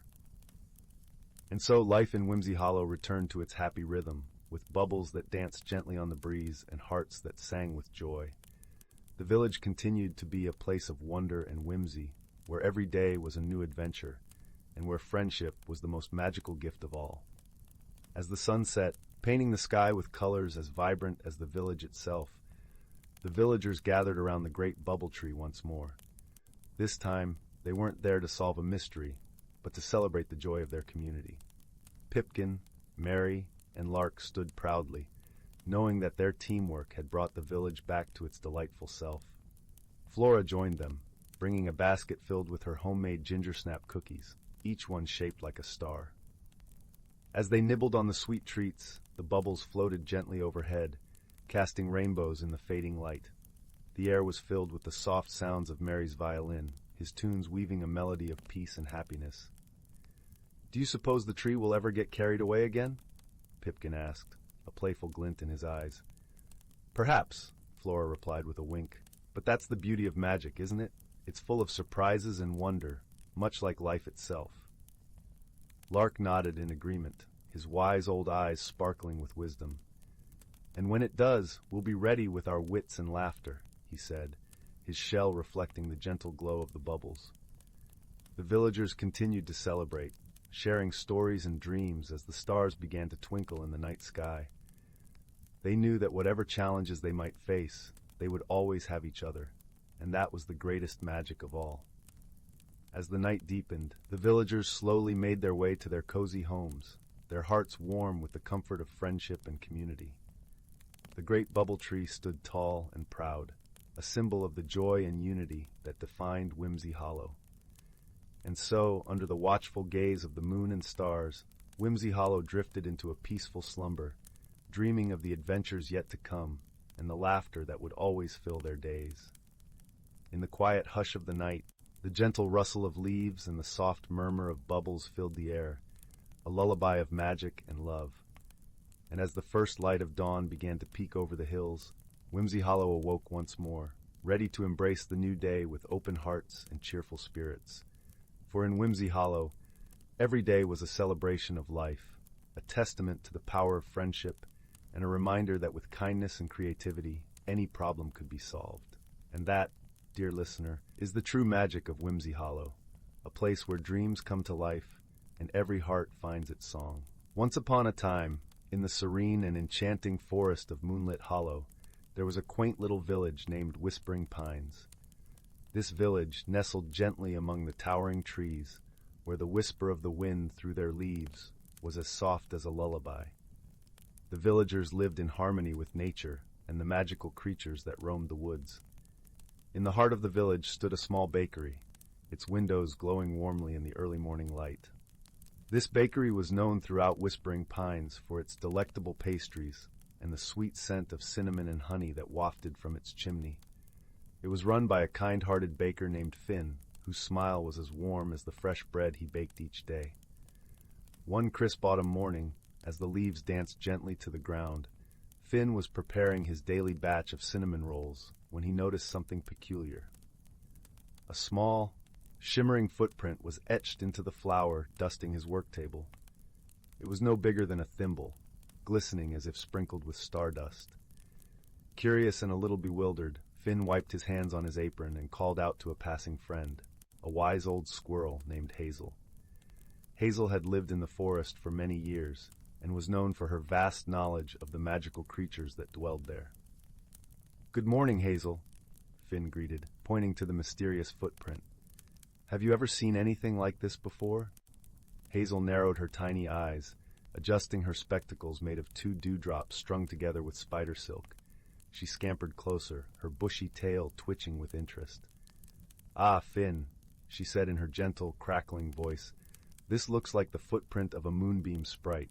They are rare visitors from the Silver Meadow, only appearing when there is a mystery to solve or a friend to help." Finn was intrigued. "A moonbeam sprite, you say? But why would one come to my bakery?" Hazel pondered for a moment, her whiskers twitching thoughtfully. "Perhaps they need your help, or perhaps there is something in your bakery they find fascinating." Determined to uncover the mystery, Finn decided to keep an eye out for any more unusual occurrences. The next day, as he rolled out dough for his famous honey cakes, he noticed something strange. His jar of golden honey was nearly empty, yet he hadn't used any since the previous day. He scratched his head, glancing around the cozy bakery, as if expecting answers to appear from the flour-dusted air. That evening, as the villagers gathered for the weekly storytelling circle around the fire, Finn shared his puzzling discoveries. The children listened wide-eyed, and the elder villagers nodded knowingly, some recalling tales of moonbeam sprites from their own youth. One villager, a gentle old woman named May, spoke up. "I remember when I was a girl, a sprite visited our home. They are drawn to kindness and warmth. Perhaps, Finn, they are attracted to the joy your bakery brings to the village." Encouraged by May's words, Finn decided to leave a small offering for the sprite. He placed a fresh cinnamon roll and a tiny cup of milk on a wooden plate by the window, hoping to catch a glimpse of his mysterious visitor. That night, a soft glow filled the bakery, and Finn awoke to the fluttering sound of delicate wings. He tiptoed quietly to the kitchen and peered in through the doorway. There, illuminated by the silvery moonlight streaming through the window, was a tiny sprite, no taller than a teacup, with wings that shimmered like 1,000 stars. The sprite moved gracefully, sipping the milk and nibbling on the cinnamon roll with delight. Not wanting to startle the creature, Finn simply watched, his heart filled with wonder. In the days that followed, the mysterious occurrences became a delightful routine. The sprite would visit each night, leaving behind trails of sparkling footprints and a sense of enchantment that lingered long after dawn. One morning, as Finn was sweeping the bakery floor, he stumbled upon a small, gleaming pebble tucked beneath the counter. It glowed softly with an inner light, pulsing gently like a heartbeat. Finn picked it up, feeling a warmth spread through his fingers. He showed the pebble to Hazel, who gasped in astonishment. "Finn, this is a heartstone, a gift from the moonbeam sprite. It is said to bring joy and prosperity to its keeper." Finn smiled, his heart swelling with gratitude. He placed the heartstone on the shelf above his work table, where it cast a gentle light across the room, infusing the bakery with a warmth that echoed the sprite's visits. With each passing day, the bakery flourished, its fame spreading beyond Whispering Pines. Villagers from neighboring towns came to taste Finn's pastries, drawn by the stories of the magical bakery blessed by a moonbeam sprite. As autumn gave way to winter, the sprite's visits became less frequent, until one night they stopped altogether. Though Finn missed the nightly glow and the sparkle of tiny footprints, he felt a deep sense of peace and fulfillment. The heartstone remained, a lasting reminder of the sprite's friendship and the magic that had touched his life.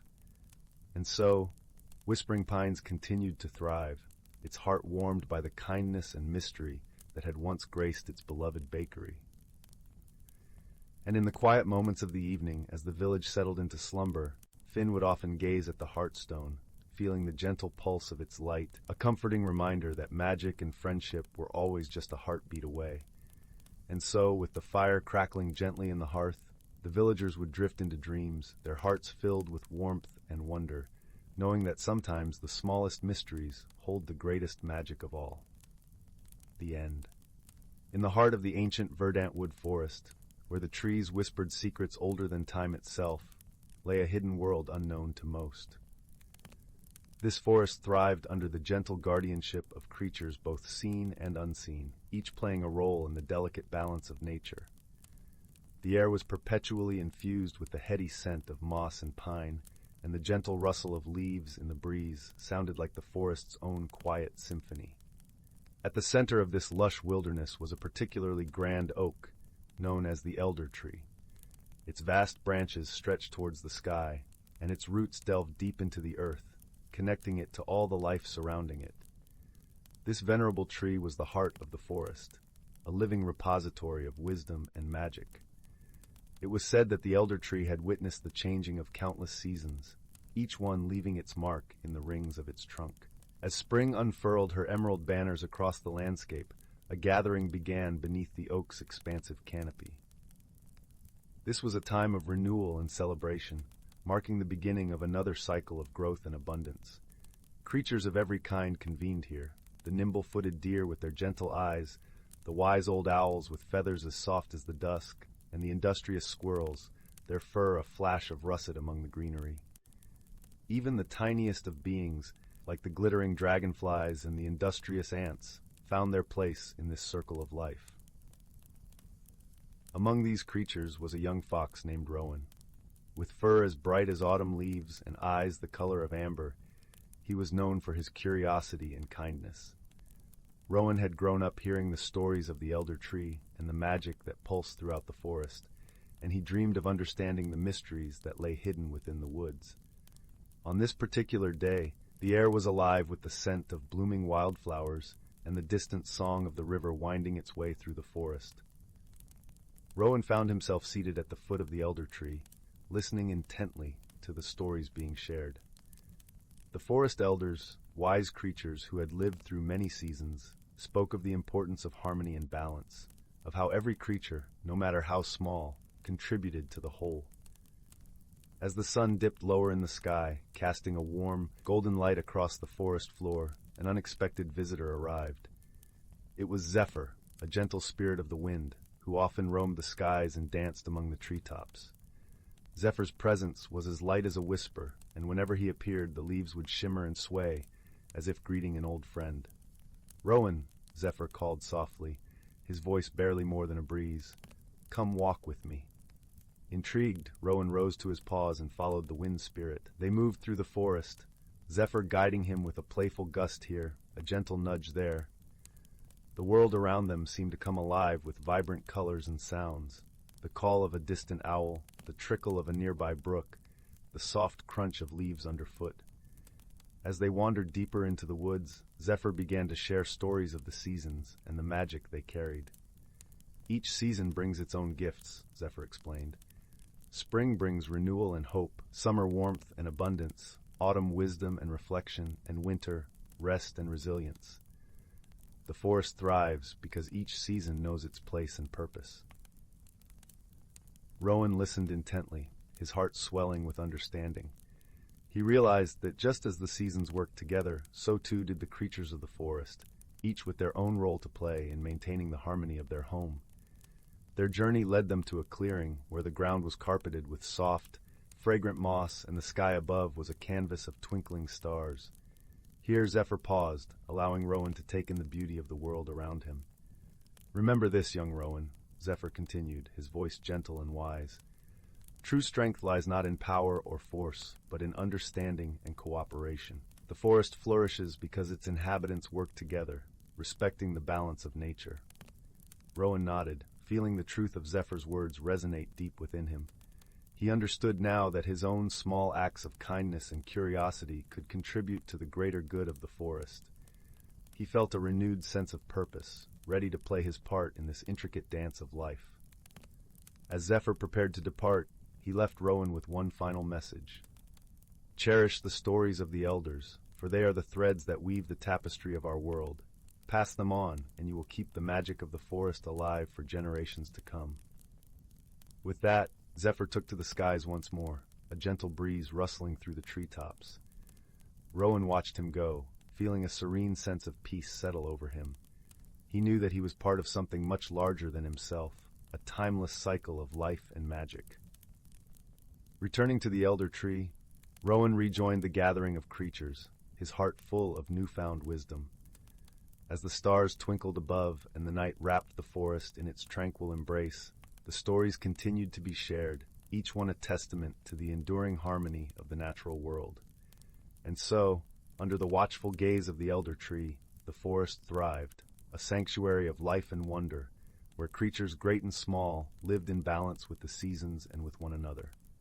Rowan, with his bright eyes and gentle heart, became a guardian of the forest's secrets, ensuring that the wisdom of the past would light the path for all who followed. In the quiet of the night, as the last embers of the day faded into darkness, a sense of comfort and resolution settled over the forest. It was a place where magic and reality entwined, a haven of peace and possibility, forever cradled in the arms of nature. Once upon a time, in a cozy little village nestled among rolling hills, there lived a young girl named Willow. Her days were filled with simple joys, chasing butterflies through sun-dappled meadows, listening to the gentle babbling of the nearby stream, and curling up by the fire with her favorite storybook. One crisp autumn morning, Willow woke to find a curious object on her nightstand, a small, intricately carved wooden box. Puzzled, she turned it over in her hands, admiring the intricate patterns etched into its surface. As her fingers traced the delicate grooves, something extraordinary happened. The box began to glow with a warm, golden light. Willow gasped in wonder as the lid opened, revealing a single feather resting within. It was no ordinary feather, however. Its radiant colors seemed to shimmer and dance before her eyes. Entranced, she reached out to touch it, and in that moment, a wave of energy washed over her. Suddenly, Willow found herself transported to a world unlike anything she had ever seen before. Towering trees of vibrant hues stretched toward a sky painted in dazzling shades of amber and crimson. Strange, enchanting creatures scampered through the undergrowth, their laughter like tinkling bells carried on the breeze. As Willow marveled at her newfound surroundings, a gentle voice called out to her, "Welcome, dear child, to the realm of wonders." Turning, she found herself face to face with a kindly old oak tree, its branches stretching wide and its trunk etched with ancient runes. "I am Elderwood, guardian of this realm," the tree continued. "The feather you found is a key, unlocking the door to a world of magic and adventure. But it is also a test, for only those with pure hearts and open minds can truly embrace its wonders." Willow listened, captivated, as Elderwood explained that a dark force threatened to consume the realm of wonders, casting its beauty into shadow. "You have been chosen, young Willow, to embark on a journey of self-discovery and courage, where you will face challenges that will shape your very soul." With a wave of his branches, Elderwood summoned two companions to guide Willow on her quest. First appeared Zephyr, a mischievous breeze spirit with an infectious giggle and a penchant for playful pranks. Then came Ember, a wise and gentle salamander, whose flickering flames cast a warm, comforting glow. Together, the trio set off into the heart of the realm of wonders, venturing through landscapes that seemed to shift and swirl with every passing moment. They traversed crystal-clear rivers that sang with the voices of 1,000 tiny fish, and climbed towering peaks wreathed in clouds of multicolored mist. Along the way, they encountered wondrous beings, chattering pixies who wove gossamer tapestries from moonbeams, and lumbering stone giants whose rumbling footsteps shook the very earth. Each new encounter brought with it a lesson, a whisper of wisdom imparted by the realm itself. Yet their journey was not without its trials. Dark shadows lurked in forgotten corners, jealous of the light and beauty that thrived in the realm of wonders. Time and again, Willow and her companions found themselves faced with challenges that tested their resolve and their hearts. In one particularly dire moment, they found themselves trapped in a maze of twisting, thorny vines that seemed to shift and contort with malicious intent. As Willow's fear threatened to overwhelm her, Ember's gentle flames illuminated a path forward, not by burning through the obstacles, but by coaxing the vines themselves to bloom with vibrant, fragrant flowers. It was then that Willow realized the true power of the realm of wonders, a power rooted not in brute force, but in kindness, patience, and understanding. With each challenge they faced, she grew stronger, her heart opening wider to the wonders that surrounded her. At last, after what seemed like an eternity of adventure, Willow and her companions stood before the source of the darkness that threatened the realm, a great, shadowy entity that fed on fear and doubt. But Willow was no longer the timid girl who had first stumbled into this magical world. Drawing upon all she had learned, she reached out with her heart, offering compassion and empathy to the entity. And in that moment, the darkness began to recede, transforming into a shimmering aurora of light and hope. As the realm of wonders was restored to its former glory, Elderwood's voice echoed through the land, filled with pride and gratitude. "Well done, young Willow. You have proven yourself worthy of the wonders that surround us, and in doing so have discovered the greatest wonder of all, the boundless strength and resilience of your own heart." With a final embrace for Zephyr and Ember, Willow found herself back in her own cozy room, the feather clutched tightly in her hand. But she knew that the magic of the realm of wonders would forever be a part of her, a guiding light in the years to come. As she drifted off to sleep, Willow smiled, her dreams filled with the laughter of pixies and the gentle crackle of Ember's flames. For she had learned that true wonder lies not in extraordinary realms, but in the extraordinary courage and kindness that burns within us all. Once upon a time, in a quaint village nestled between rolling emerald hills and a shimmering, winding river, lived a young lad named Finn. With tousled auburn hair and eyes that sparkled like the morning dew, Finn was known throughout the village for his boundless curiosity and gentle heart. Finn often wandered to the edge of the village, where the whispering woods began. These woods were a place of legends, filled with tales of enchantment and wonder. The villagers spoke of it in hushed tones, for it was said to be a realm where the ordinary met the extraordinary. One golden afternoon, as the sun dipped low in the sky and painted the world in hues of amber and rose, Finn felt a tug at his heart, a call to explore the unknown depths of the whispering woods. Clad in his favorite cloak, as soft as the down of a fledgling bird, Finn set off with a sense of excitement bubbling within him. The air was crisp and carried the scent of pine and earth, mingled with a hint of something sweet and unnameable. As he ventured deeper, the trees stretched taller, their leaves whispering secrets to one another. Shafts of sunlight danced through the branches, creating patterns on the forest floor that seemed to guide Finn onward. Before long, Finn came upon a glade bathed in a gentle silvery light. In its center stood a tree unlike any he had ever seen. Its bark shimmered like mother of pearl, and its leaves were delicate as lace, whispering with the softest breeze. At the foot of this magnificent tree, a circle of toadstools formed a perfect ring, each cap a brilliant shade of violet. As Finn marveled at the beauty around him, a soft rustle caught his attention. Out from the underbrush hopped a creature so whimsical it seemed plucked from a dream. It was a rabbit, yet not quite. Its fur sparkled as if dusted with stardust, and its eyes twinkled with an intelligence that belied its small size. "Greetings, young adventurer," the rabbit said in a voice like the tinkling of tiny bells. "I am Thistle, keeper of the Whispering Woods. What brings you to our enchanted glade?" Finn, though surprised, felt a warmth in his heart at Thistle's gentle demeanor. "I seek to explore and learn, dear Thistle," he replied, his voice soft and sincere. "I wish to understand the wonders of this place." Thistle nodded, his whiskers twitching with delight. "Then you shall," he said, "but remember, true exploration requires courage and a willingness to see with more than just the eyes." With that, Thistle bounded away, leaving a trail of twinkling lights in his wake. Finn followed, his heart beating with a mix of anticipation and joy. The path wound through the woods, leading Finn to a series of gentle challenges. First, he encountered a brook, where stepping stones gleamed like polished gems. As he crossed, each stone played a note, creating a melody that filled the air with a tranquility that soothed his soul. Next, a clearing opened up before him, where flowers of every hue swayed in a harmonious dance. Finn paused, admiring their beauty, when a breeze carried their soft voices to him. "To find your path, you must listen to the whispers of your heart," they chimed, their petals brushing against him like a comforting embrace. Finally, Finn arrived at a misty meadow where the air shimmered with anticipation. There he met an elder turtle named Sage, whose shell was etched with stories of time long past. "Ah, young Finn," Sage greeted, his voice deep and resonant as a distant drum. You have journeyed far and learned much. But tell me, what is it you seek most?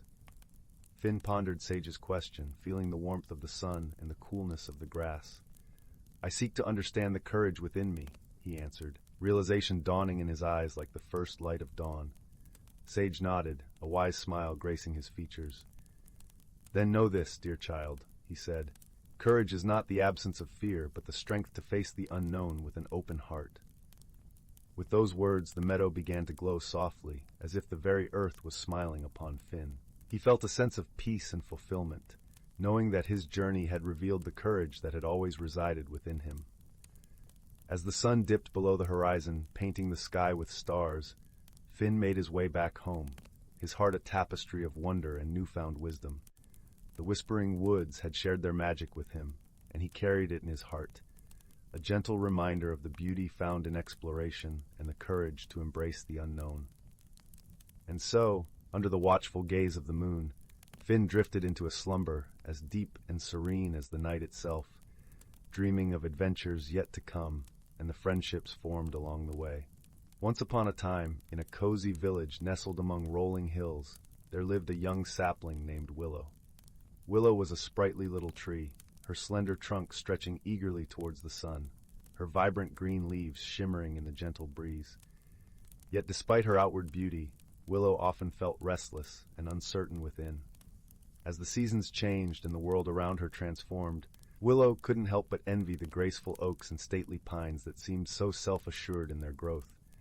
She longed to blossom into her truest self, but the path forward remained a mystery, hidden beneath the rich soil.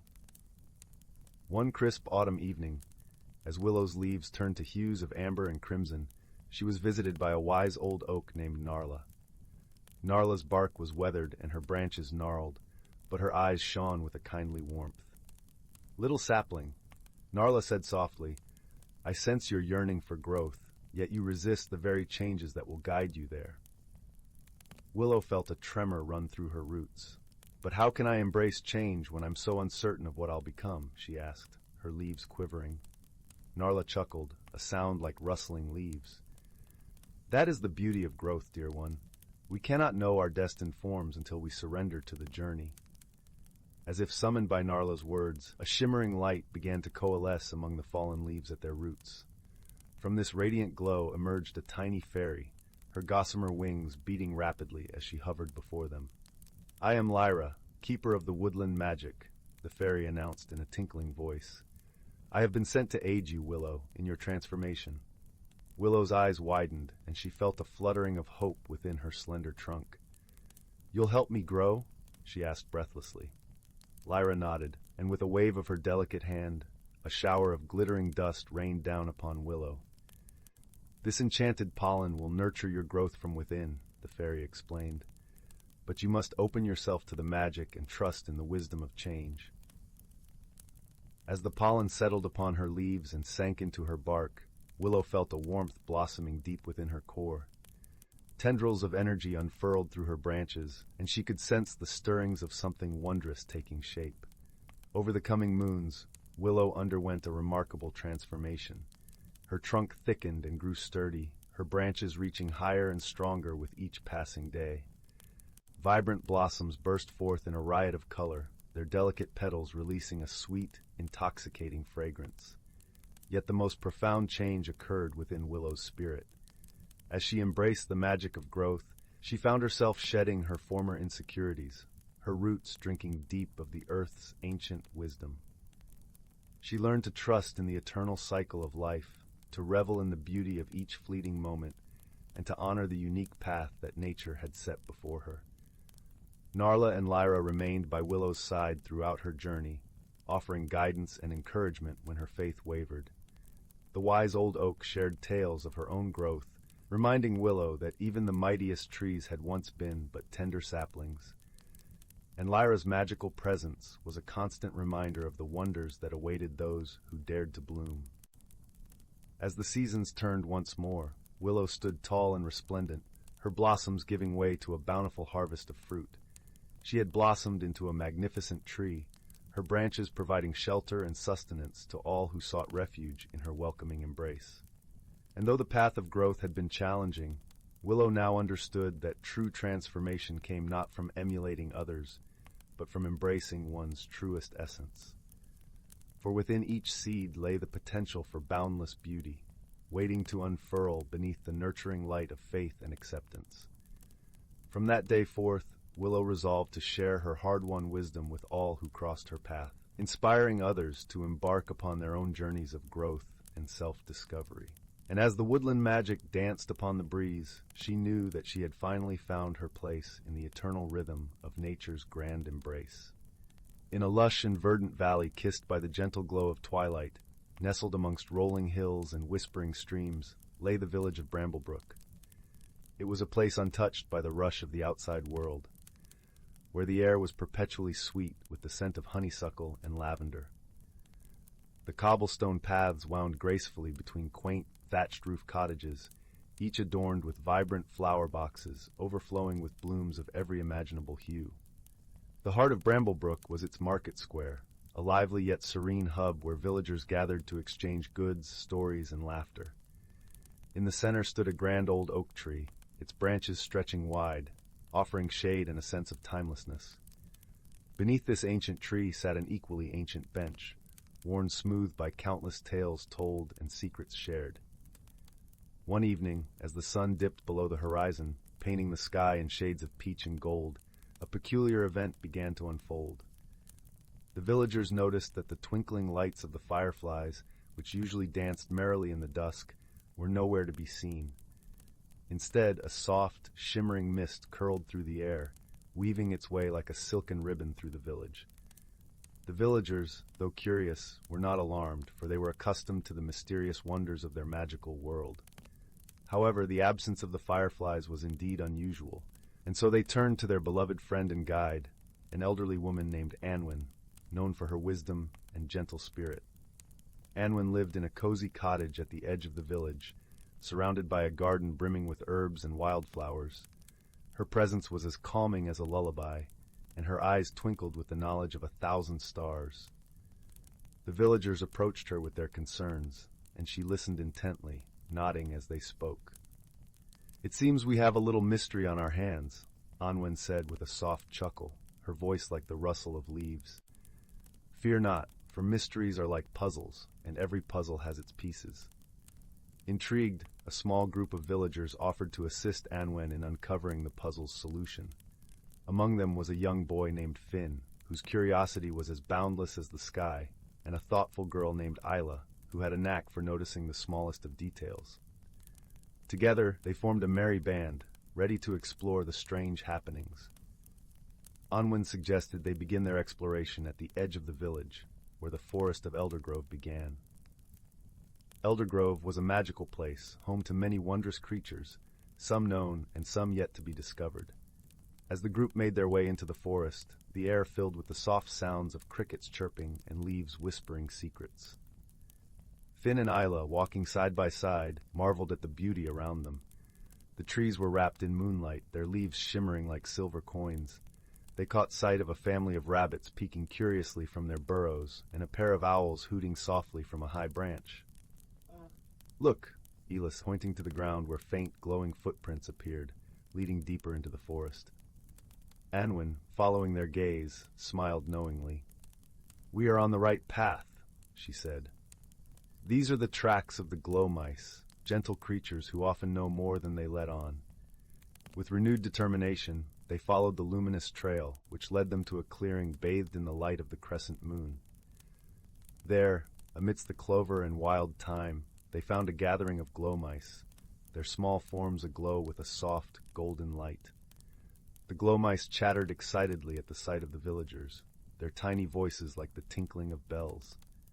Anwen knelt down, her gentle presence calming the creatures, and asked them about the missing fireflies. The leader of the glow mice, a wise old creature with whiskers as white as snow, stepped forward. "The fireflies have taken shelter in the Whispering Cavern," he explained, drawn by a strange song that echoes through the night. "A song?" Finn echoed, his eyes wide with wonder. "What kind of song?" "It is a melody both beautiful and enchanting," the glow mouse replied. "But it is not of this world, and it unsettles the fireflies, drawing them away from their dance."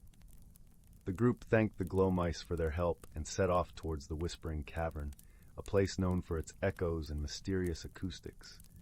As they approached, the air grew cooler, and the sound of the strange melody reached their ears, a haunting yet lovely tune that seemed to weave its way into their very souls.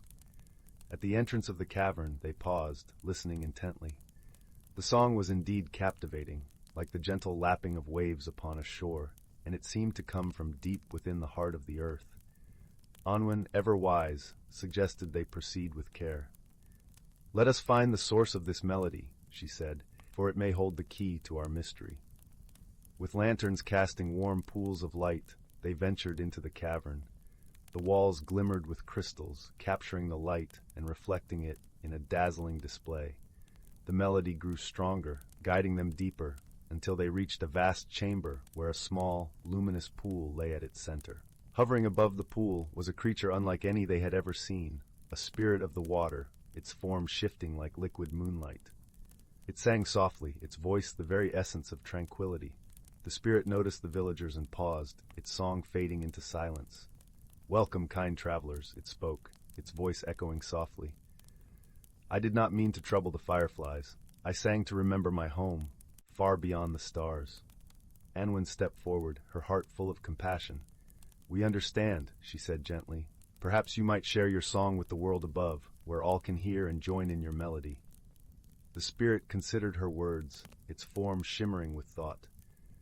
"That would be lovely," it replied at last, "to sing under the open sky, where the moon and stars can hear my song." With the villagers' encouragement, the spirit rose from the pool, its song swelling once more, this time with joy and gratitude. Together, they returned to the village, where the spirit's melody filled the air, a harmonious blend with the night. The fireflies, drawn by the new harmony, returned to their dance, their lights twinkling like stars fallen to earth. The villagers gathered in the market square, their hearts lifted by the beauty of the night. And so the mystery was resolved, not through force or fear, but with understanding and kindness. The spirit found a new home in Bramblebrook, where it sang each night, accompanied by the fireflies, the glow mice, and the whispers of the ancient oak. As the villagers retired to their homes, the world outside their windows was a symphony of light and song. Finn and Isla, nestled beneath warm quilts, closed their eyes, their dreams filled with the magic of the night. And in the heart of Bramblebrook, beneath the starlit sky, the spirit sang on, its melody a gentle promise of peace and wonder, weaving through the dreams of all who listened.